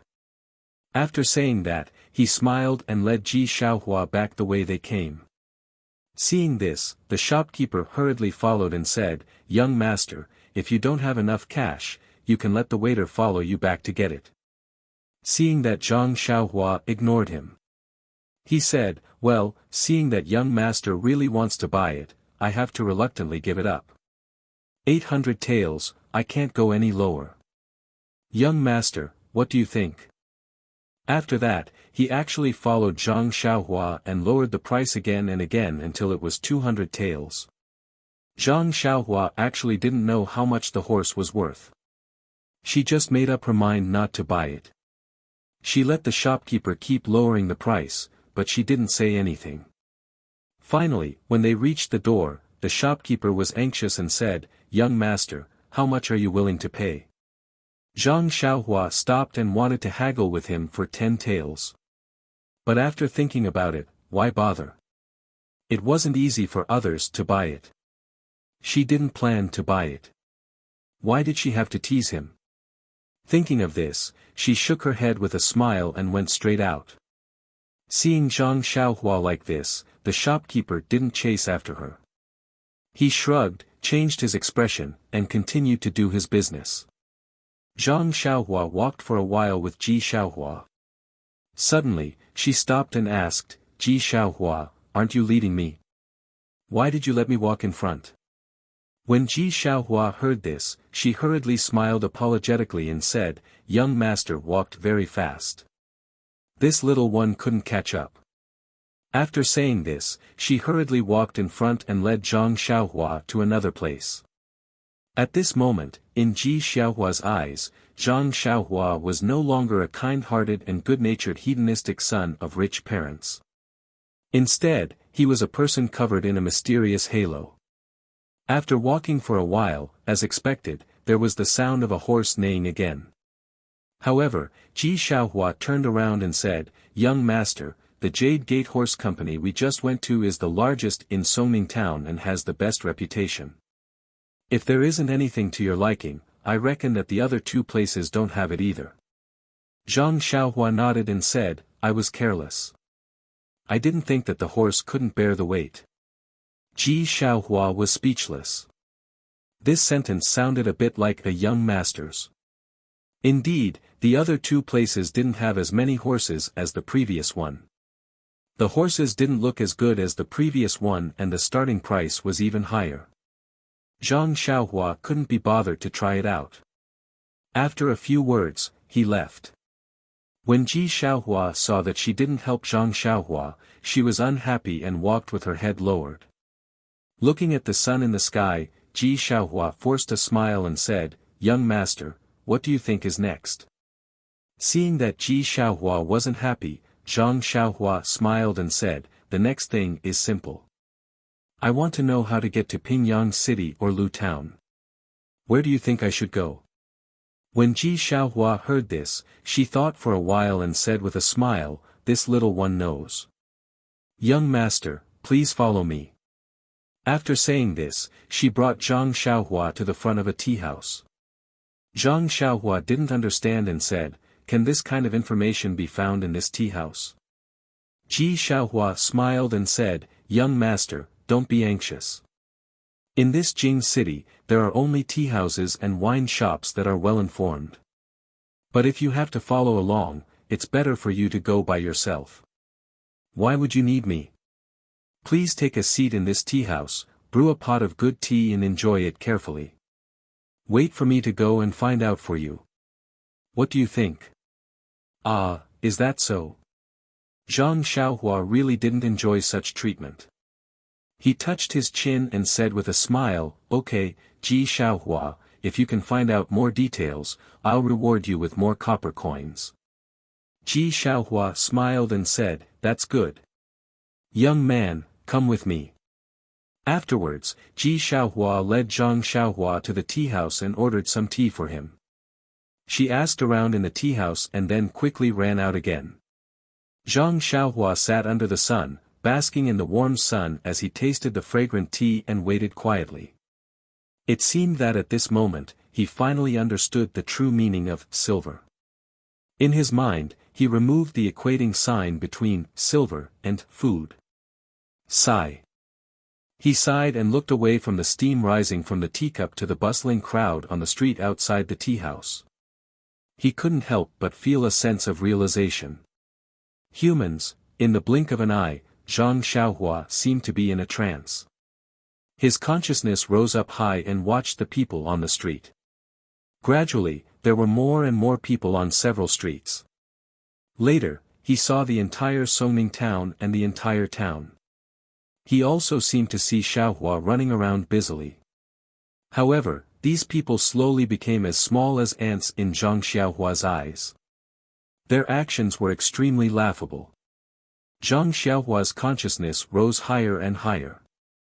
He felt like a white cloud floating in the sky.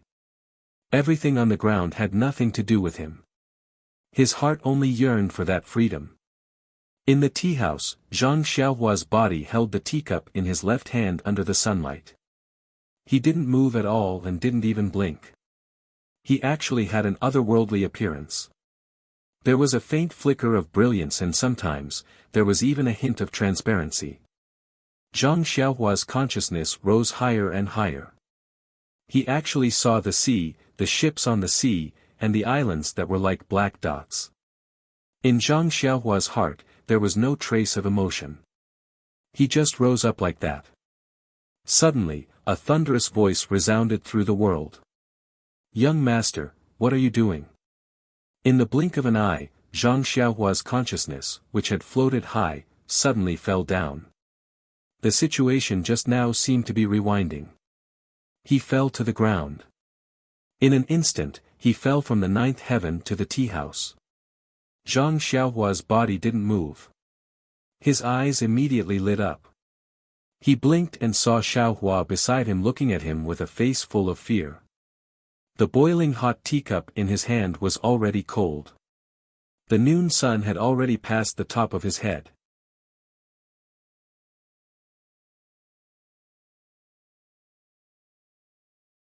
Chapter 321. Zhang Xiaohua smiled. Only then did he realize that the boiling hot teacup in his hand had already turned cold. The noon sun had already passed over his head, and his body, which was sitting under the sunlight, was gradually moving into the shadows. That fleeting moment had actually taken such a long time. Zhang Xiaohua couldn't help but frown. He felt that it had only been a few breaths of time. This feeling was really very strange. After carefully savoring that mysterious feeling, Zhang Xiaohua had a kind of understanding in his heart. It was an indescribable feeling. Then, with a thought, he secretly checked the cultivation of the Heart Sutra. Sure enough, the stagnant cultivation had already shown signs of loosening. It was as if he could see the light of the sixth layer. Zhang Xiaohua was very emotional. In the past, he had to painstakingly absorb the vitality in vitality stones in order to advance a little. Just now, in just a few breaths of time, his cultivation, which had been unable to advance no matter how much vitality he absorbed, had advanced a solid step forward. It seemed that the cultivation methods of the middle and early stages of the qi refinement realm were still very different. Thinking about the situation just now, Zhang Xiaohua still felt some lingering fear. He wasn't too sure if this situation was lucky or unlucky. He only knew that if Ji Xiaohua had called him a little later, perhaps his consciousness really would have flown beyond the 9 heavens. Misfortune is where fortune lies where misfortune lies. Zhang Xiaohua looked at Ji Xiaohua's childish and anxious face and felt very emotional.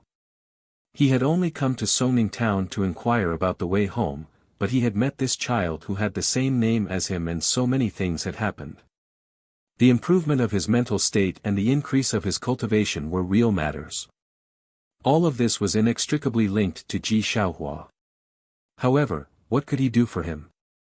Although he knew how to refine pills, he only had a pile of fasting pills. He didn't have any immortal pills for living people or pills for curing illnesses. Although he cultivated the path of immortality, he only knew how to kill people. What could he help him with? Just as he was thinking, Xiaohua called out again, "Young master, are you all right?" Zhang Xiaohua smiled and said, "How could I be all right? I'm fine, I'm fine." Then, he called out, "Waiter, give me some desserts." "All right," the shop assistant in the distance replied cheerfully. But in his heart, he secretly thought, this guy must be a fake young master. He didn't even drink a cup of tea and sat there for the whole afternoon. Isn't it because he's afraid of eating too much snacks? When he saw that his companions were here, he quickly ordered one. I've seen a lot of people like him. Zhang Xiaohua pointed at the stool and said, "Ji Xiaohua, have a seat. You look exhausted. Drink some water first and have some snacks later." After that, he picked up the teapot and poured some water for Xiaohua. Ji Xiaohua didn't dare to sit down and rushed to pour herself. Zhang Xiaohua smiled and said, "You'd better do it. I want to thank you with this cup of water." Xiaohua said shyly, "Young master, you're welcome. Didn't you want me to do something for you?" Zhang Xiaohua reached out and patted him on the shoulder to let him sit down. She put the poured tea in front of him and said, "I have something else to thank you for." "Ah."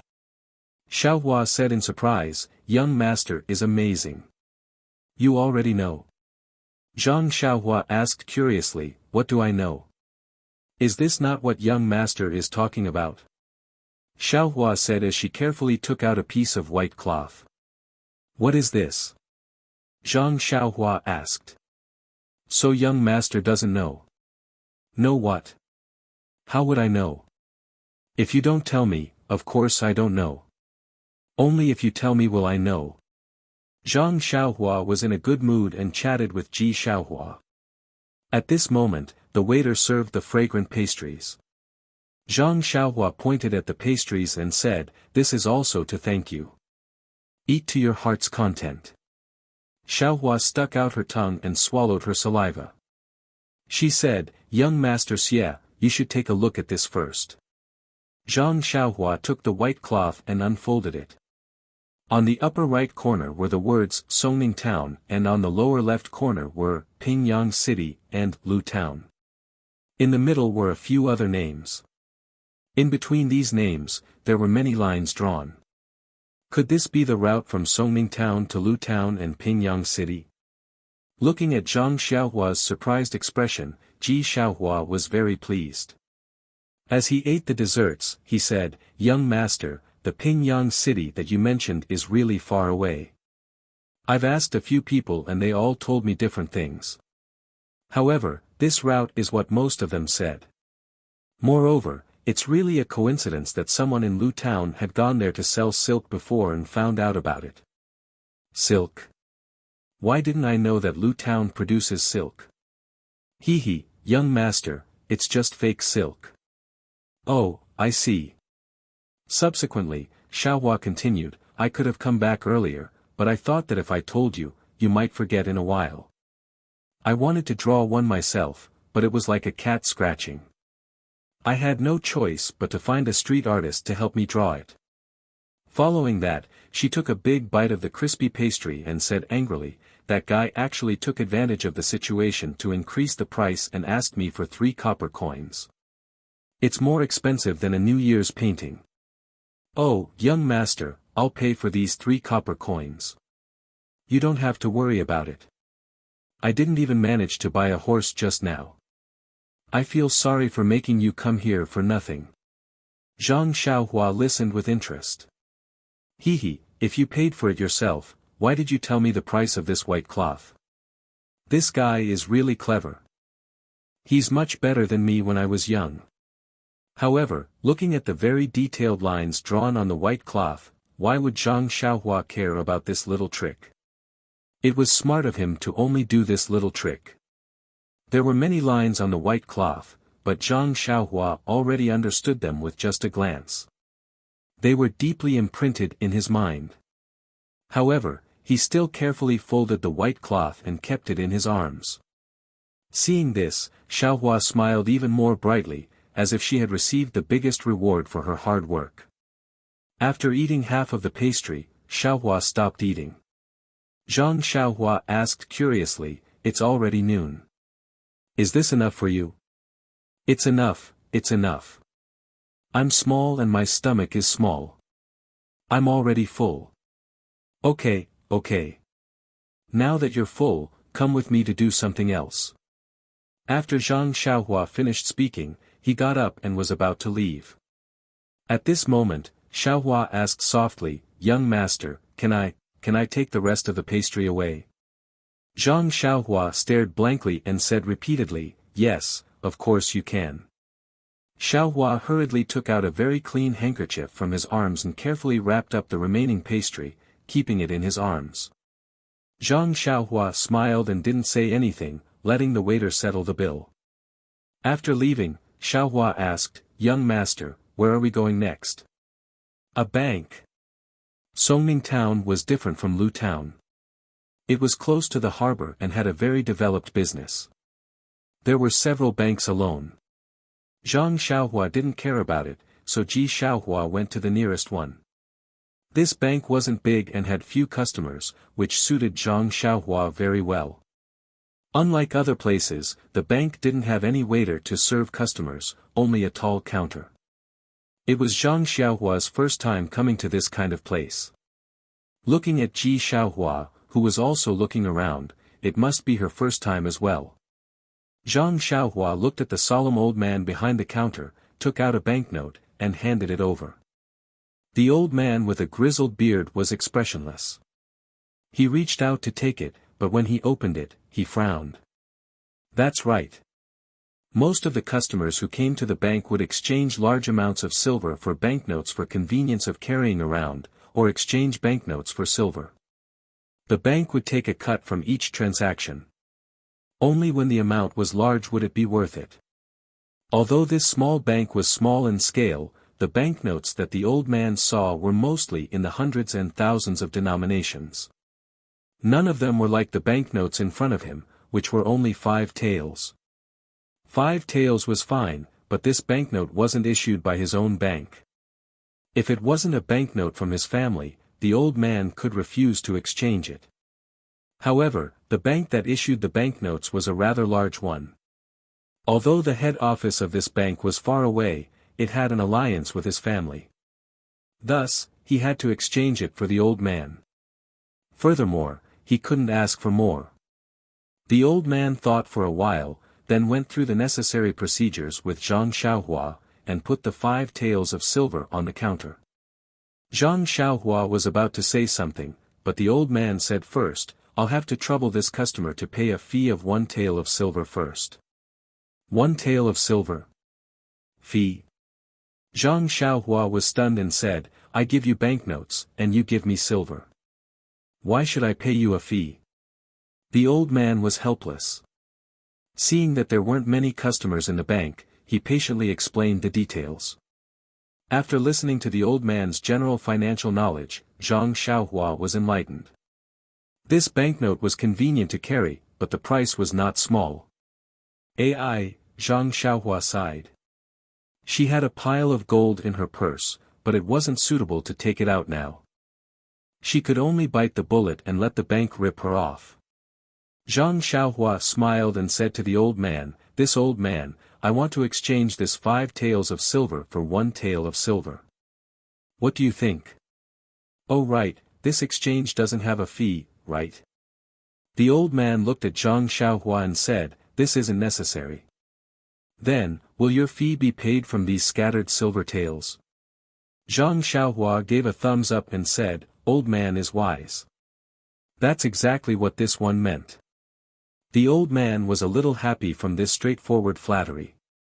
The corner of his mouth revealed a trace of a smile and said, I've been working at this counter for dozens of years. What kind of people have I not seen? Just as you were about to lift your foot, I knew what you were going to shit. Zhang Xiaohua did not say anything, but Ji Xiaohua at the side laughed out loud. Zhang Xiaohua turned her head and rolled her eyes at Xiaohua. She did not dare to say anything as she was afraid that the old man would say something nice again. When the old man placed the scattered silver taels on the counter, Zhang Xiaohua smiled and said, Old man, if I exchange these silver taels for other shares, such as copper coins, will there be no fee? The old man was stunned and said, As long as the banknotes are exchanged for cash, no matter if it is silver or copper coins, there is only one fee. Why is this customer asking this? Instantly, the old man had a bad feeling in his heart. Sure enough, Zhang Xiaohua waved her hand and cheerfully said, That's great. Please exchange these 5 taels of silver for copper coins.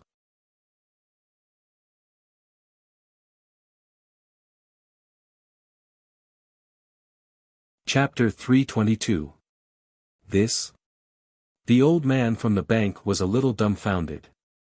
He sat there for a moment, not knowing what to say.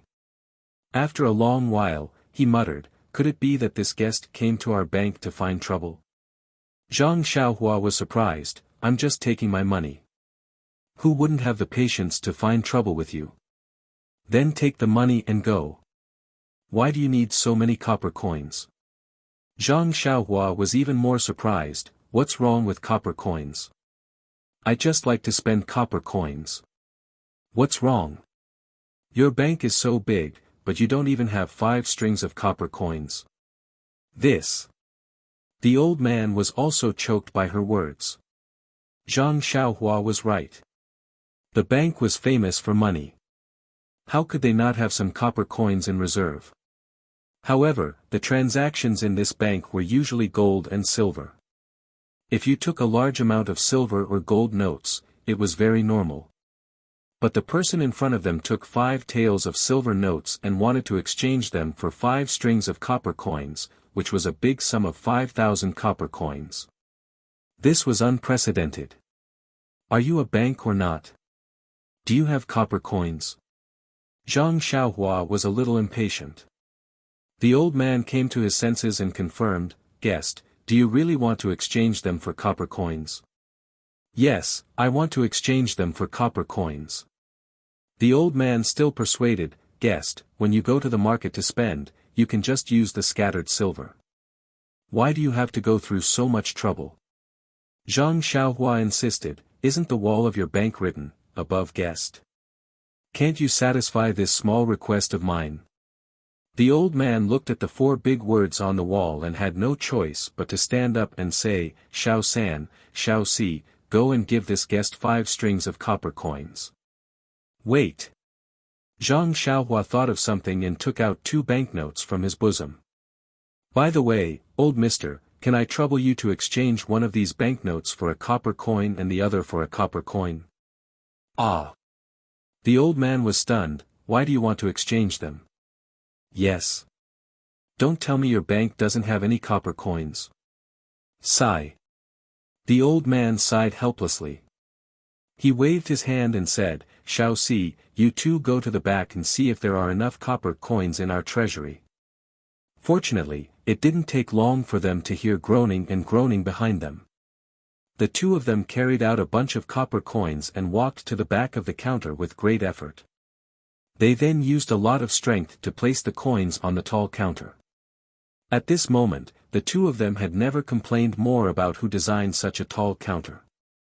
Seeing the small mountain of copper coins on the counter, Zhang Xiaohua felt a little dizzy. He had never thought that 10 taels of silver could be exchanged for so many copper coins. Looking at the dozens of small pieces of silver on the side, they were also worth half of this mountain of copper coins. In an instant, Zhang Xiaohua's almost zero knowledge of finance was added with another thick stroke. Looking at so many copper coins, Zhang Xiaohua smiled and asked, Old man, can your bank give me a big gunny sack? The old man was already depressed enough from her harassment. He didn't say anything and waved his hand at Xiao San. Xiao San casually took out an old gunny sack from under his feet and threw it on the pile of money. Zhang Xiaohua didn't mind and happily took it. He put the 10,000 copper coins into the gunny sack and carried it with his hand. Then, he turned his hand and grabbed the dozens of small pieces of silver on the counter and put them into his bosom. Then, he quietly stood there. The old man saw that Zhang Xiaohua still didn't leave and frowned. Guest, is there anything else? Zhang Xiaohua was a little surprised. He opened his mouth to say something, but the old man quickly said, Guest, you should hurry up and do your own things. Our bank really doesn't have any spare copper coins. Even if you want to exchange, you can't. Hearing this, Zhang Xiaohua chuckled and said, Since you really don't have any, I won't exchange. However, your bank should carry more copper coins. Maybe I will exchange them tomorrow. The old man sat behind the counter and rolled his eyes. He almost fainted. He repeatedly waved his hand and said, Guest, please walk slowly. I still have things to do, so I won't stand up. Zhang Xiaohua smiled and said, You really want me to leave now? Yes, guest, you should hurry up and leave. At this time, the old man no longer cared about the guest is above all shop rules on the wall and said what was in his heart. Okay, I will leave now. After that, Zhang Xiaohua easily picked up the big sack and turned to walk out of the bank. Behind him, Xiaohua was also puzzled. As soon as they walked out of the bank, Xiaohua quickly caught up with Zhang Xiaohua and whispered, Young master, did you make a mistake just now? It seems that. Before Ji Xiaohua finished speaking, Zhang Xiaohua looked back and took Ji Xiaohua to run. He didn't care about the direction. After turning several intersections, he stopped and said with a smile, I made a lot of money. I made a lot of money today. Today's money is worth a month of my time in Huanxi Mountain Villa. Young master, what are you talking about? Why can't I understand? Is it because the bank doesn't have a commission? Zhang Xiaohua didn't explain to him and said, You are just a child. What do you know? Let's go. At this time, in the bank, the old man just got out of his impetuous state and was leisurely tasting the fragrant tea. He seemed to feel that something was missing in his heart. Suddenly, he put the teacup on the table and asked, Xiao San, Xiao Si, when you gave the young man the money just now, did you take out the commission? The two of them looked at each other and explained, The commission has always been taken by you. Of course, we will not snatch it from you.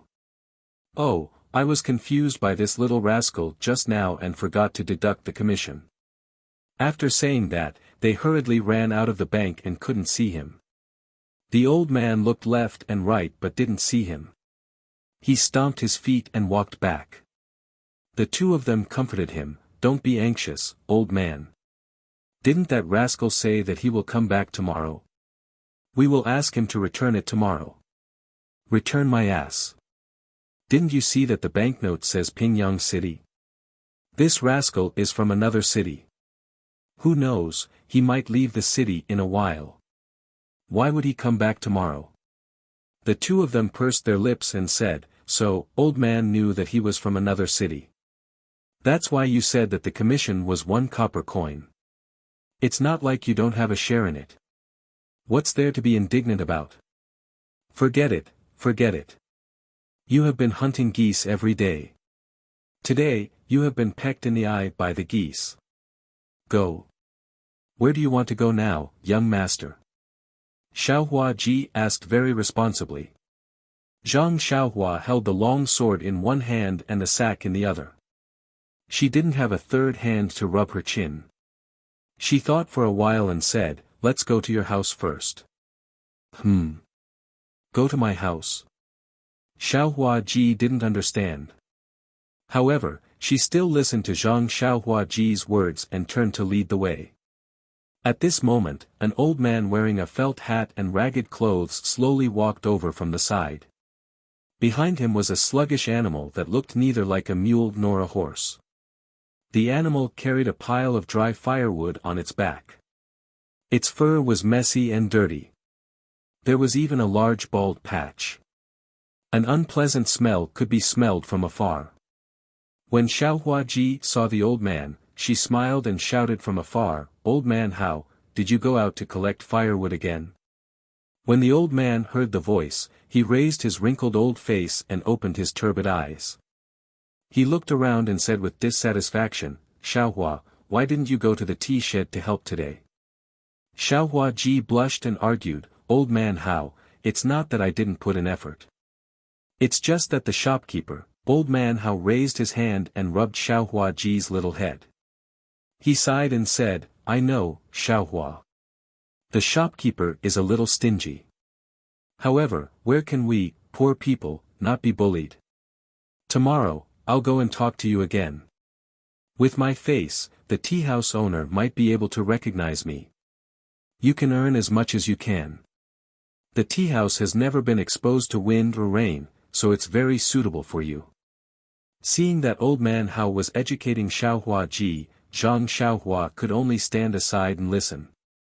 This was no different from the kind uncles and aunties in the Guizhuang house. Even if it wasn't their own child, they would do their best to help as long as they could. At this moment, the animal standing next to them opened its almost closed eyes and sniffed. It seemed to have smelled something. When it saw Zhang Xiaohua, its eyes seemed to brighten. Therefore, it dragged its feet and walked to Zhang Xiaohua. It raised its head and put its strange head in front of her. Although the animal smelled a little strange, Zhang Xiaohua grew up in the countryside. How could she be afraid of this? Zhang Xiaohua threw the sack on the ground and raised her hand to stroke the animal's head. The animal seemed to enjoy it very much. It even stuck out its tongue and licked Zhang Xiaohua's hand. Zhang Xiaohua felt itchy and very comfortable. When she looked at the animal's eyes again, Zhang Xiaohua was stunned. The animal's eyes seemed to be filled with longing, desire, and expectation. Zhang Xiaohua couldn't believe it. She rubbed her eyes with her hand. When she looked carefully again, sure enough, the half-closed and listless eyes were now wide open and quietly looking at her. The animal's eyes seemed to be intelligent and seemed to be transmitting its thoughts. At this moment, Zhang Xiaohua remembered to look carefully at the strange animal. The animal's face looked like a horse's. It was long, but there were 2 protrusions on its head, which seemed to be like antlers. Its hooves were large, similar to a cow's, or even larger. The big tail behind it was like a donkey's. This strange animal looked like a deer, but it was not a deer. It looked like a horse, but it was not a horse. It looked like a cow, but it was not a cow. It looked like a donkey, but it was not a donkey. What was it? Xiaohua listened to Father Hao's lecture. When she saw the animal licking Zhang Xiaohua's hand, she quickly went up and said, "Young master, stay away. Don't dirty your clothes." But when she saw that Zhang Xiaohua didn't seem to mind at all, she smiled and said, "Young master, Huan is the cutest. It's gentle and won't bite. You probably haven't come into contact with animals. Huan seems to like you very much." Then, she said embarrassedly, "Although Huan smells, it will be very clean after washing. If you don't like it, I can wash it away now." Only then did Father Hao notice Zhang Xiaohua next to Xiaohua. He asked, "This young master is?" Ji Xiaohua told him the purpose of Zhang Xiaohua's visit. Father Hao smiled and nodded.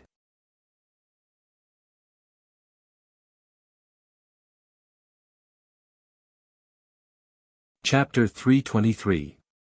Huan. Zhang Xiaohua looked at this dirty, strange animal with several bald patches of fur. She couldn't help but smile. She stroked the horns on Huan's head. Those were two bald horns. Ji Xiaohua saw that Zhang Xiaohua didn't dislike Huan and became happier. Zhang Xiaohua was about to ask him, but Old Man Hao said, "Xiaohua, you accompany the young master. I'll take Huan back." Xiaohua smiled and said, "The young master said he wanted to go to my house. Let's go together." Then she turned to Zhang Xiaohua and said, "Young master, put your sack on the firewood. Huan is very strong. She can carry it." Hearing this, Zhang Xiaohua's heart moved. She didn't show anything strange on her face. She reached out to pick up the sack from the ground and put it on Huan's back. Sure enough, the animal didn't seem to feel anything. As the three walked, Ji Xiaohua told Zhang Xiaohua about Huan. It turned out that Huan didn't belong to Old Man Hao. Last year, when Xiaohua went to the mountain forest outside the city to collect firewood, she picked it up from a ravine. When Ji Xiaohua met Huan, the horns on Huan's head had been cut off. There were also a few arrows on its body, leaving a lot of blood. It didn't look like it would live. Ji Xiaohua happened to have some wound medicine with her. She applied it on Huan and brought it back little by little from the mountain forest. However, Ji Xiaohua and Madame Zhang weren't good at raising animals, so they handed it over to Old Man Hao. After treatment, it was finally saved. Ji Xiaohua named it Huan. Xiaohua's family didn't usually need this animal, so they left it with Old Man Hao. Every day, it would help Old Man Hao carry some things. During the busy farming season, it would also help other people in the fields. At this point, Xiaohua's heart also moved, and she said sincerely, "Young master, Huan is very good at carrying things, but I don't know if it's to your liking. However, it's not like a horse, it's good at running, and if you ride it." At this point, he couldn't continue. He really hoped that his Huan could help Zhang Xiaohua, but if Zhang Xiaohua really rode this thing that was neither a donkey nor a horse, wouldn't she be ridiculed to death? Huan seemed to be able to understand Xiaohua's words and was extremely unhappy.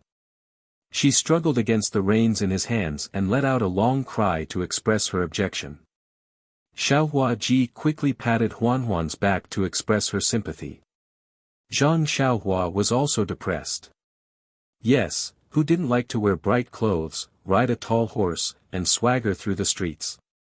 But even a tall horse couldn't carry a long sword. Even if Huan could carry a long sword, if it couldn't run as fast as a tall horse, what use would he have for it? Right now, I just want to find a proper way to go home. Carrying such a heavy sword, even if I take a carriage, it's still inconvenient. I can only travel alone. Since I can't buy a horse, I can only travel alone.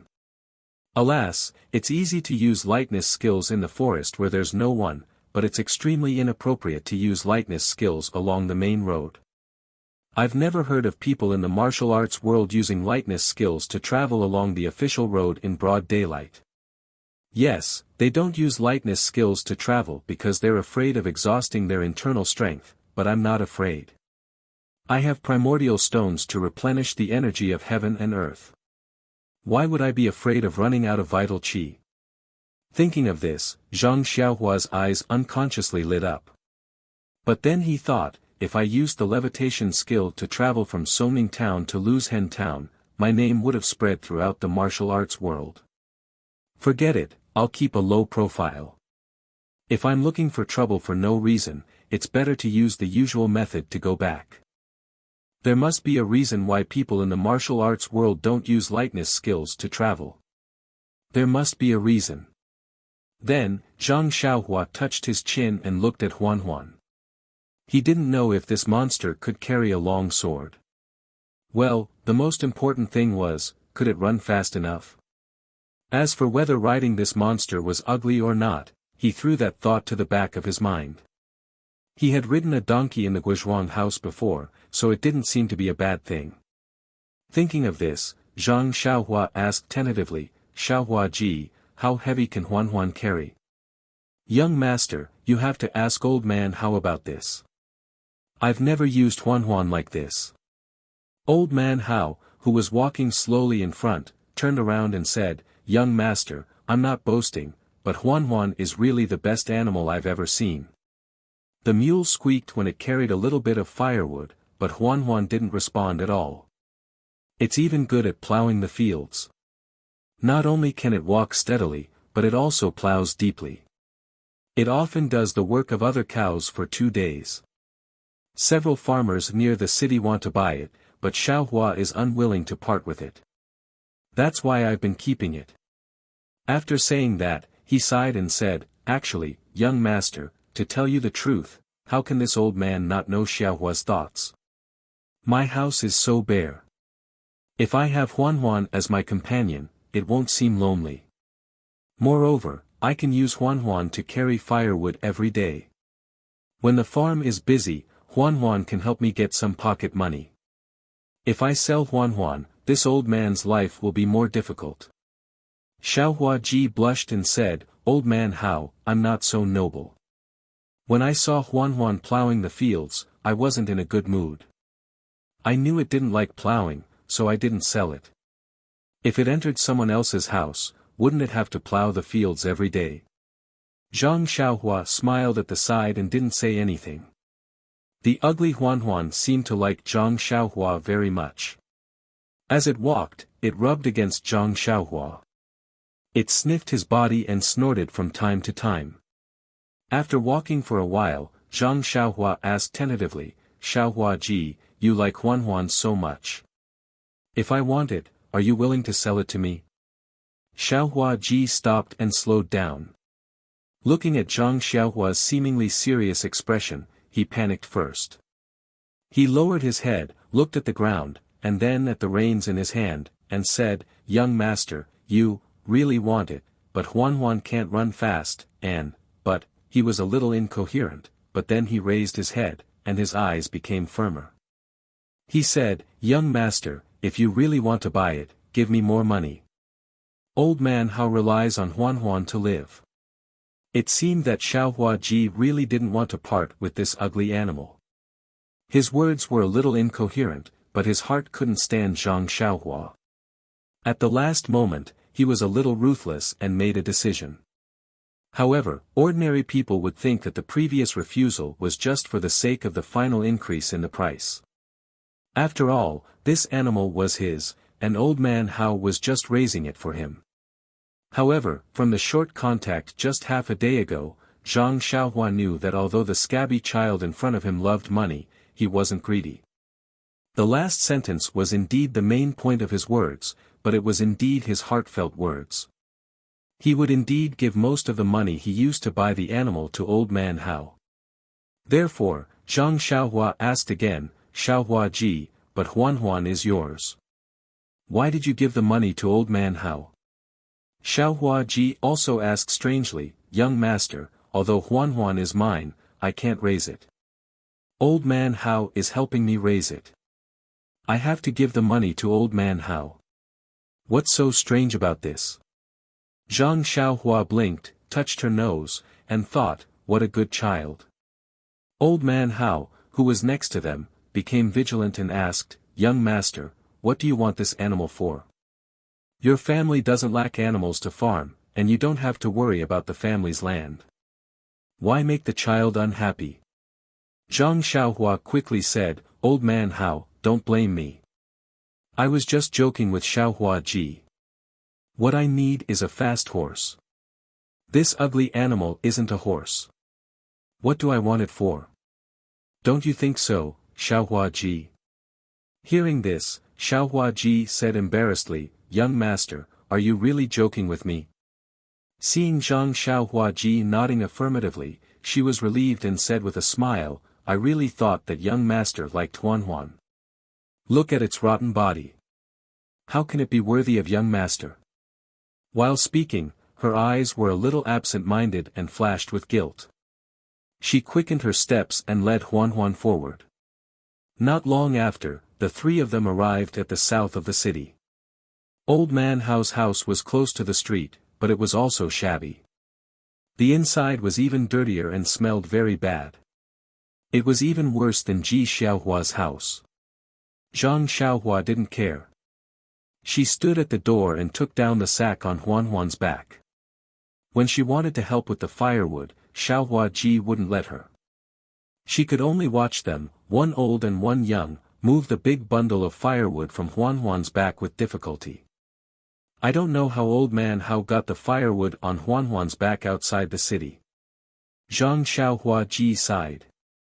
When Ji Xiaohua Ji led Huan to the corner of the courtyard where flies were everywhere and the stench was endless, Huan wasn't as docile as usual. It stood on all fours like nails. No matter how hard Ji Xiaohua Ji tried, she couldn't move it at all. Later, Old Man Hao also joined in.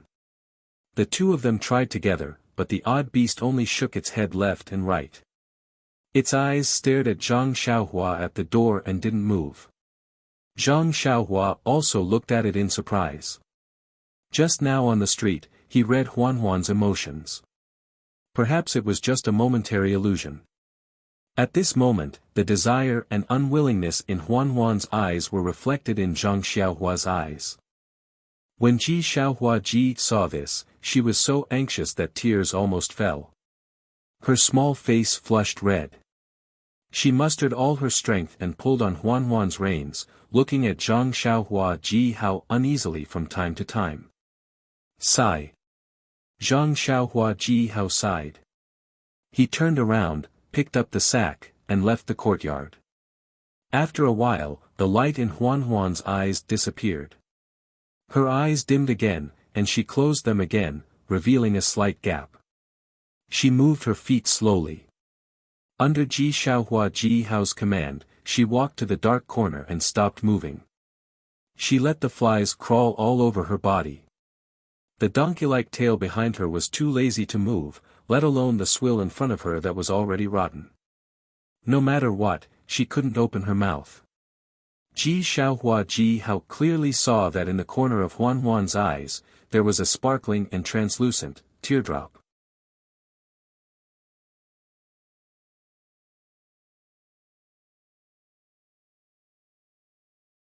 Chapter 324.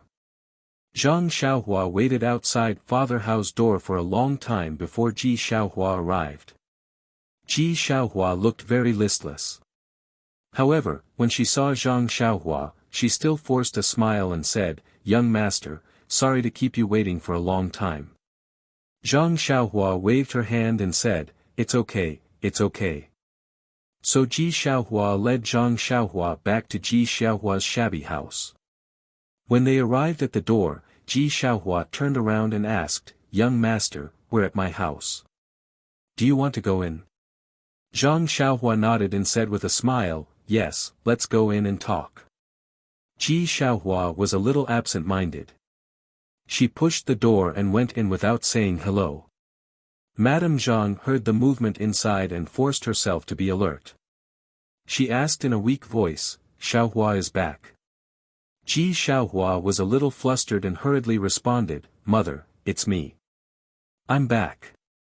Madame Zhang coughed for a while and scolded, "You child, you didn't say anything when you entered the house. That young master has already left. Later, you and mother will go to Father Hao and let him talk to you again. The young master only gave you 10 or so coins, which can't be compared to the long-term income of the tea shed. You'd better go to the owner of the tea shed and admit your mistake. You can be beaten and punished, and then boil water for him. That. Mother, the young master hasn't left yet. With that, Ji Xiaohua looked at Zhang Xiaohua apologetically and walked into the shabby house. What? He hasn't left yet, and you're back. Did you do something wrong again? Ji Xiaohua's little face was a little red and said, Mother, I didn't do anything wrong. The young master insisted on coming to our house. Hey, the young master is here again. Why didn't you say so earlier? Xiaohua, come and help mother up. When Zhang Xiaohua heard this, she wanted to stop him, but after thinking for a moment, she stood there with a smile and didn't move.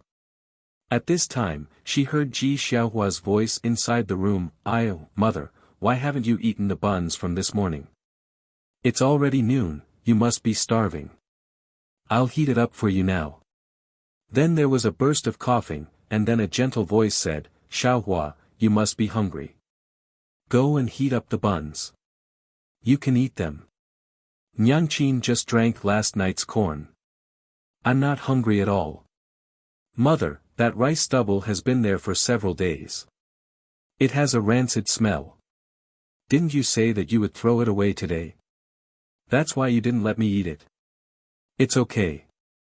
Nyangqin originally wanted to throw it away, but after smelling it, it was still edible.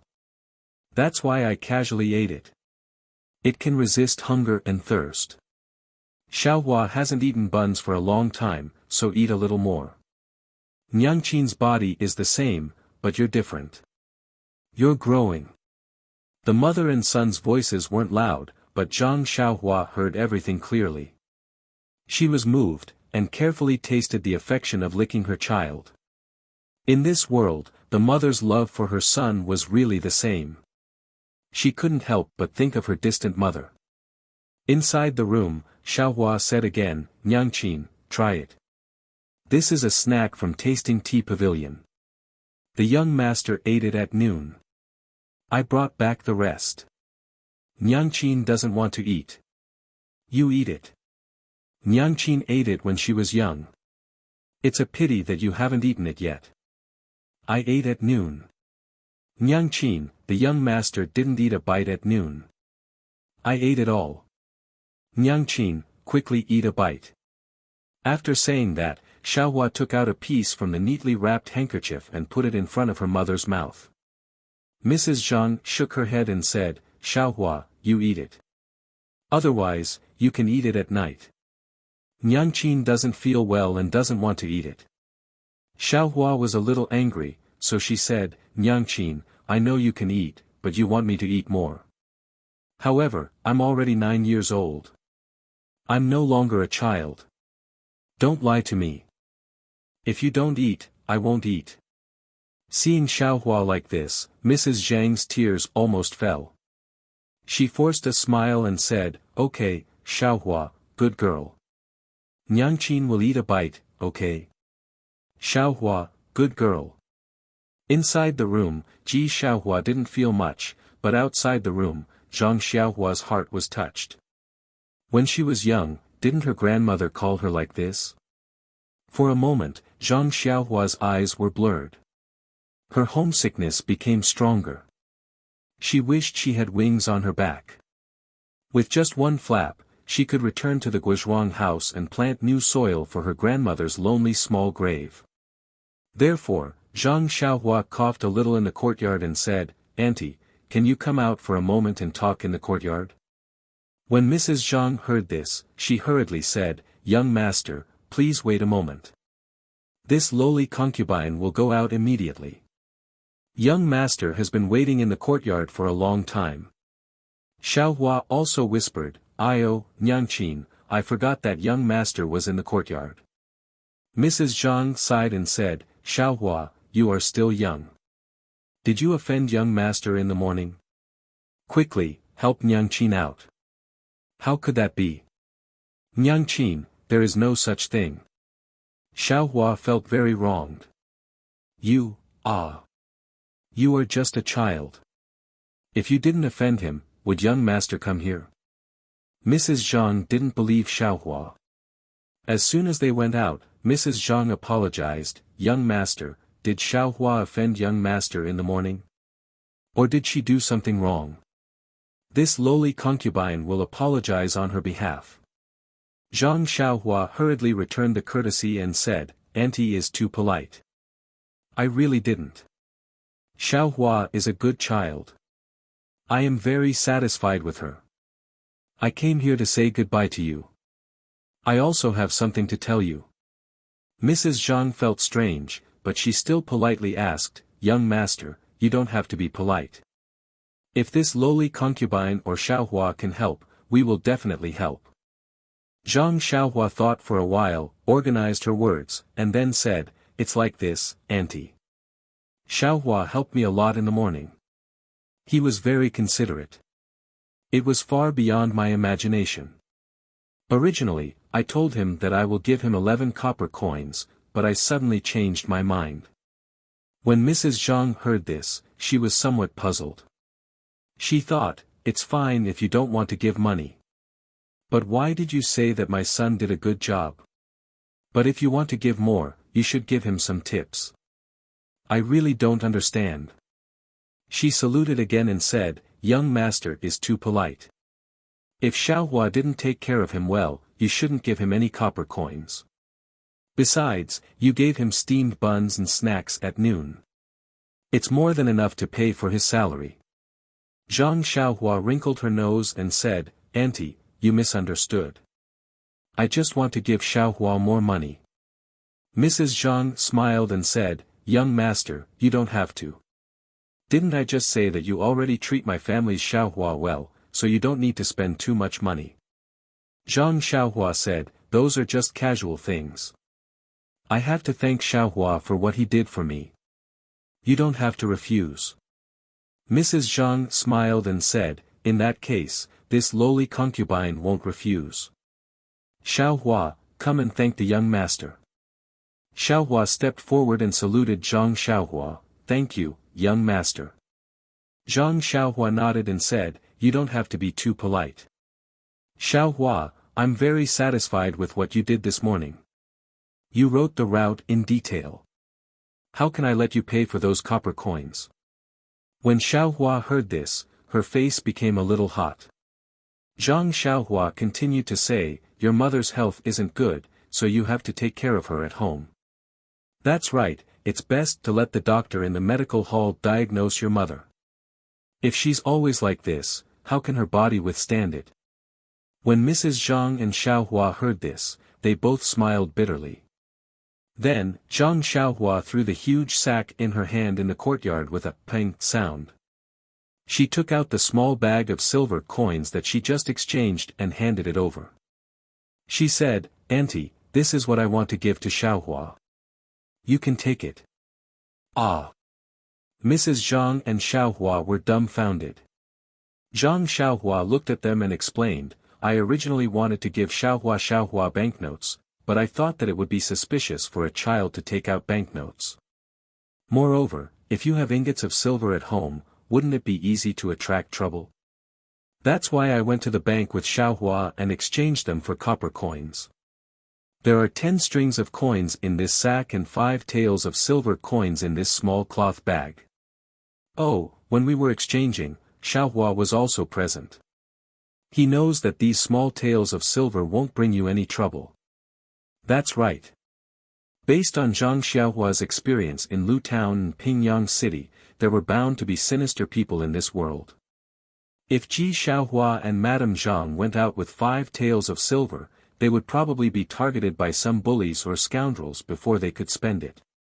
She was kind enough to help them, but she did not want to bring disaster to them for no reason. "Young master, you went to the bank to exchange copper coins for me?" Xiaohua looked at the unfamiliar young master in front of her in disbelief. She did not even know his name. "Yes, do you think that I have nothing better to do and exchange copper coins for fun?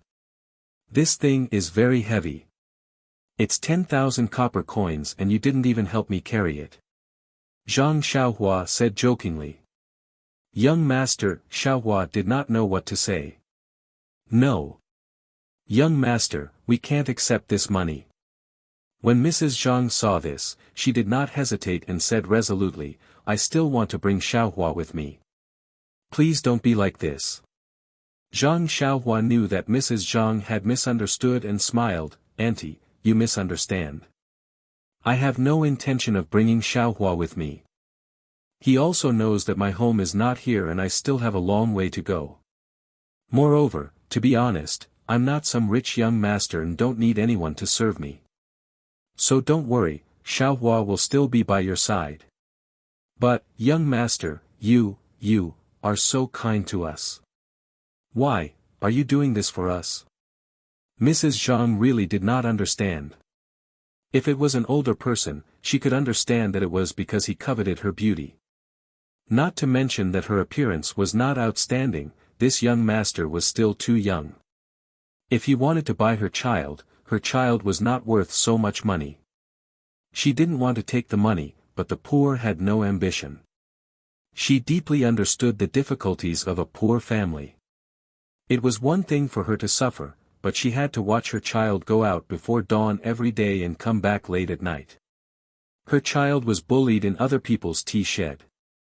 Although he didn't say anything, she still heard his cries at night and felt pain in her heart.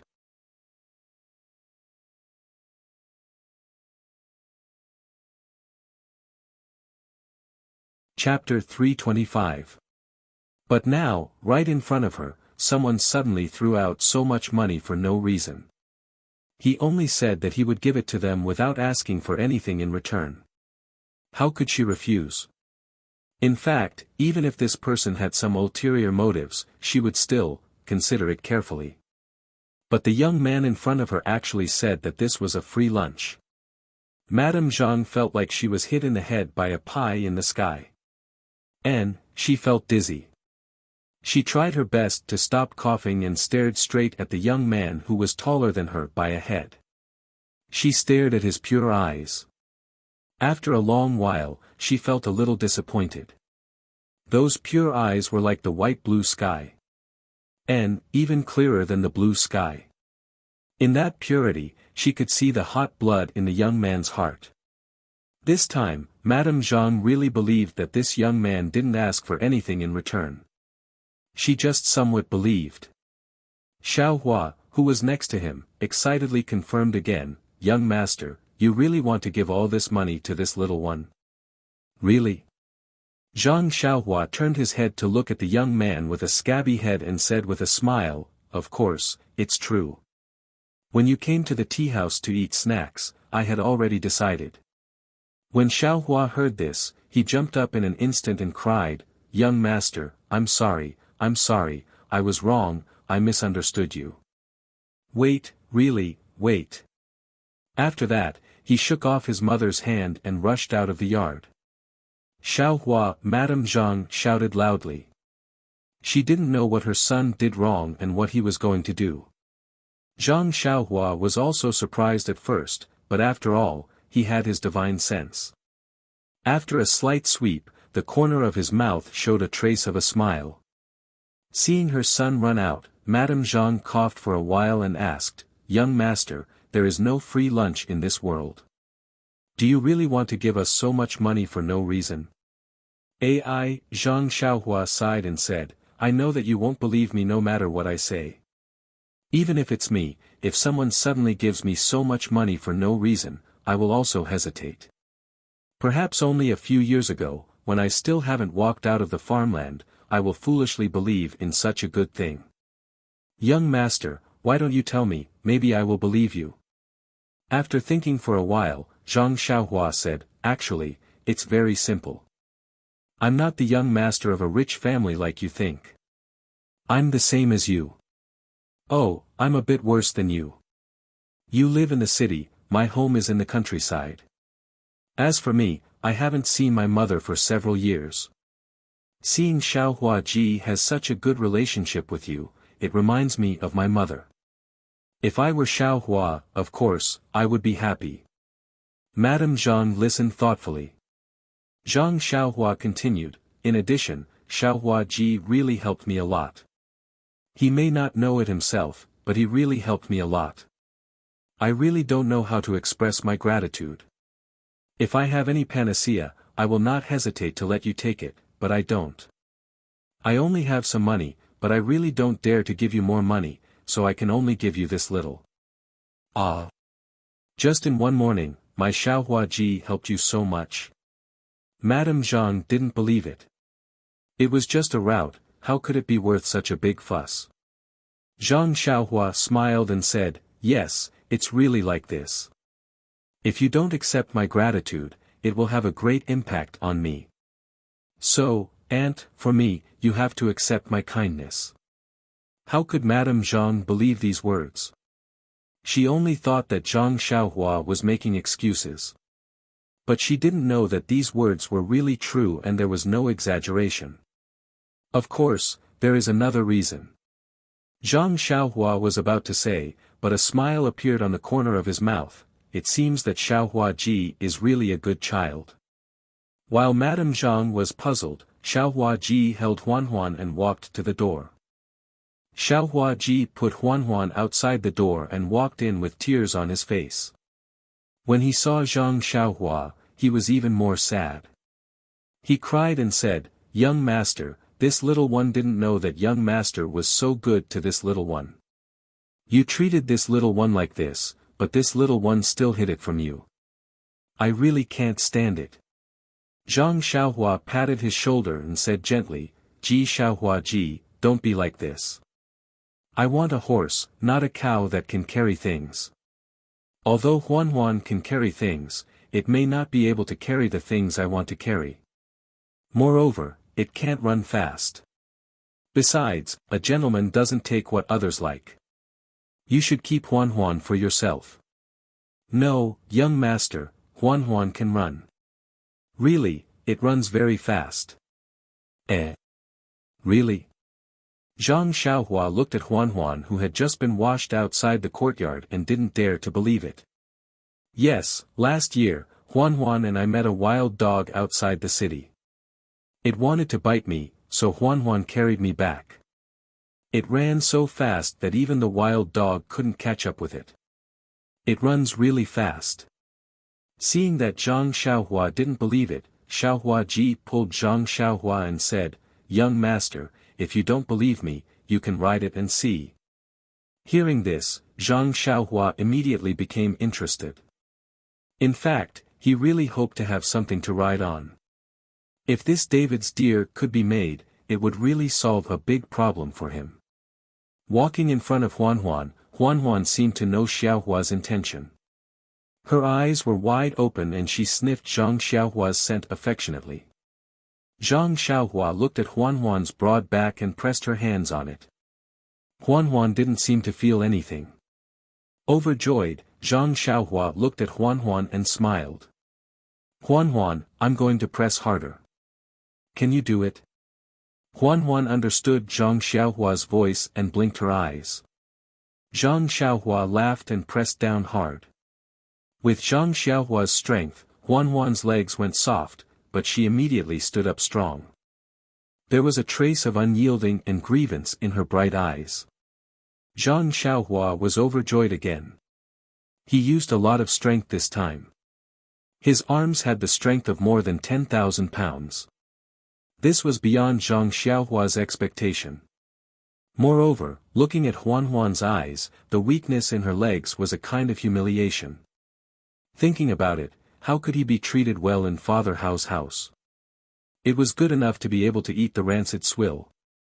Then, Zhang Xiaohua picked up the long sword in the yard and put it on Huan's back.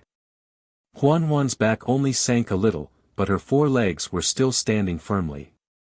Zhang Xiaohua kicked off and her body floated up. Huan's 4 legs moved and she ran toward the street. Although she wasn't as fast as a galloping horse, her speed was still very impressive.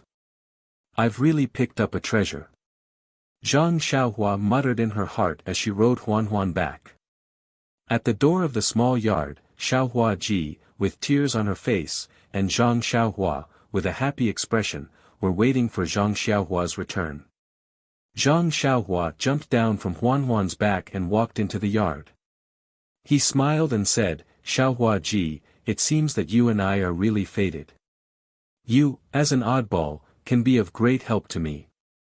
Xiaohua Ji said embarrassedly, young master, don't praise me.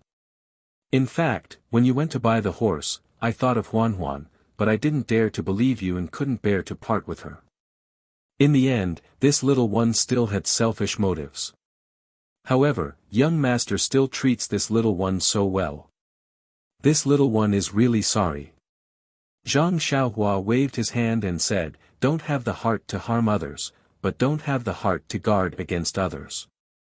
This saying is right. How can I blame you? However, now that you've given me Huan, you've given me another problem. Xiaohua Ji asked curiously, why is that?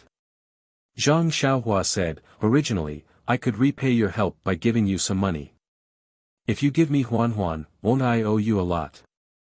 But if I give you more money, won't I be causing trouble for you? Xiaohua Ji was very puzzled and said, young master, I don't understand. It's naturally good to have more money. How can it cause trouble? Young master, I didn't mean to ask you for money. You've already given us so much. Just take Huan as a gift from me. Zhang Xiaohua Ji thought for a moment and took out 2 banknotes from his arms. He handed them to Ji Xiaohua and said, I don't deserve a reward without any effort. I'll use these banknotes to exchange for your Huan. How could Ji Xiaohua Ji accept them? He repeatedly refused. Even Madame Zhang coughed and tried her best to stop him. Seeing this, Zhang Xiaohua Ji was moved. He took out a banknote and said, since it's like this, I won't give it to you. I'll trouble you to go to the ox and horse market with this banknote and help Father Hao buy a cow or a mule. Didn't you say that Father Hao needs Huan to live? If I take Huan away, how will Father Hao live? This. Xiaohua Ji was a little hesitant. At that time, he only felt guilty and didn't think too much. Now that Zhang Xiaohua Ji mentioned it, it was really a problem. However, he looked at the big sack on the ground and said, young master, didn't you already give so much money? It's enough to buy animals. Zhang Xiaohua Ji shook his head and said, that's for you. If you use these copper coins to buy a mule, you won't be able to carry it. You can find a place to put the copper coins and use them for daily use. I pawned these banknotes. You can directly buy a mule and say that you exchanged it with Huan. I think there won't be any problems. Xiaohua Ji still looked at his mother, who was coughing non-stop. Madame Zhang sighed and said, young master gave too much. Zhang Xiaohua Ji said with a smile, if you don't accept the banknotes, I don't want Huan. Seeing his mother's tacit agreement, Xiaohua Ji still raised his hand to take it. Then, Zhang Xiaohua Ji said, Auntie, is there a spare room in the house? Madame Zhang was stunned. She pointed to a shabby shed next to them and said, young master, is that okay? It's a stove used for cooking. Zhang Xiaohua Ji said with a smile, okay, wait a moment. After saying that, Zhang Xiaohua quickly walked into the courtyard, leaving Ji Xiaohua and his wife standing in the middle of the courtyard with a puzzled look on their faces.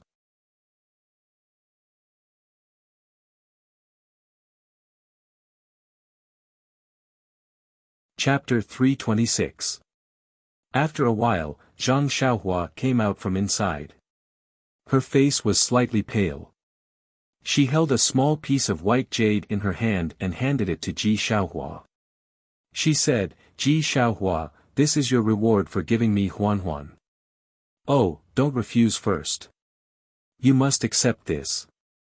Just now, I told your mother that I don't have any panacea that can cure your mother's illness, but I suddenly remembered that I have an old piece of jade that can cure illness.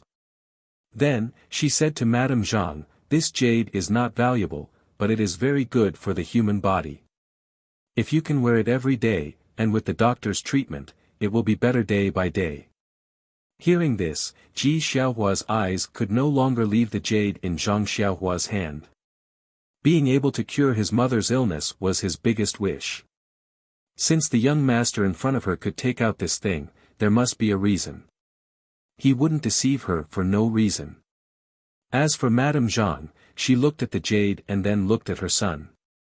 Unconsciously, she didn't have the courage to refuse. Seeing this, Zhang Xiaohua stuffed the jade into Ji Xiaohua's hand and said with a smile, "In that case, I won't stay any longer. I hope that auntie will recover soon." Then, she turned to leave.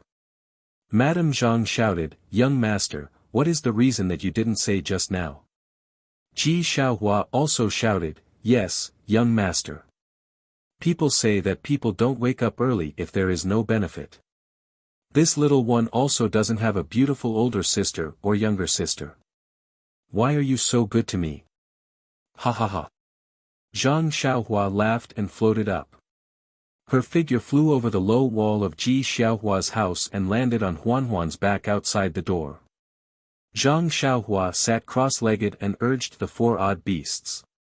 When Ji Xiaohua and her mother arrived at the door, they heard Zhang Xiaohua's voice from a distance. "The reason is very simple. Because I am also called Xiaohua. However, I am called Zhang Xiaohua." Seeing Zhang Xiaohua's figure gradually disappear, Ji Xiaohua's heart actually had a desire to chase after her. However, hearing her mother's heart-wrenching coughs, how could he take a step forward? It wasn't that he didn't think that Zhang Xiaohua was an unusual person. He knew that the long sword that was too heavy to lift was extraordinary. Now, he actually saw him fly over the wall like a bird. He knew that he was more magical than he thought. Pingyang City, Lu Town, Huanxi Manor, Zhang Xiaohua. Ji Xiaohua muttered and memorized the route map he gave Zhang Xiaohua in her mind. Then, she turned around and supported her mother. "Mother, you should go back to the house. The wind is strong outside." After entering the courtyard, she took out the jade and handed it to her mother. "Mother, you should go back to the house and find a string to string it with you." "Young master, yes, young master." Zhang said that it is useful, so it must be useful. Madame Zhang had seen Zhang Xiaohua's qingdong before, so she naturally believed in Zhang Xiaohua's words. She reached out to take the money, but their gazes immediately fell on the large pile of copper coins in the courtyard. With Ji Xiaohua, a 9-year-old child, and Madame Zhang's body that had been ill for a long time, it was extremely tiring to move these 10,000 coins into the house and hide them in a secret place. However, doing this kind of work was tiring but happy. Zhang Xiaohua sat cross-legged on Huanhuan's back.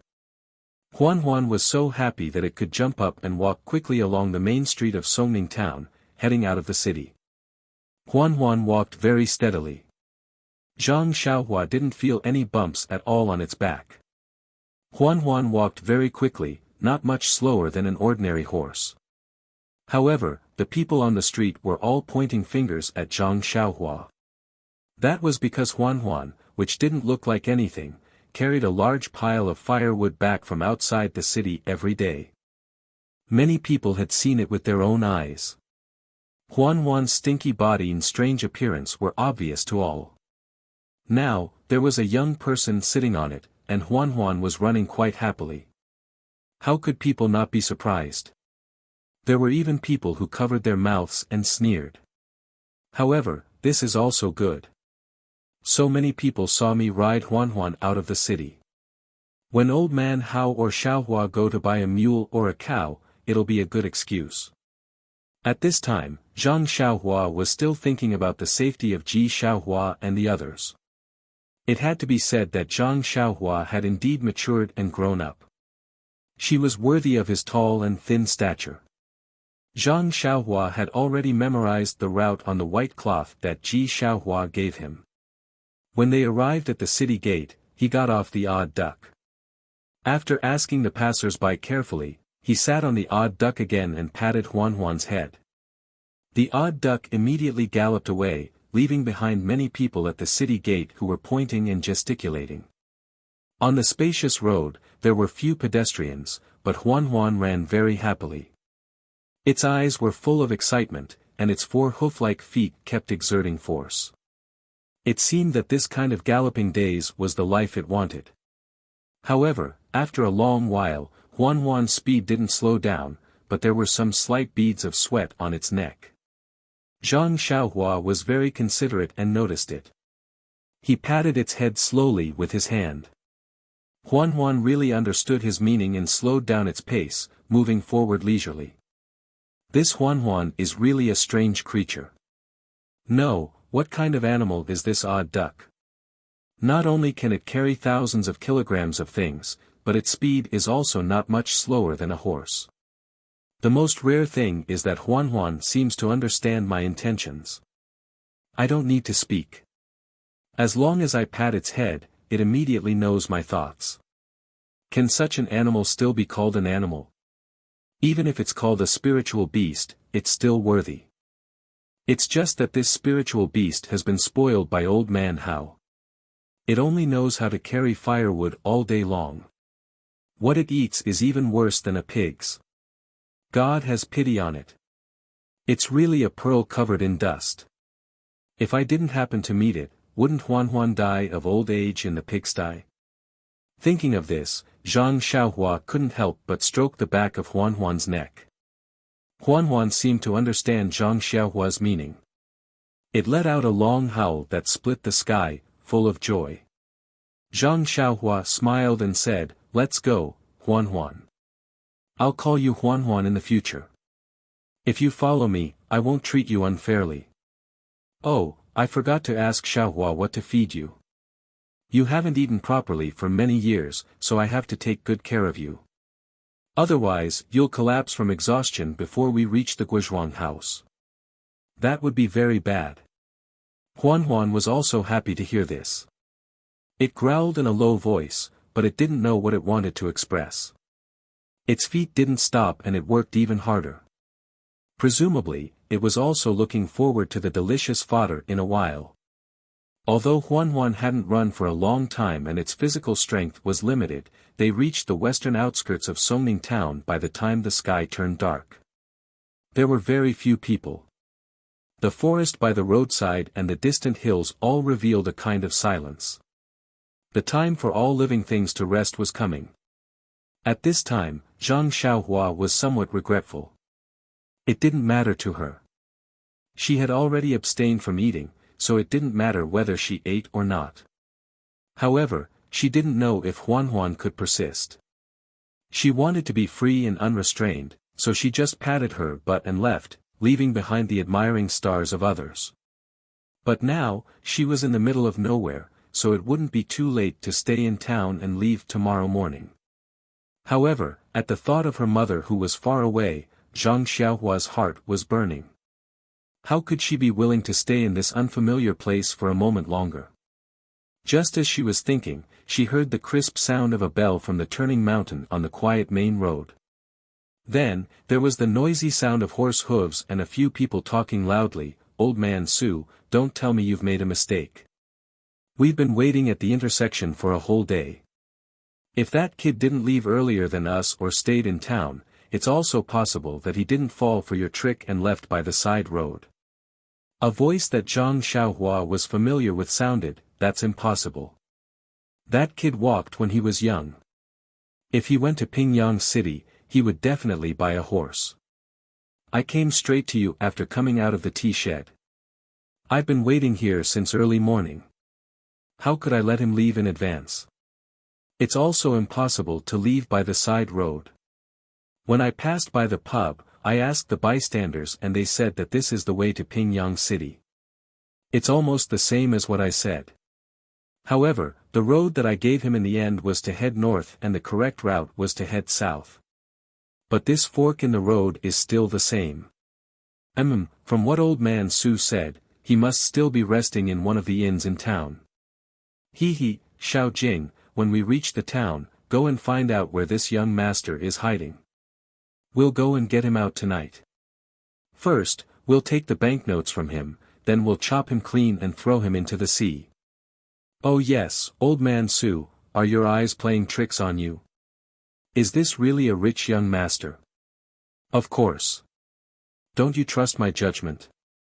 Just based on the retro robe that he's wearing, it's estimated that it's worth dozens of silver taels. Those few people spoke very loudly and didn't have any intention to care about others. The few horses turned and rushed towards Zhang Xiaohua. Those few people were also stunned when they saw Zhang Xiaohua. They didn't expect that there would still be people walking on this road at this time.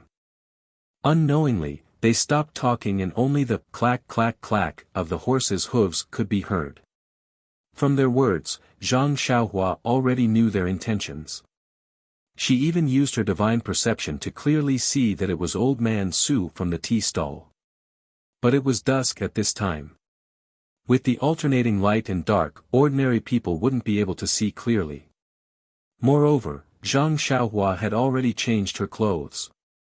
That old man Su was still thinking about Zhang Xiaohua's retro black robe and naturally didn't recognize him immediately. It was just that when they neared, someone couldn't help but ask in surprise, Isn't this old man Hao's broken donkey from the south of the city? Why is it being ridden out by this person? Can this donkey be ridden? It's usually used to carry firewood. At this time, old man Su also saw Zhang Xiaohua's mocking expression. He was stunned and thought in his heart, why does this young man look so familiar? Immediately, he laughed and said, ha ha ha, there's a road to heaven but you can't, there's no door to hell but you still bump into it. Brothers, this is the rich young man I was talking about. The leader of the villainous men also laughed and said, no wonder, so he changed his clothes. He must have known that old man Su was lying. While they were talking, the other two had also surrounded Zhang Xiaohua from the side. Zhang Xiaohua was completely surrounded in the middle. Chidian Chinese website welcomes all readers to read, the latest, fastest, and hottest serial works are all at Chidian Originals.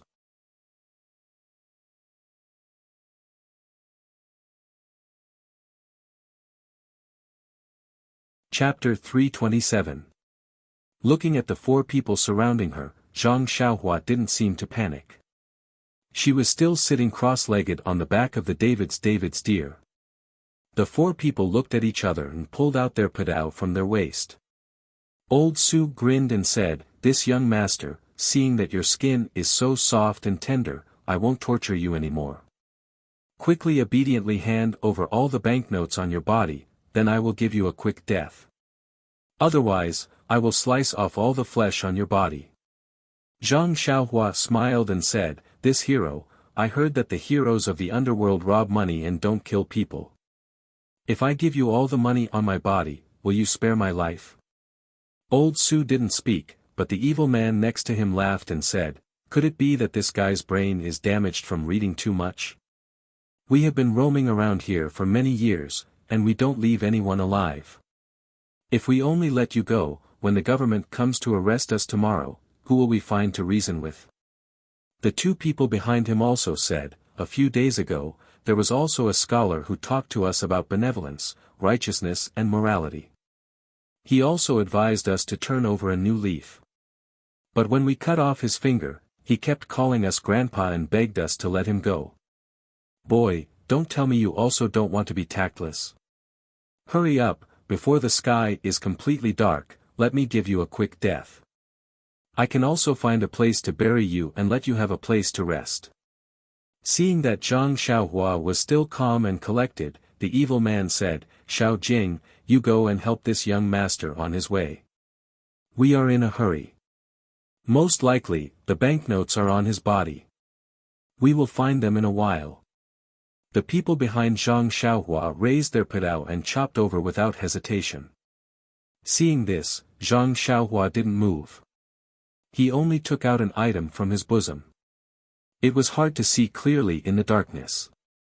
Moreover, the item disappeared as soon as it was taken out. Then, Xiao Jing, who had raised his saber to hack at Zhang Xiaohua, fell to the ground with a putong sound.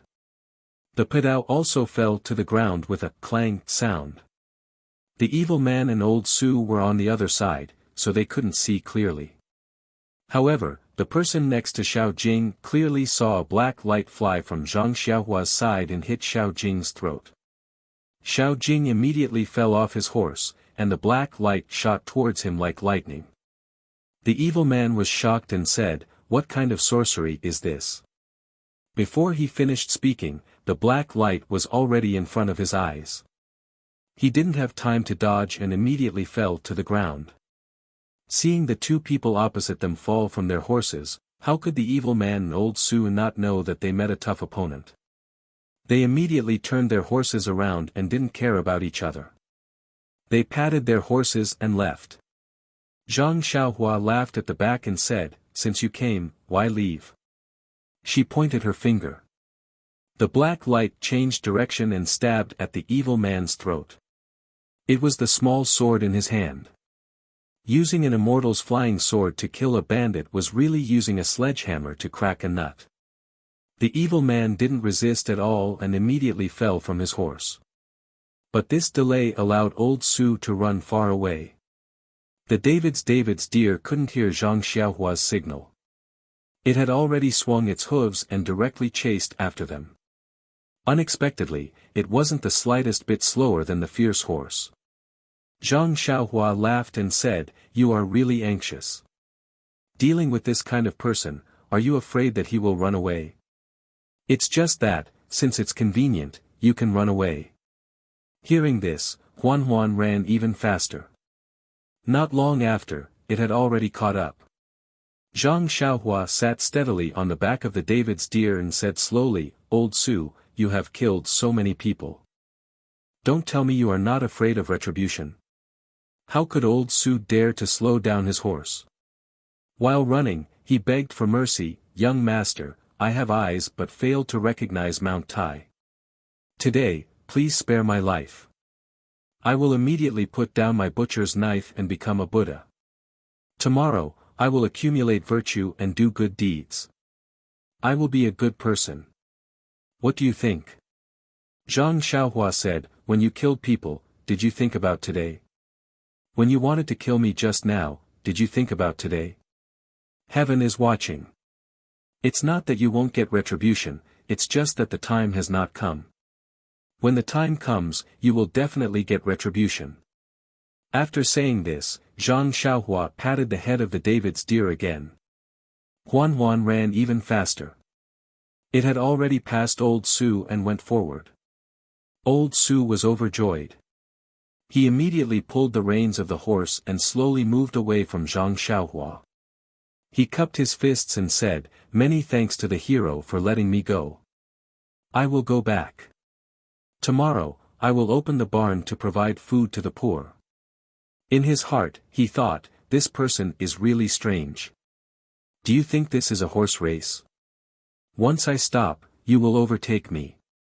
Who knew that Zhang Xiaohua's leisurely words came from the front, "You bastard, when did I say I will let you go? If I let you go, what will the scholar who was tortured to death by you 2 days ago think? What will the people who were killed by you all think? I have already said that it's not that you won't get retribution, it's just that the time has not come. Today is the day you will be beheaded." When old Su heard this, he did not care about anything else.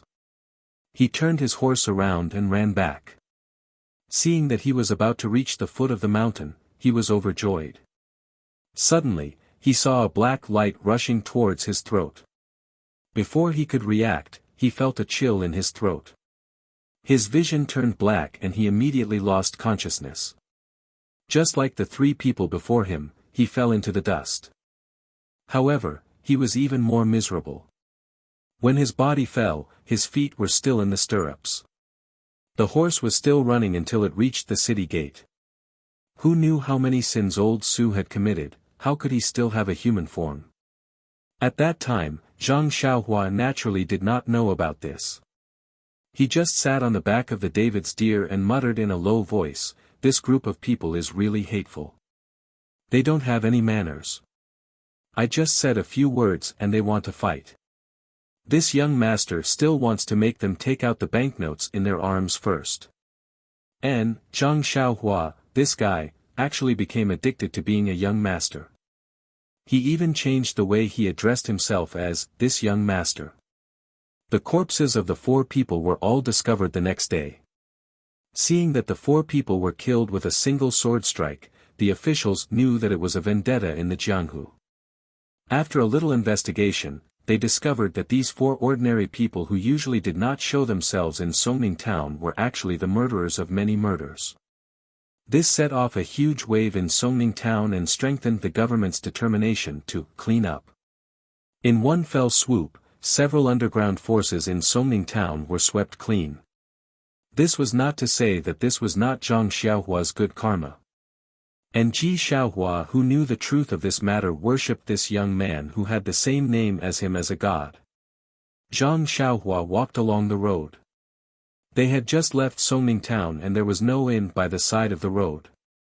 After a long journey, Zhang Xiaohua felt that Huan was tired and wanted to rest. He knew that he would definitely fall asleep at midnight. And Huan had just gotten rid of the life that did not belong to it. Its body was far from being adjusted. If he forced himself to continue on the road, he would definitely kill the goose that lays the golden eggs. Seeing a mountain forest in front of him, Zhang Xiaohua made up his mind.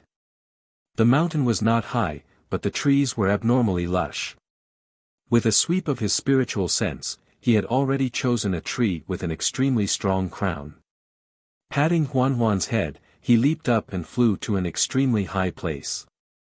He sat down cross-legged and took out a primordial stone, quietly circulating his energy to absorb primordial qi. Huan, on the other hand, let out a low hiss, extremely dissatisfied. If you want to rest, why don't you take the sword down too? Aren't you afraid that it will tire me out if you leave it on my back? Then, he shrugged his back and the sword fell to the ground with a clang. Afterwards, Huan slowly walked in the mountain forest in search of food. It was late at night when she came back. Zhang Xiaohua, who usually cultivated quietly on the tree crown, sniffed and lay down under the tree. In the next few days, Zhang Xiaohua and Huan traveled in the morning and slept in the night. They ate and drank when they were hungry. Oh, wrong, only Huan ate and drank when she was thirsty. When Zhang Xiaohua saw inns, tea sheds, and the like, he only asked the waiter to serve Huan well while he only had a cup of water. Huan did not seem to be very interested in fodder and other things, but she had to force herself to eat.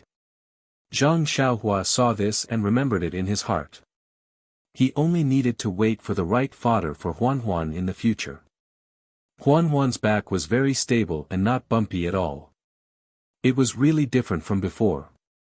Huan could even adjust its speed according to the situation on the road, so Zhang Xiaohua did not have to worry about it at all. Later on, Zhang Xiaohua no longer cared about it. He only gave Huan some pointers when there was a fork in the road. The rest of the time, he took out 2 primordial stones from his pocket and cultivated with all his might. Zhang Xiaohua knew very well that there were too many unknowns in this world.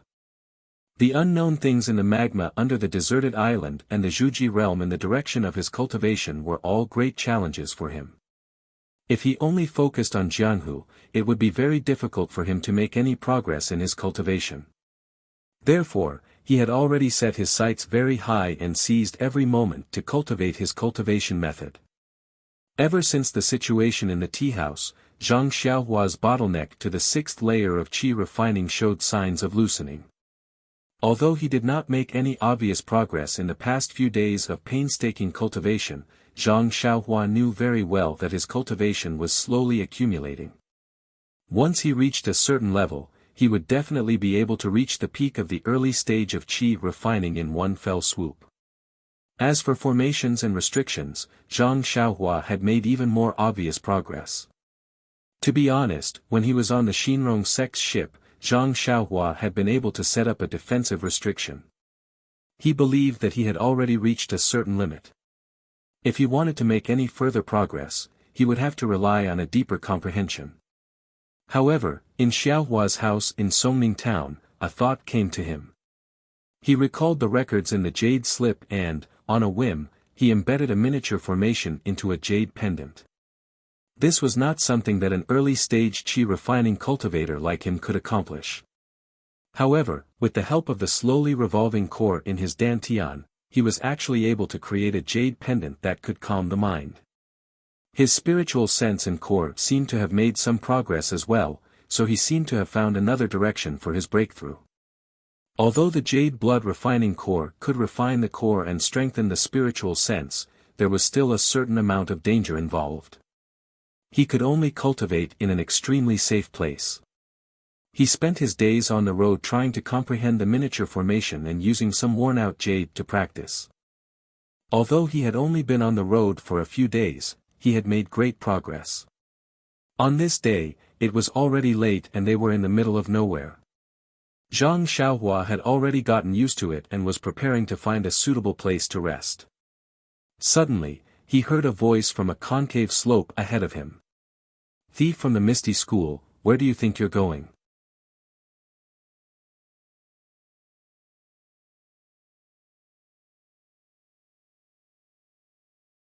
Chapter 328. Misty School. Slip through the net. Thief. Although the voice was soft, Zhang Xiaohua's senses were extremely sharp at this time.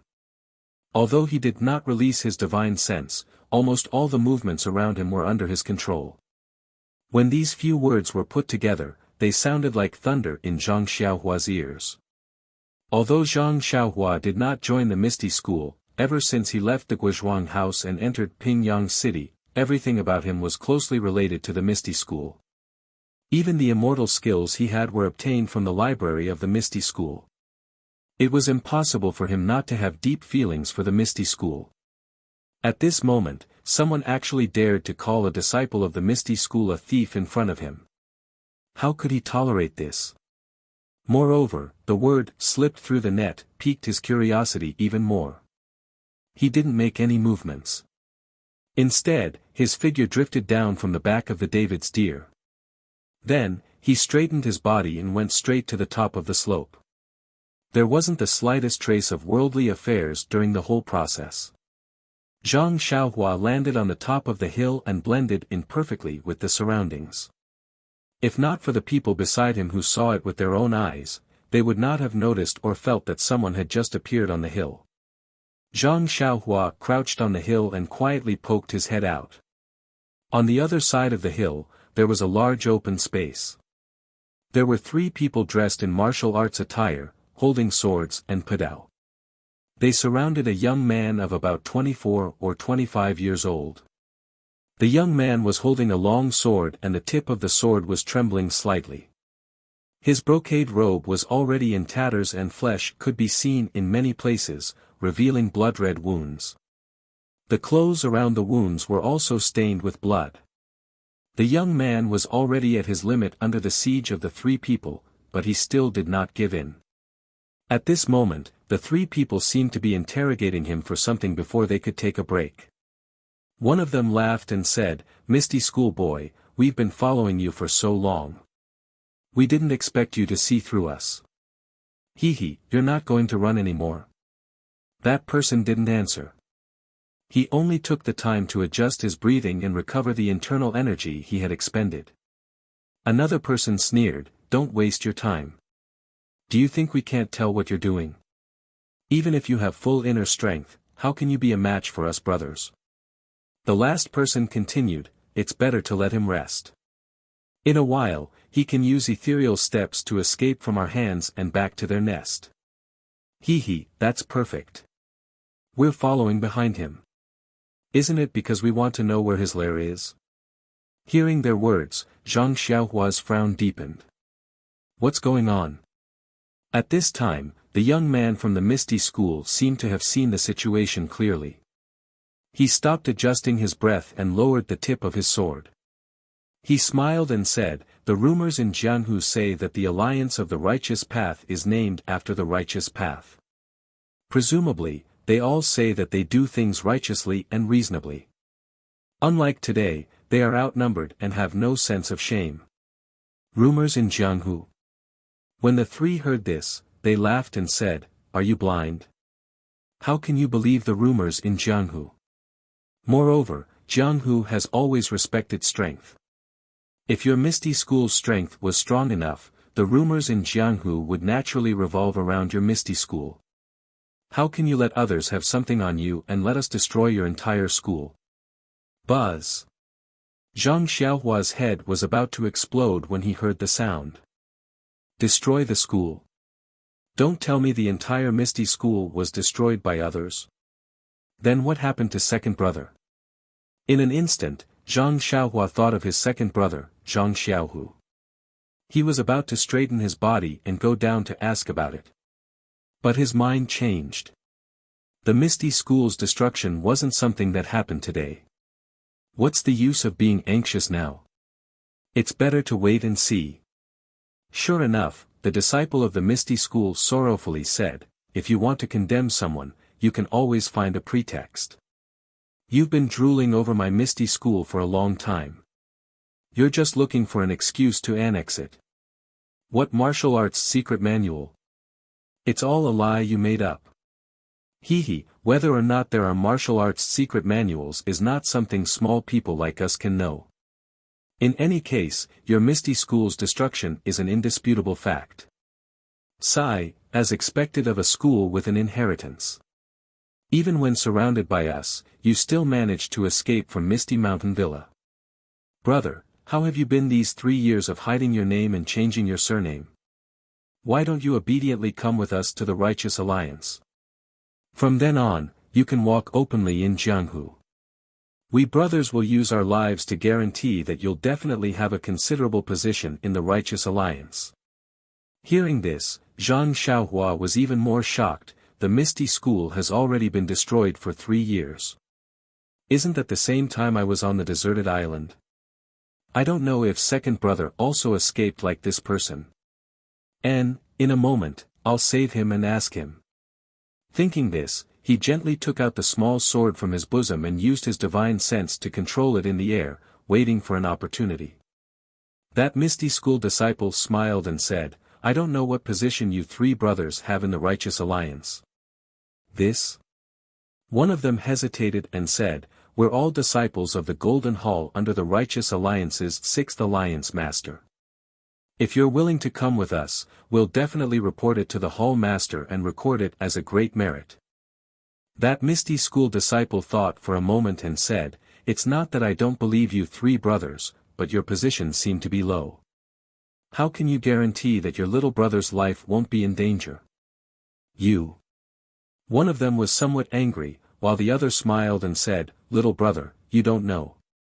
Our several sects have a secret agreement.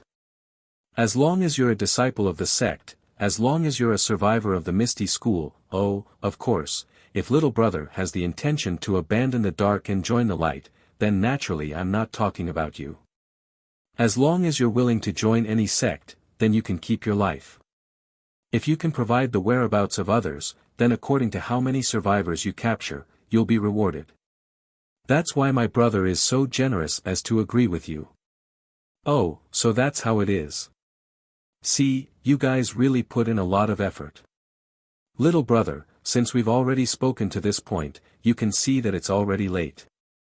Why don't you put down your sword and let us seal your acupoints and return to the hall with us? That way you'll be able to make a great merit for our sect. Fine. Since I've already fallen to this point, a fine bird chooses a tree to nest in. I have no choice but to make a decision.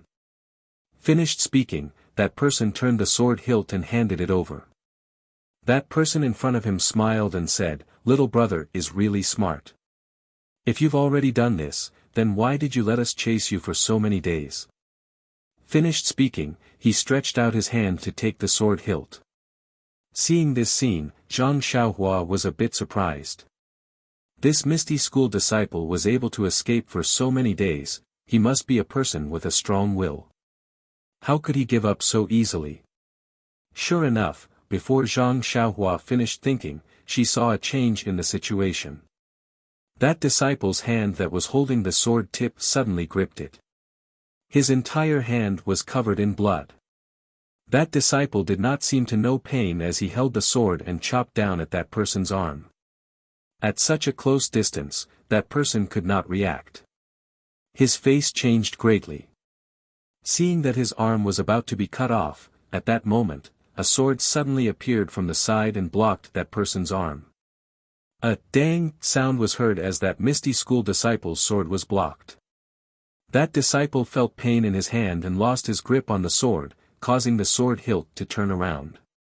The Misty School disciple stretched out his left hand to grab the sword hilt as if he did not care about the blood flowing from his right hand. The Righteous Alliance disciple who used his sword to block the attack laughed and said, "Good brat, I knew there was something fishy going on. After being chased by us for so many days, how could he just surrender like that?" That disciple who almost had his arm cut off gritted his teeth and fiercely said, "Senior brother, don't talk nonsense. As long as we keep him alive, what can't we get out of him? Even if we can't get anything out of him, that's because of the other people's ability. As long as we take him down, it will be a great merit." The other two also laughed and said, "Junior brother is right." That Misty School disciple saw that there was no turning back and did not reply. Holding the sword in his left hand, he thrust it forward. The three people from the Righteous Alliance were already prepared. How could they let him have the chance? Both the sword and saber arrived. In just a few moves, that disciple's body had a few more wounds. If it was not for the fact that they wanted to capture him alive, he would have already died. Seeing this, that Misty School disciple swung the sword in his left hand and used a night battle in 8 directions to force the three people back. Then, looking at the night sky, he bitterly smiled and said, "Leader O, this little one is a disciple of the Misty School in this life. I hope to be your subordinate in the next life." Saying this, he pulled the sword in his left hand back and was about to cut his own throat. Seeing this, the three people surrounding him were shocked. They hurriedly went up to stop him. But how could it be too late? At this moment of crisis, they saw an object coming from afar. A black light flashed and hit the sword in the Misty School disciple's hand. But with a "kacha" sound, that sword was actually broken into two. Then, that object did not slow down and stabbed into the ground. In the darkness, it seemed like a dagger. Who? The three people from the Righteous Alliance were shocked and turned around to look. They saw that not far away on a hillside, a thin figure stood up from the ground. Then, he actually used Qigong to fly on grass. Like a gust of wind, he floated down and in an instant, he was in front of everyone. At this time, everyone saw clearly that this was a slightly tall youth around 15 or 16 years old. That person entered the field and did not pay attention to the three people from the Righteous Alliance. Instead, he stared at the Misty School disciple and asked, "What did you say? What happened to the Misty School?" The ethereal sect disciple's sword was first broken by the flying dagger and the web between his thumb and index finger on his left hand was cracked. Then, he was shocked by the young man's superb lightness skill. Most importantly, the young man was so young. Seeing him staring at him and asking questions, he did not know what to say. At this time, the three people surrounding the Misty School disciple moved slightly and expanded their encirclement. They quietly surrounded the youth.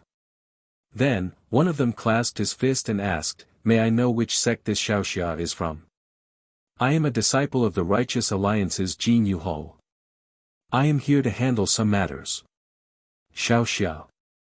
Qidian website welcomes all readers to read. The latest, fastest, and most popular series of works are all at Qidian Originals.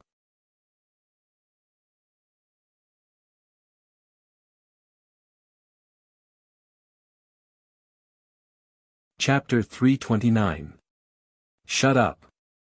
Without waiting for that person to finish speaking, the young man shouted. That person was startled, but before he could finish his sentence, the three of them looked at each other and clenched their weapons tightly, secretly on guard. Zhang Xiaohua saw that he had frightened the Misty School's disciple, so he cupped his hands and bowed. "Senior brother, I used to work at Huanxi Mountain Villa, and my name is Zhang Xiaohua. Yes, I used to work with He Tianshu from the pharmacy hall, planting medicinal herbs. When I heard senior brother's words, I was very puzzled, so I came out. Senior brother, please explain in detail." He Tianshu from the pharmacy hall. The disciple frowned. There were thousands of people in the Misty School, how could he know each and every one of them? But soon after, he pondered for a moment, and said mockingly, "Yes, I don't know people like He Tianshu. There are so many people in the Misty School, you can just make up a name, and there might not be no one in the sect. Righteous methods are useless against me." After saying that, his eyes looked at the small sword stuck in the ground. Zhang Xiaohua was stunned, but immediately understood. He smiled without saying anything, and slowly walked forward. The disciple was surprised and stepped back. "What are you doing?" Zhang Xiaohua ignored him and walked straight to the small sword, bending down to pull it out. In fact, if he directly moved the sword, how could it be so laborious? He just didn't want more people to know that he cultivated the way of immortality, which would attract unnecessary trouble. Seeing Zhang Xiaohua pick up the small sword, the three people from the Righteous Alliance couldn't hold back. They had just used psychological tactics against the Misty School's disciple, but not only did they not win easily, there was also a tiger blocking their way. If they hesitated, there might be unexpected changes. In the current situation, 2 against 3, they still had the confidence to win, but after a while, that might not be the case. Although just now they were shocked by Zhang Xiaohua's qinggong, but when they heard that this young man was only a herb grower in the Huanxi manor, and was only the subordinate of a Misty School's pharmacy hall's disciple, they couldn't help but look down on him. Thinking of this, a disciple from the Righteous Alliance sneered. "Ha, another survivor of the Misty School, but your weight seems to be a lot lighter, just a servant.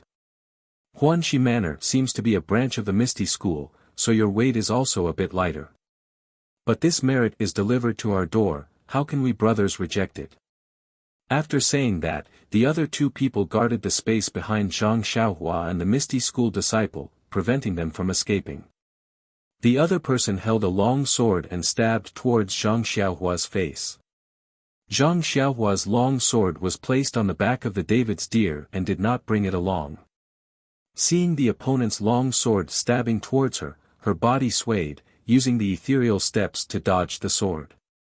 At the same time, she passed the small sword to her left hand and pushed forward with her right hand, using the fist of the Big Dipper. When the Righteous Alliance disciple saw that Zhang Xiaohua was so careless, actually not using a weapon and directly facing the enemy with bare hands, he was furious in his heart and directly slashed towards Zhang Xiaohua's right arm.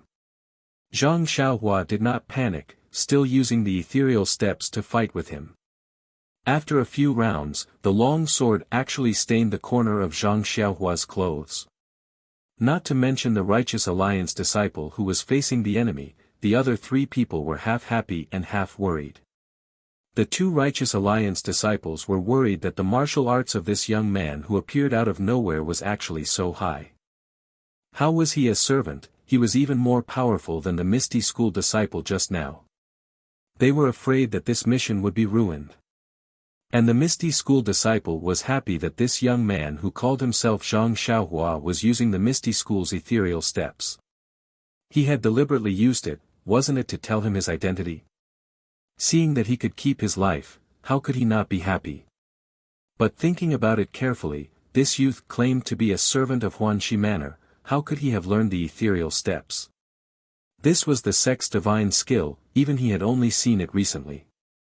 Looking at this youth's skill, he had been in Misty School for more than 10 years, how could he not have heard of it? Could this be a trap set by the Righteous Alliance? Not to mention that after the Misty School's disciple thought about it, the situation on the field did not change. Zhang Xiaohua only used the Big Dipper fist and ethereal steps to tangle with the Righteous Alliance's disciple. In the past, when Zhang Xiaohua was not proficient in martial arts, she used these 2 martial arts to defeat the young experts of the Dalan Temple in the martial arts exhibition. In these few years, how could Zhang Xiaohua's martial arts progress be imagined by an ordinary person? Not to mention the ethereal steps and Big Dipper divine fist, even the ordinary Arhat fist and 6 directions fist would have a miraculous effect when used against the enemy under the effects of divine sense. This Righteous Tao Alliance disciple was far from being a match for them. Seeing that his attack had no effect, the Righteous Alliance's disciple was somewhat anxious. With a loud shout, his long sword pierced towards Zhang Xiaohua's chest. Zhang Xiaohua dodged to the side again and the disciple's left arm also lifted up at the same time. With a "so" sound, an arrow was shot straight towards Zhang Xiaohua's body that was still in the air. The Misty School's disciple who was watching by the side also exclaimed in a low voice. This kind of concealed weapon that was shot in the air was the hardest to guard against. Presumably, the number of martial arts experts that were injured by this move was not small. But the next thing that happened made the four people present dumbstruck. They saw that Zhang Xiaohua did not make any other movements. She only stretched her right hand forward like she was picking up a flower. Very gently, she pinched the arrow between her thumb and forefinger. The blue arrow head on the arrow could be seen clearly under the moonlight. Seeing that the arrow had failed, the Righteous Alliance's disciple shouted, "Flower-pinching finger? You are from the Dahlin Temple. My two junior brothers, quickly come and help me." The other two did not have the time to look at the Misty School's disciple. They each drew their swords and were about to step forward. At this time, a light laugh came from the field and said, "Since you came down to attack, then don't blame me for returning an eye for an eye." Ha ha ha. They saw that Zhang Xiaohua was like a wisp of smoke, her figure leapt up and pounced in front of the Righteous Alliance's disciple. That disciple hurriedly held his sword horizontally, wanting to block, but that sword seemed to pierce through the void and did not seem to have any strength.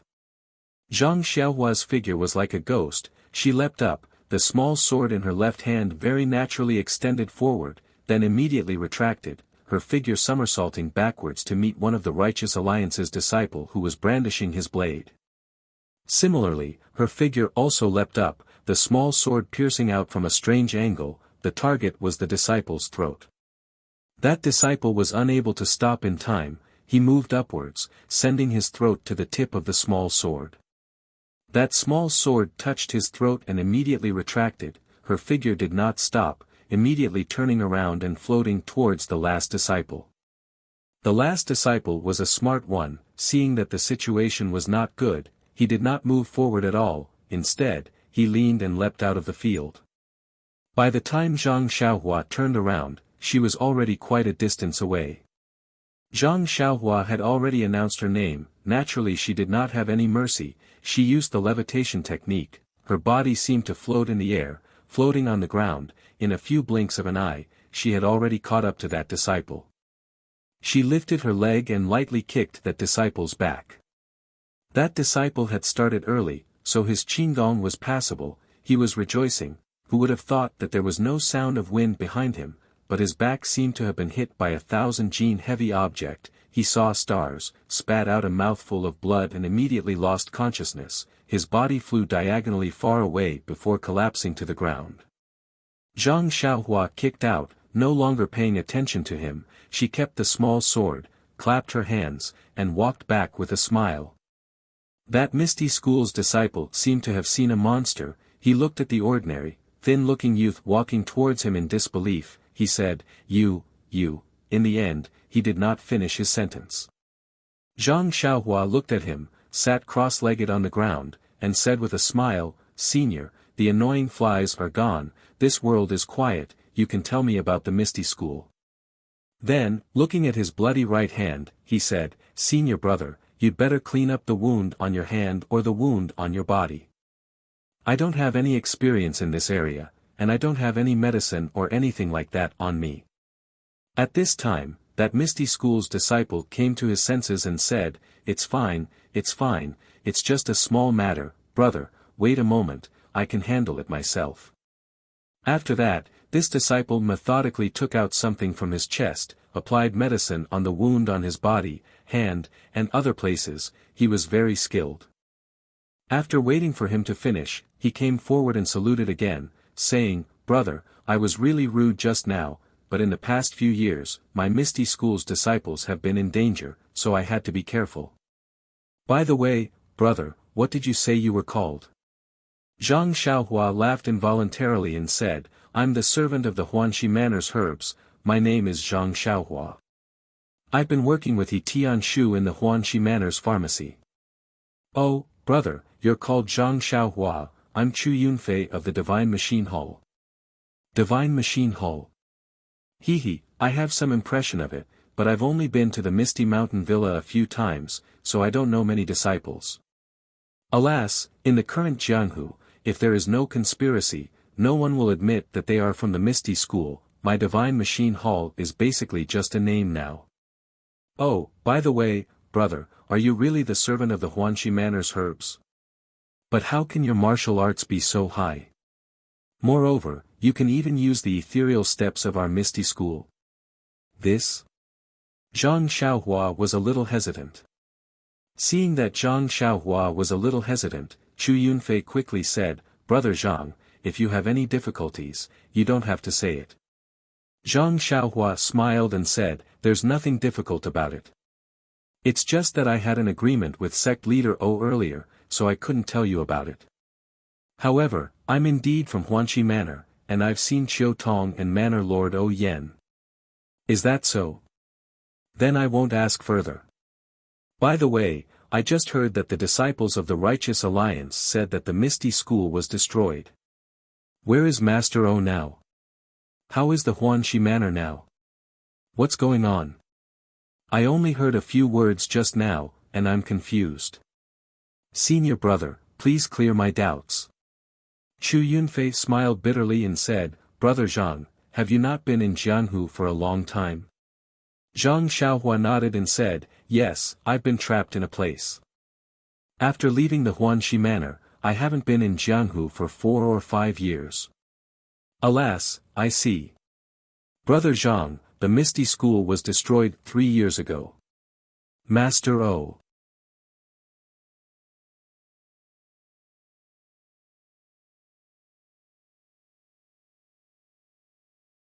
Chapter 330. Ah. Really?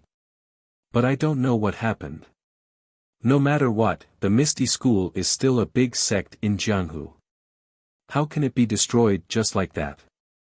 Moreover, all the thousands of disciples in the Misty School died for the sect. Chu Yunfei bitterly smiled and said, in this world, there is no sect that can stand forever. My Misty School has been declining for a long time. To be able to stand for 10,000 years in this unpredictable Jianghu is already a miracle. I heard that a long time ago, there was an extremely powerful Shindao sect. It seemed to be 100 times stronger than my Misty School, but wasn't it also destroyed before us? However, less than half of the elite disciples of the sect managed to escape. The rest of the disciples died on the spot. Buzz. Zhang Xiaohua suddenly stood up and said in a trembling voice, only less than half of the elite disciples managed to escape. The rest died for the sect. Then did a disciple called Zhang Xiaohu manage to escape? Zhang Xiaohu. Chu Yunfei was dazed for a moment and said, Zhang Xiaohu, this name is very familiar. Let me think. Oh, I know.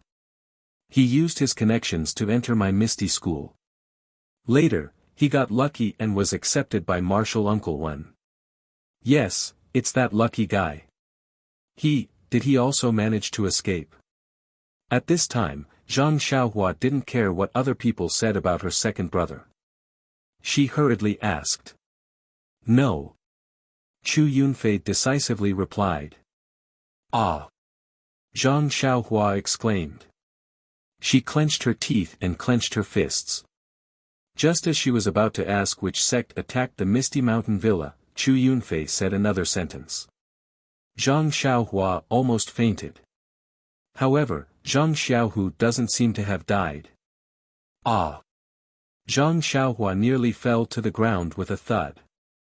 He thought to himself, Senior brother, can you not speak like that? Can't you finish your sentence in one sentence? Zhang Xiaohua stepped forward and asked, then, where is Zhang Xiaohu now? Well, I'm not sure if Zhang Xiaohu is dead or not. This time, Zhang Xiaohua fell in front of Chu Yunfei. Even the Righteous Alliance's 3 experts hadn't been able to force back Zhang Xiaohua. But Chu Yunfei had done it.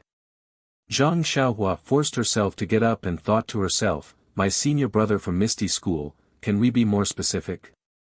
Although this little sweetheart of yours has been tempered with immortal cultivation techniques, it still can't withstand your torment. Seeing Zhang Xiaohua lose her composure, Chu Yunfei felt embarrassed and said, "Little brother, are you too tired? Those three righteous alliances disciples are not ordinary experts. They have been chasing me for several days. If you are tired, you should take a rest first." Zhang Xiaohua waved his hand and said, "Senior brother Chu, it's better if you don't. If you have the time, please tell me about the Misty sect. I will be very grateful." So it's like this. Actually, what happened at Misty School that day is known by everyone in Jianghu. You can find anyone to inquire about it. Sigh, sad things should be told to sad people. Brother, listen to senior brother tell you about the sad things. Thus, the two of them sat on the ground. With Chu Yunfei's tireless narration, Zhang Xiaohua learned about the events of that year. It was an autumn 3 years ago. It was the day when all things were competing with each other. But in this day of harvest and looking forward to the future, Misty School's sect leader O Peng was sitting on a chair with a headache. He had the urge to use his thumb to fiercely rub his temples. Ever since he subdued Shui Yupeng a year ago and gave her the position of vice sect leader of Misty School, he firmly controlled the Luo Shui gang under the Misty School. The strength of the entire Misty School greatly increased. The results greatly stimulated the ambitions of the 6 Misty Tigers. They all wanted to make contributions that no one had ever made in their lifetime. However, just as O Peng finished organizing the resources of the Luo Shui gang, coordinated the water and land forces of the Misty School, and prepared to revive the immortal Tao and once again set his sights on Jianghu, he felt that it was difficult to move forward. Moreover, he had suffered an inexplicable setback. Let's first talk about the revival of the immortal Tao. Since he already knew that the heaven and earth Yuan Qi in this world was recovering, and at this time, he also discovered Zhang Xiaohua's Big Dipper fist, which seemed to be an inheritance of the immortal Tao, and at this time, O Peng almost thought that he was the godfather of the immortal Tao. He excitedly used an extremely cheap price to exchange for the manual of the Big Dipper fist. At that time, he sent his eldest disciple, Zhang Qingyue, to impart the Big Dipper fist to the only son of the deputy chief, Shui Tiantian. Although Shui Tiantian was only 4 years old, but he was considered to be a genius. In a short period of time, he was proficient in the Big Dipper fist, and practiced the Big Dipper fist no less than 5 times a day. Of course, since Shui Tiantian was a genius, and when O Peng persuaded Shui Yupeng to join the Misty School, he also promised to teach him all the divine skills of the Misty School. At this time, he naturally couldn't hide anything from Shui Tiantian. Everything that could be taught was picked out for Shui Tiantian. Shui Yupeng was beaming with joy as she watched, and worked even harder for the Misty School. Shui Tiantian was like a sponge absorbing water, seriously absorbing the essence of the inheritance of the Misty School. Regarding the Big Dipper fist, Shui Tiantian was quite knowledgeable. Although Shui Tiantian was only 4 years old, but he was also considered to be a genius. In a short period of time, he was proficient in the Big Dipper fist, and practiced the Big Dipper fist no less than 5 times a day. Of course, since Shui Tiantian was a genius, and when O Peng persuaded Shui Yupeng to join the Misty School, he also promised to teach him all the divine skills of the Misty School. At this time, he naturally couldn't hide anything from Shui Tiantian. Everything that could be taught was picked out for Shui Tiantian. Shui Yupeng was all smiles as she watched, and worked even harder for the Misty School. Shui Tiantian was like a sponge absorbing water, seriously absorbing the essence of the inheritance of the Misty School. Ethereal steps, etc. Therefore, other than practicing 3 times a day in the morning, noon, and night, Shui Tiantian spent the rest of his time comprehending the ethereal steps and ethereal divine art. Although Shui Tiantian's progress in the latter two had exceeded Zhang Qingyue's and O Peng's expectations, the two's attention was not on this. Instead, it was on the seemingly ordinary and error-filled Big Dipper magical fist technique.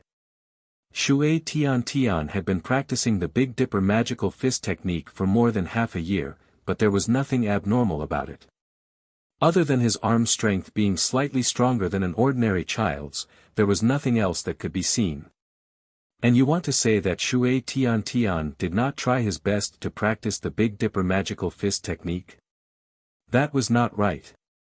The Big Dipper magical fist technique was the fist technique that he had learned. After mastering it, he did not give up and practiced it 3 or even 5 times a day. If it was any other fist technique, not to mention 3 times, even 1 or several times a day would not be a small number. After all, the people of the martial arts world still emphasized on internal strength. Could it be that this arm strength was the effect of the Big Dipper magical fist technique? Thinking about how Zhang Xiaohua's arms were different from an ordinary person's, Peng sometimes could not help but come to this conclusion. Later, when the Misty School recruited young disciples again in the 2nd year, Peng specially requested Zhang Qingyue to select a group of disciples with good talent and teach them the Big Dipper magical fist technique as a compulsory fist technique. However, the results were still not very obvious. It was similar to Shui Tiantian's situation. His arm strength had increased a lot, but there were no other abnormalities. In his disappointment, Peng thought of the missing Zhang Xiaohua. If Peng had not seen the exquisite moves of the Big Dipper magical fist technique, which were different from the current fist techniques, and the entire fist technique's attack and defense, Peng would not have felt sorry for the 1,000 taels of silver he had spent. This Zhang Xiaohua actually went missing as soon as she left the Misty School. She did not even do a good job in the after-sales service. Speaking of Zhang Xiaohua's disappearance, Peng was also helpless. In fact, when Zhang Xiaohua asked for leave from the Misty School, he was not very willing. However, Zhang Xiaohua was not a disciple of the Misty School, and was also the subordinate of his own biological sister. It was not good for him to interfere. As for Zhang Xiaohu, it was just unintentional. Whether he went back or left the Misty School had nothing to do with Peng, so he naturally agreed very quickly. What Peng did not expect was that Zhang Xiaohu went back to the Misty School, but Zhang Xiaohua did not come back. What came back was the news of Zhang Xiaohua's disappearance. Peng was furious and almost wanted to slap Zhang Xiaohu to death. However, looking at Zhang Xiaohu's absent-minded and guilty face, he endured it again and again. However, he did not dare to be too loud and quickly sent a few capable disciples to inquire about the news. In fact, before Zhang Xiaohu returned to the mountain, he risked his life to inquire about Zhang Xiaohua in Shitsui Mountain. After he settled Li Jinfeng's family and waited for a day in Lu Town, he still did not see any trace of Zhang Xiaohua. He felt something was wrong and did not dare to return to the Guizhuang house. Instead, he went straight to Shitsui Mountain. Knowing that there was a tiger in the mountain, he still went to the mountain. His own biological brother was there, so why would he care about his own safety? At that time, he only blamed himself for not staying, but left his younger brother behind. He also blamed himself for not being able to stay for his younger brother because of his poor martial arts. But since things had turned out this way, what was the use of more self-blame? It was not until Zhang Xiaohu went to Shitsui Mountain without hesitation that he found that the whole mountain was in chaos. Some people were fighting with their fists, some were fighting with their swords, and most of them were running down the mountain with small cloth bags on their backs. Zhang Xiaohua crouched on the side of the road, looking at this and that. None of them were good people, and he was surrounded by people, so he did not dare to show up casually. It was not until the sky was getting dark that he stopped an older bandit. After asking him, he knew that Shitsui Mountain was not the same as it was a few days ago. Shitsui Mountain no longer existed, just like a few years ago. It turned out that that night, Zhang Xiaohua was captured by Qin Shiyue. Qin Shiyue asked Ding Fei to carry him, and he returned to the mountain village to search carefully, but he still found nothing. In his rage, he killed many soldiers on duty in all the elites of Shitsui Mountain, causing great panic. After Qin Shirue left, these mountain bandits swarmed to find their fort master. Unfortunately, their fort master was also killed in his own room. Then, the mountain bandits were in a mess, thinking that their mountain village had provoked a martial arts master and someone was coming to seek revenge. The whole mountain village was like a group of dragons without a leader. Well, the whole front half of the dragon was gone, leaving only those with poor martial arts and undisciplined people. They did not have the awareness that the mountain village is their home. Some people even saw the open secret room and found some scattered jewelry in the corner. So, the internal strife of people dying for wealth and birds dying for food was really staged.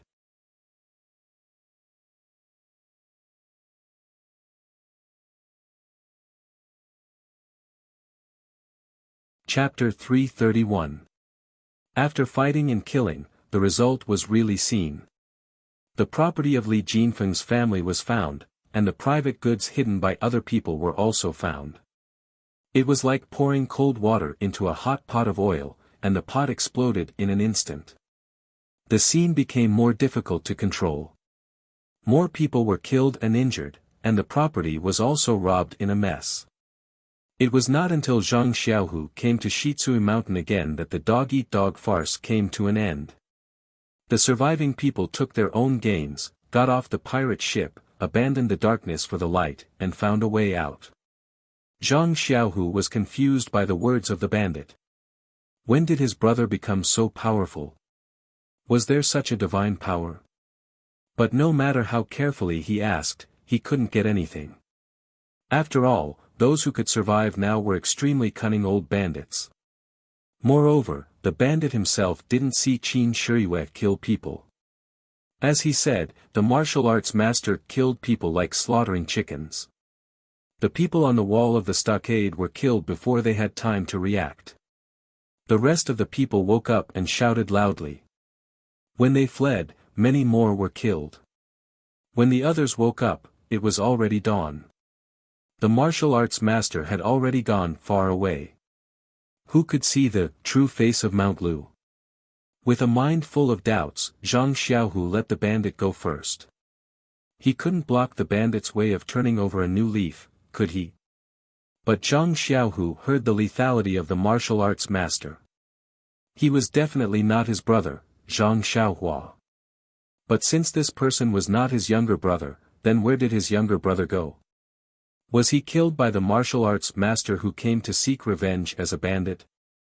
Thinking of this, Zhang Xiaohua could no longer ambush on the side of the road.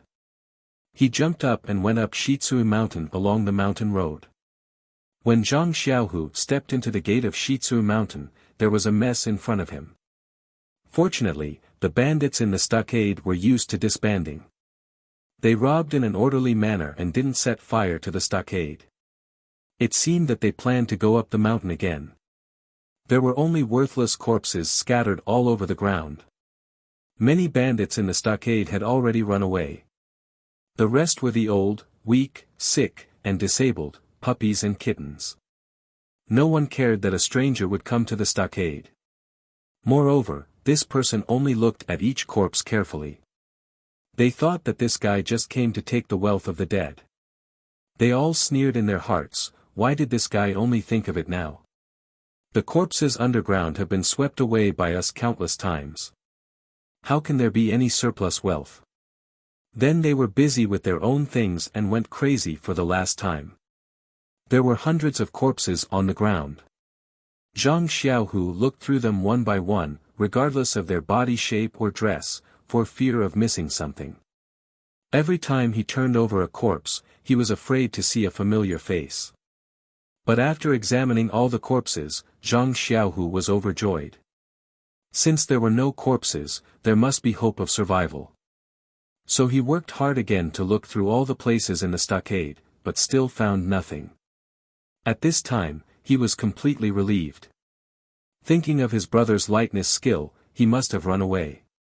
Right, at that time, Zhang Xiaohu suddenly had a thought, did Xiaohua go back to the Guizhuang house first? The steady Zhang Xiaohu did not immediately return home. Instead, he looked through all the corpses again until the sky brightened. After working all night, he was full of energy and rode back to the Guizhuang house. He was really looking forward to when he returned to the Guizhuang house. His younger brother would be holding a bowl of rice and squatting under a tree, laughing at him for coming back so late. How could he be so stupid that he didn't know to go back to the Guizhuang house first? But when he rushed back to the Guizhuang house and saw his mother and sister-in-law waiting for him at the village entrance, he knew that something was wrong. His heart turned cold. Xiaohua really did not come back. Zhang Xiaohu's mind turned countless times, but he did not have any good excuses. If he said that Zhang Xiaohua went back or did something else, how could he explain the empty date red horse beside him? But if he told his mother about Zhang Xiaohua's disappearance, how could he open his mouth? Guo Sufei, who was at the village entrance, was also bitterly waiting for her 2 sons to return. First, she comforted herself that Li Jinfeng's family was warm and wanted them to stay for 1 more day. But 2 days had passed. Which family would have such a reason to keep their guests? As a result, Guo Sufei could no longer sit still. She had been waiting at the entrance of the village the night before yesterday, hoping that her son would return. Last night, she also did not sleep well. At dawn, she had been waiting at the entrance of the village. When it was close to noon, she saw a familiar date red horse appear. Her heart was filled with joy, but she immediately saw an empty horse. That horse was missing her heart. When Zhang Xiaohu arrived at the village entrance and dismounted from the horse, Guo Sufei tightly grabbed Zhang Xiaohu's arm, gritted her teeth, and interrogated Zhang Xiaohua's whereabouts. Zhang Xiaohu's face was ashen. How could he dare to tell the truth at the village entrance? He only pulled his sister-in-law and dragged his mother back to the small courtyard. When the whole family was gathered, he told the whole story. When she heard that her own son, who was trying to save someone, had ended up missing, Guo Sufei could not help but feel sad. She knew that her son's actions were the actions of a man and were righteous. But after all, the person he saved was a stranger she had never seen before, and the one who went missing was her son, who she was worried about. How could she not cry? Zhang Kai and Mr. Liu had different feelings. After all, they were both born as strict fathers. They felt that for a child to do such a righteous and awe-inspiring thing, it was exactly what a man should do. They were quite proud.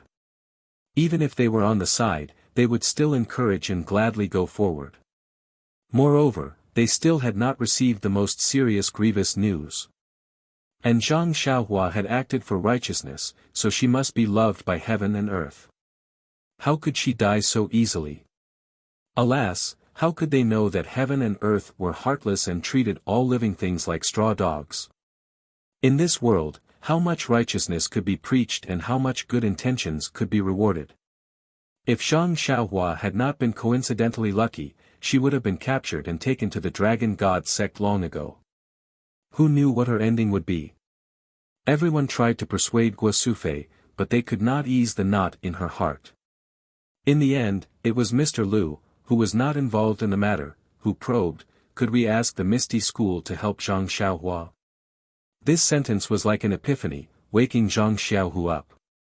Yes, his abilities were limited, but he had a powerful sect behind him. With such a great resource, how could he not make full use of it? After thinking about it, Zhang Xiaohu did not have the mood to stay at home. He packed his luggage and immediately set off from the Guizhuang house. He rushed back to the Misty School in Pingyang City overnight. He also made an appointment with his family. Once there was any news, he would ask someone to inform them immediately. After Zhang Xiaohu rushed back to the Misty School, he did not know how to ask for help. He could not possibly ask sect leader O directly and say that his younger brother was missing and see if he could help look for him. Zhang Xiaohu could imagine that he would definitely be chased out by O Peng. Therefore, he could only ask his master, Wen Wenhai, for help. Wen Wenhai was also rather helpless. Although he was O Peng's personal disciple, he did not hold any real power in the sect. He did not have the right to mobilize the disciples of the Divine Mechanics Division. Therefore, Wen Wenhai also took the time to find an opportunity to tactfully convey this request to eldest senior brother Zhang Qingyue, hoping that Zhang Qingyue would extend a helping hand on the account that they were fellow disciples of the same sect. Zhang Qingyue naturally knew the importance of Zhang Xiaohua. When he heard this, he did not even say a second word to Wen Wenhai. He immediately rushed out of the door and hurriedly informed Peng of this news, leaving Wen Wenhai stunned at the side. He thought that eldest senior brother was angry over this small matter.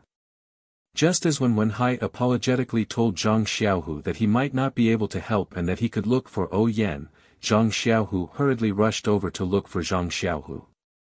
When Zhang Xiaohu arrived at the meeting hall and repeated the matter of Zhang Xiaohua's disappearance, Zhang Xiaohu's reaction was far beyond his expectations. Sect leader immediately sent 10 disciples of the Divine Mechanics Division to Shizue Mountain to find Zhang Xiaohua's whereabouts. They wanted to see her alive or dead. Zhang Xiaohu was touched. He did not expect sect leader to be so benevolent. A professional was a professional. Not long after, the disciples of the Divine Mechanics Division brought back the news. Although they did not find Zhang Xiaohua's whereabouts, they found out that Shizue Mountain was related to the Dragon God sect. On the day of the incident at Shizue Mountain, there was a special envoy from the Tenryu sect present in the stronghold. When he heard this news, Peng hesitated. At this time, the Righteous Alliance and the Tenryu sect were at loggerheads. However, there was no direct conflict. Many people related to the Righteous Alliance were killed by the Tenryu sect's disciples, and many of them were exterminated. However, the Righteous Alliance did not dare to fight the Tenryu sect head-on. They only made solemn statements and seriously protested. Occasionally, they skirted around the edges and scratched at the weak spots of the Tenryu sect. Even the super sects of Jianghu were so docile, so how could Peng not avoid them? He sternly ordered the disciples of the Divine Mechanics Division to quickly return to the stronghold. At the same time, he ordered Zhang Qingyue to temporarily postpone the plan for the path of immortality. He was afraid that the Tenryu sect had other intentions for kidnapping Zhang Xiaohua, or that they had learned the importance of the Fist of the North Star from Zhang Xiaohua. As for Zhang Xiaohu, Peng only said that the disciples of the Divine Mechanics Division had not found any news about Zhang Xiaohua and were half-heartedly brushing him off. As for Zhang Xiaohu, he did not have any news about his younger brother. Naturally, he was unable to pass any information to the Guizhuang house. He could only hope that the two elders at home would be able to recover from their grief with time. Time flew by. Soon, it had been almost a year since Zhang Xiaohua went missing. Who knew how many sorrows, joys, and separations had happened in the Jianghu? Other than Zhang Xiaohu, who would still remember Zhang Xiaohua, who had been in the limelight at the Misty School's martial arts competition. Perhaps only Peng was unable to restrain the passion in his heart. When he saw that the Tenryu sect did not seem to care about the Misty School and placed his hopes on the Fist of the North Star once again, he was extremely disappointed. Only then would he remember Zhang Xiaohua, the originator of the Fist of the North Star.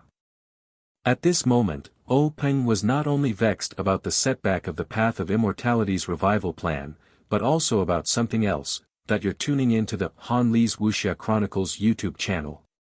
We're so grateful for your support, and don't forget to subscribe to join us on this incredible journey through captivating stories. Your generosity through donations truly makes a world of difference, as it's the primary source of revenue that allows me to expand and enhance this channel for you. Thank you from the bottom of my heart for being a part of this adventure.